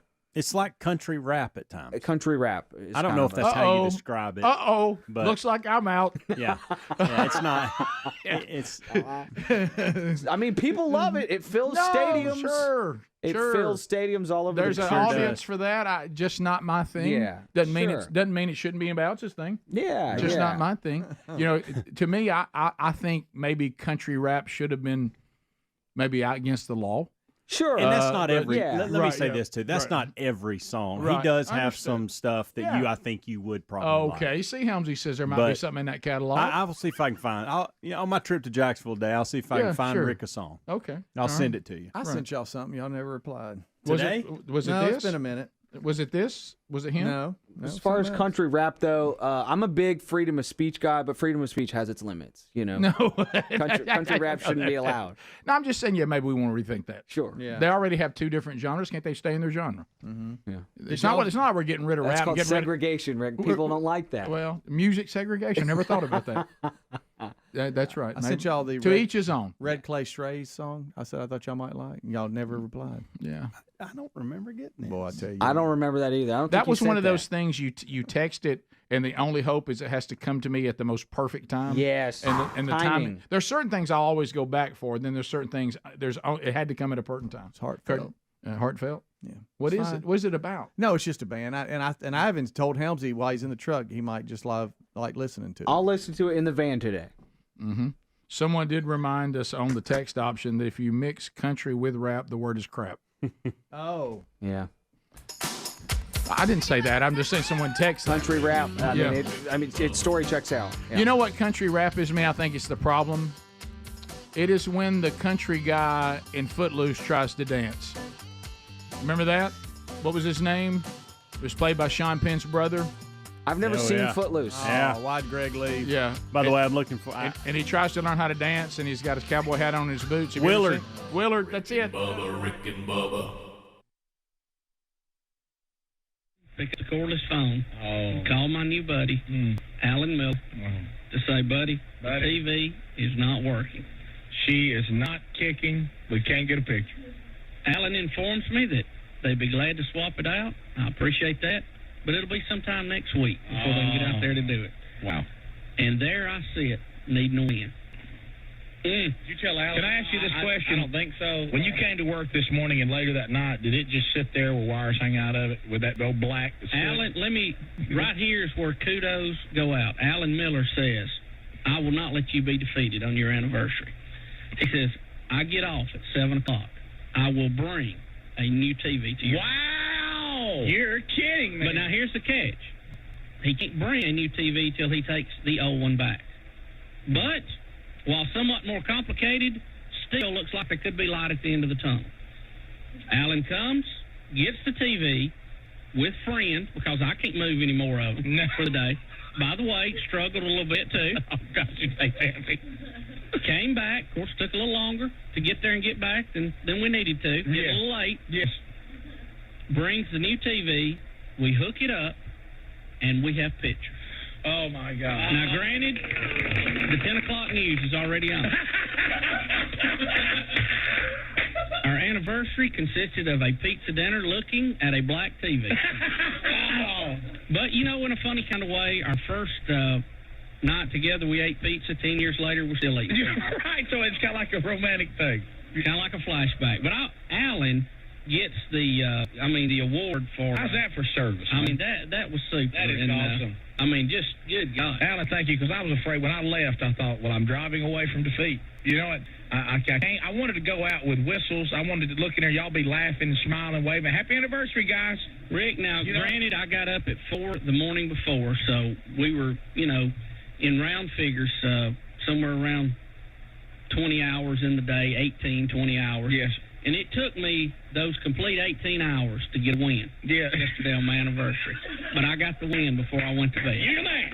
That's right. That's all that counts. The game ain't over till you're in bed. Now, if you go to sleep with a loss, it's a loss. And for the first time ever, I got to watch 2 newscasts at one time with picture in a picture. And I was a little heavy on the swap button. But he had...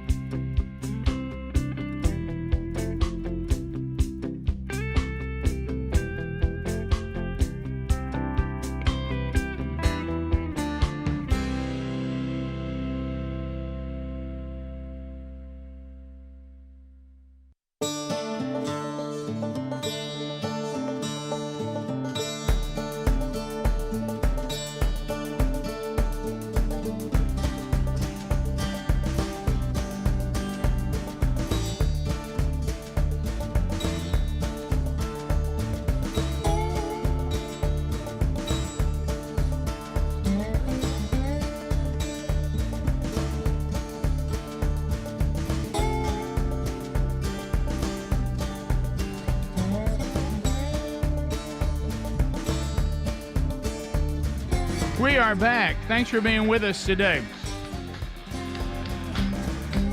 Bubba out. He'll be back tomorrow. Greg will be in here for most of the day, but now has left to take our mom to another appointment today. But got to take care of Mama, and Bubba's got to get everything finished on that house. Supposedly closing today. They moved it up on him, and we all said, look, you got to get that fish in the boat. Go get it done. No problem at all. We've had fun with you today, and we got a little more time left on the live show. Catch any of the archive parts you may have missed. HelixSleep.com/BigVox. Right now, we are going to save you on a customized mattress that will be sent right to your door. We're going to save you 20% off. Okay, and they're going to ship it to you. The shipping never costs you. 100 nights to sleep on it. They'll customize it to you. Can you say that last night you slept on a customized mattress? Likely not, unless you already have made the Helix move. Speaking of Greg, like he and his wife did, and they still love theirs. And if you're in need of a mattress, they'll ask you a few things on the little sleep quiz. Doesn't take long. Sleep on your back, your stomach, your side. What's a combination? You like a firm mattress? You like a soft mattress? You like something in between? Is this for a child? Parents Magazine said their mattress for children, #1, best one for kids. Big and tall. Hey, if you're large, they got some for you. So go right now to helixsleep.com/bigbox. They'll ship it to you, customized for you, 100 nights for you to sleep on it. If you don't love it, then full refund, but you are going to love it. You're going to thank us for this one. Let's get this done and get 20% off at helixsleep.com/bigvox, BIGV as in voice, OX. All right, so Helmsy has sent me how many Morgan Wallen songs? I sent you 5 songs, and I just want Okay. I don't really think there's a chance you might like one of them. All right. But I just want to see at some point today, listen to Okay. all 5. You don't have to listen to the whole thing. Just Okay. go through them. That was my next question. And see if I want you to come back and go, you know what? Didn't really like this, but if I had to choose one, this would be it. And there are 5 of his most popular. Now, I did not include what Adler just came in here because here's why, because I know he'll like that. Okay. Okay. That's why I did. I want to see where he's at with these others. Okay. All right. All right. So we will see. I'll come back and say, basically keep it or coaster. Yeah. On exactly. Morgan Wallen. Yeah. So Are we going to listen to Speedy's song, or should we just keep ignoring don't it? do that. Just All right. skip right I've to added Wallen. it. I've added it to my playlist. I got a long. You said it's a good chill song. Well, no, we know the So- whole album. I mean, it's just kind of just. All right. I just thought Did y'all you would didn't like. send it to me. You sent it to. You just sent it to if, Hams. if I could touch you, if I could Okay, reach right. you. You're right. right You're now. right. By the way, can Helmsy, send it to me. Yeah. Okay. I sent it to you. I sent it to you. Y'all act like you didn't see it. I don't want you to play. Delete it. Okay. I'm sorry. I Delete didn't the see it. song. By the way, can anybody document that I ate a protein bar? Yeah, there is a rapper in here, and I have not. Hold on. Things have become so robotic, and I do these All right. these routine things. I can't I see a remember eating rapper. my protein bar. Was Have I that eaten it? it? Was that your rapper, Rick? Yes. Okay. Good. Is this the same thing we're gonna have to start doing as we get older, where we have our pills in Yes. a case that says Monday through Sunday? Yes. And we Yeah. have to, make. That's how we know. No Yeah, question. Misplaced things. No Yeah. question. It's embarrassing. I looked again for my glasses and was wearing them the other day. Hey, did I tell That's y'all? awful. Did I tell you I'm writing a country song? No. Something for us to consider. It's about like there's a farmer, and like these real estate people come up to him and ask him if he wants to sell his farm, and then he tells him all the reasons why the farm's more valuable than any money they've had. Has anybody done that yet? Rick. Rick. Oh, I'm sorry. 2 people have done that. Yeah. And they're out there. Okay. It's the exact same song. I hate to bring that up again. It was what, Dirt Cheap, and then another one, something about this dirt. See, I love this dirt, or something like that. Right. People love the group that I sent y'all, but I That's don't want fine. y'all listening. No, it'd be great. And I don't know anything about the group. I haven't. I don't. I just heard it, and I thought, hey, you know what? These This is guys- my dirt. Okay. This is my dirt. No, it's the Red Clay Strays. No, he's talking about. Oh, you brought up Red Clay. Now we're talking about dirt. No, I may like that very much. Last month you could listen to when it. I'm I done, sent it to you. when I'm done with 4 Morgan Wallen songs that Helmsy sent me, I'm at 5. I included Silverado for sale as well. All right, so I love the fact you've never heard those songs. no, I've never heard those songs, and I've never heard of the Red Clay Strays. But you know what? That's all going to change. Well, that's fine. That's all going to change. Again, I don't. Well, No, I'm going to do it, sweetie. I will not. All right, so But Trump, send it to me, Speedy. Trump update today. not gothic metal, so I know you're not in. Okay. Trump, Okay, yes, friend. you're right. Yeah, may not be enough language in their songs for you guys. All right, so here we go. We've got this was this past weekend. You know, we saw that this narrative on Trump that somehow he's a white supremacist and the Aryan nation supports him and he's out to get all black people. I don't think it's sitting well with a lot of black Americans who go, I know how much my groceries cost when this man was president. I know how much they cost now. Yeah. I see what's going on with the border. I see what's going on with the cities that have been run by Democrats for decades. We're kind of done with it. And how about maybe quit treating us as if, like Biden just said one time, you're not really black if you don't vote for the Democrats. Mm-hmm. I think that's starting to get old. This is Michaela, is that how you say her name? Montgomery. At a Trump rally, dropping truth bombs. Here is this one in Georgia. All right, here we go. They don't want to talk policy. They just want to use propaganda to steal your vote. The left is trying to tout this woman as a savior for the black community, but all she's done is hurt the black community since she came into the game.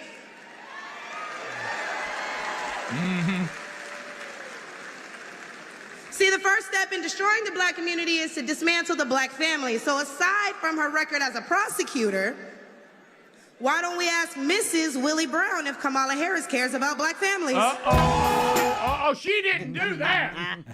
She didn't drop that. They added that. Oh. Y'all heard that song before? I didn't know she went there.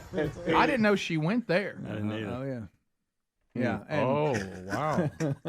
I thought you're not allowed to bring up the Willie Brown thing. I mean, in all fairness, that is in her past. Yes. All right. But she sure did, didn't she? Yes, she did. All right, so Trump's got not only a lot of black support from black men, but also women. You know who else is on board? The Asians. Here we go. This is also from the week. About your delivery on Okay. that. All right. Got me. All right.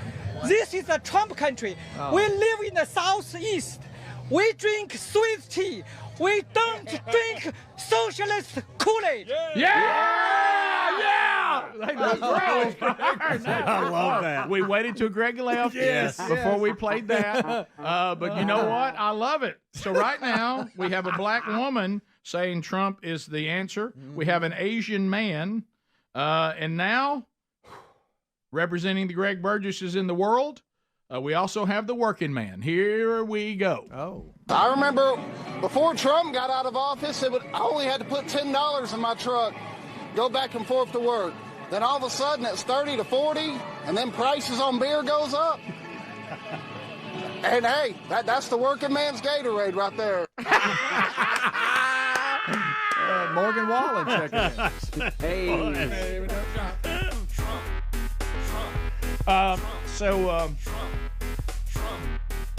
We keep saying it's an easy decision in November. It's one of the easiest ones we've ever had. I know. I mean, it's so easy. But Kamala's up in the polls, Rick. She actually. I know. No, she's not. I know. That's all. It's all fake. We have a comment from her. It's all fake. This is a Trump country. We live in the Southeast. We drink sweet tea. We don't drink socialist Kool-Aid. Yeah!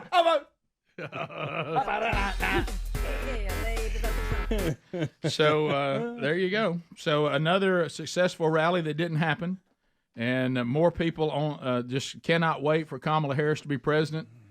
The propaganda people, they must be exhausted. You know how sometimes you're like, give me something, give me something, and then when you think you have it, Nancy Pelosi says that Biden should be on Mount Rushmore. Yeah. That hurts a little credibility. But Kamala's numbers are going to jump when you go from a dead person. Ladies and gentlemen, to Alt Adler. an All alive right, go ahead. person. Okay, True. That's so true. They had a almost borderline dead guy, and so they brought in someone who can speak at least a little bit. No, I have. As long as there's a teleprompter. Yeah. Well, when she gets off teleprompter, they need to just play the ads they have because they have some good quotes from her and just never let her speak. Yeah. One more time, the guy. Even with a lot of talent in singing, even with a lot of talent in whatever you choose to do, you still have to put in this hard work, and you need that determination and perseverance not to give up. That's right. You don't think he's voting for Trump? No. You better believe he is. He is. So we'll come back. We'll take your phone calls to wrap up the hour. 866-WE-BE-BIG. We'll look at anything we may have left on the table. Tomorrow, Bubba should return. But we got one more segment, Chatting with You, America. Don't forget the archives today if you missed anything. Don't forget the new Rick and Bubba University, the podcast. That's out from the weekend. Israel is the topic. Rick and Bubba, Rick and Bubba.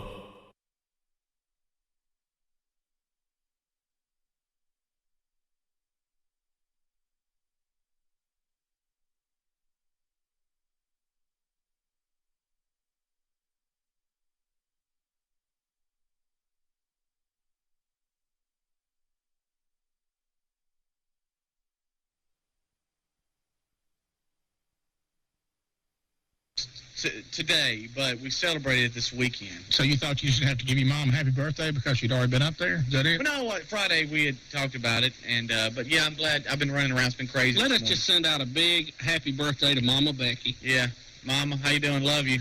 Had a great weekend. I always love going to see my folks in Huntsville, and don't get to do it enough, but was able to take Terry and Tyler, and we had a great time. It was a lot of fun. Yeah, a lot of times, because we do that too, we'll celebrate on the weekend day closest, and you'll forget to do the real day shout out.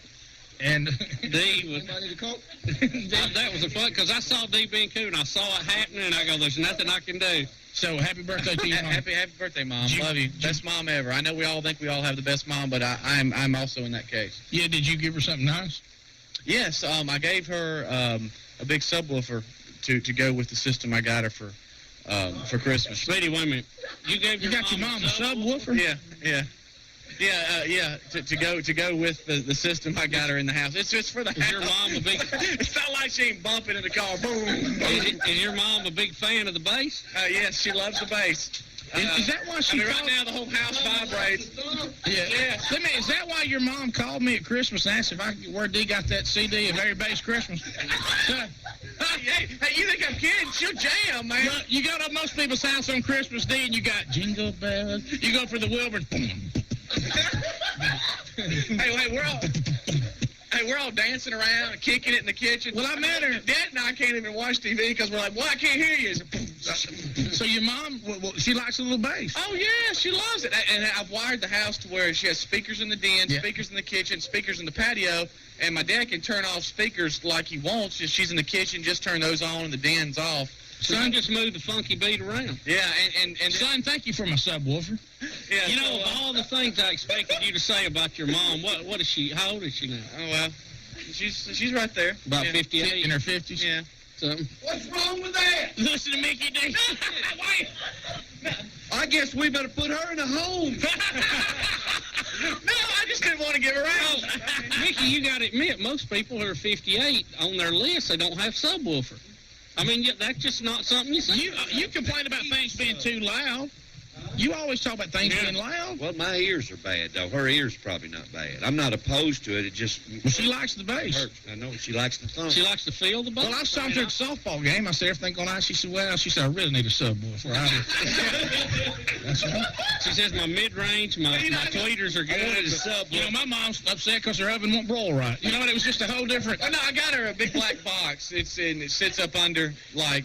You know, the couch, not the couch, but like the... My mom wanted a new piece of luggage, you know, like she could carry on an airplane, like a carry-on bag. I tell you what, our moms are going to be going, well, I heard Mrs. Wilburn got a subwoofer. Would y'all get me another picture of the grandkids? Hey, thanks. I only got 80. Well, she can turn it off and on. I mean, it'll rattle. Rattle the pictures. It's like... But you put the pressure on us now. Now our moms are going, what, no subwoofer? Well... It went with, it went with the little system we built in the house. Just she didn't feel the bass like she wanted. She likes to turn it on where those jelly glasses will fall off the shelf. You know, when I'm in there canning, I love to hear the funky thing. I was quilting the other day and missed a stitch. A quilt in time saves 9, right? You know what? I must put 20 figs in that jar. Matter of fact, I canned this one right here while listening to Give It To Me Baby by Rick James. Here you go, son. Isn't that fun? She loved the little CDs and shares new songs. Yeah. But Kevin Dareberry is her favorite. So, so here with the bass now. We got out of the car. We were trying to get Tyler out of the back seat, and from the road, Terry goes, well, your mom's got her music going. Your mom's got her music going. And when your mom looks at you and goes, should we turn it down because of the neighbors? I went, no, heck. They love it, Terry. So the subwoofer. We're out playing croquet in the backyard going, Have you noticed the Wilburns will croquet in a minute? Are y'all a big croquet fan?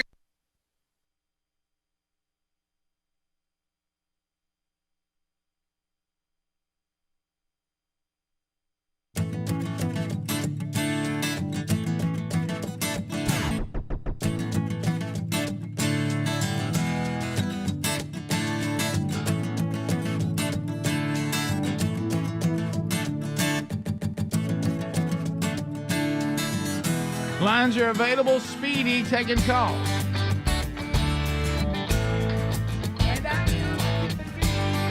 Somebody say, oh, yeah. We got lines available, and you can join us at 866 We Be Big. Active week lot going on. And if you're ever wanting to even consider plugging into a church that's doing the men's discipleship strategy from themanchurch.com, this is your month. Just this week alone, there is 1, 2, 3, 4, 5, 6, 7 different opportunities. So find all those at themanchurch.com. I'm part of a couple of things going on this week. One of them has nothing to do with themanchurch.com other than the fact that I'll be there. But it's Sportsman's Night Out this Thursday night down at the Bay Arena in Pensacola. I'll be with Hank Parker. This is for your entire family, men, women, children. Tickets are available through Ticketmaster. Find that link at rickandbubba.com or burgessministries.com for Thursday night. And then Defuniak Springs, First Baptist Church this weekend. Rich Wingo and I speak Saturday night. I'll do the Sunday morning service. Also find that at themanchurch.com or rickandbubba.com. There's many other man churches this week all over, but you can find those by going to themanchurch.com and do plug in. And we're so excited about what we see God doing in the men's ministry and with men all over the country. All right, so people saying that the Asian man needs to be on Bank 9, so pass that along to Speedy. All right, let's start with Tim in Tennessee. Tim, go ahead. Welcome to Rick and Bubba. Hey, buddy. Hey, buddy. That song with John Rich, Revelation. He was on Tucker Carlson, did an interview explaining that song, and his dad was an evangelist. Okay. Down in New Orleans. Okay. I'll have to. People tell me I need to go back and watch that. They interviewed him for over an hour. I will try to do that. Speedy, thank you. 866 We Be Big. Let's go to Chris in Sweet Home, Alabama. Chris, go ahead. Morning, guys. Hey, buddy. This past Sunday at a local church, I was asked to fill in and preach for a friend of mine who was out of town, and I preached on Daniel chapter 3. And it never, when Shadrach, Meshach, Abednego were thrown into the furnace, it never really mentioned where Daniel was at. And I want to know what your thoughts are of where Daniel might have been at when all this was going on. And I'm going to hang up and listen. Okay, yeah, that's always a question. Where was Daniel? Well, we know that there's no way that he bowed to the image of Nebuchadnezzar either. But I don't know. There's been no one has ever really answered that question. God did not decide to let us know that. I don't think that was really the focus. I think what you may want to take away from that, and this is a nickel, and this will get you. Well, I won't even get you coffee now. But it appears to me that. We're focused on Daniel, and the thing we learn a lot from Daniel is that he'd already made his decision that he would not compromise God even before he was asked to, as opposed to, well, I'll see what happens when I get there. We also see with Shadrach, Meshach, and Abednego, probably in those days, and I think we've all fell victim to this, we talked about this a little bit in Hendersonville last Thursday, is sometimes we'll justify, well, surely Christ doesn't expect me to die and be tortured. He knows that if I claim that I'm, that to these people so they'll leave me alone, that I'm renouncing him, but inside I'm crossing my spirit fingers, and Jesus knows I still really love him. There were probably people that bowed thinking, well, God knows I don't mean that. But, the bigger message is, no, we don't denounce him or blaspheme him no matter what. And I love when Shadrach, Meshach, and Abednego say, God may let us be consumed by the fire, he may not, but here's what we know. We're not going to denounce God, and we're not going to worship your image.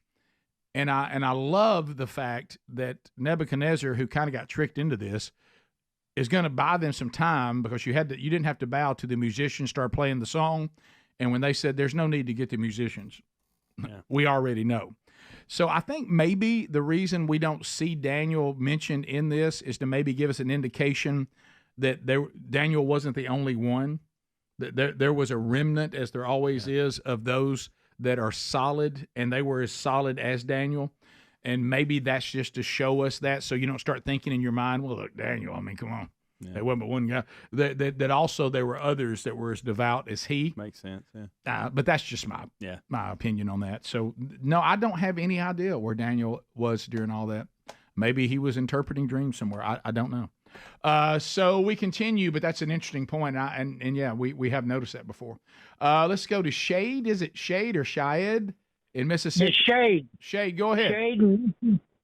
Well, I have it on good authority that Jill Biden asked Nancy to put Joe Biden up on the Mount Rushmore. You see, really, Jill wants her face up there. But she knows that if she put Joe up there, she's going to have to hold his hand, otherwise he's liable to wander off. Thank you, Shade. Get all that, Rick? Yeah. All right, then. Speedy, I know.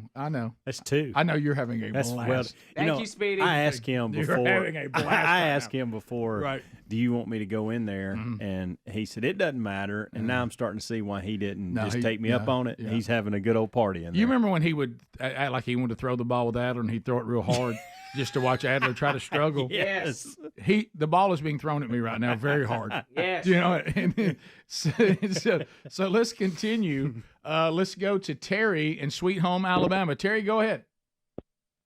Hey, I was just having a debate with a friend about whether rap was music, and my debate is it's not music. And to win the debate, I told him to hum it. Okay, so you want me to hum a Snoop Dogg song? Is that right? what you're trying to say? Yeah. Well, but music, is you're saying singing? Are you saying it's not singing? Or are you saying it's not music? It's not singing. It's not music. Okay. Rap is not. Rap is rap. It's not. Would you see it as poetry? Some of it. Yeah. Maybe not some good poetry, but yeah. Yeah. But it's to me, it's what it is. It requires some talent. Now, some rapping clearly better than others, but I got news for you. Some songwriters are better than others. Yeah, they are. Some of them write pretty stupid songs, and some write some really, really good ones. So, to me, it is. It's in the entertainment genre. We continue. Let's go to JR in Alabama. JR, go ahead. Morning, buddy. Hey, buddy. This morning you played Sherry by Frankie Valli. I thought that was pretty cool. Yep. I was kind of hoping in the morning we could bring Bill Bubba Bussy in with Betty Lou's Getting Out Tonight by Bob Seger. Yeah. We've played that one many times on Betty Lou Updates. Yeah, we'll do that tomorrow. Good idea. Craig in Gardendale. Craig, go ahead. Yeah, just quick question with all of Trump's rallies and all the people we're seeing showing up and everything. What are Americans going to do in November when they tell us Kamala's our president? I think that's going to be I wouldn't rule it out, unfortunately, but you're right. I think this looks so obvious. And this was one of the things that some of those that said that, of course, they've been proven wrong so far, that said that Kamala would never be the nominee for that very reason. If you tried to pull something and claim that she won, it would be hard for anyone to believe. But those people that said that wouldn't happen right now, they're just wrong. They seemed like they're going with her. Yeah. So, but you make a valid point. I think there will be a lot of questioning of that if that were to happen. Top of the hour. Thanks for being with us. Rick and Bubba, Rick and Bubba.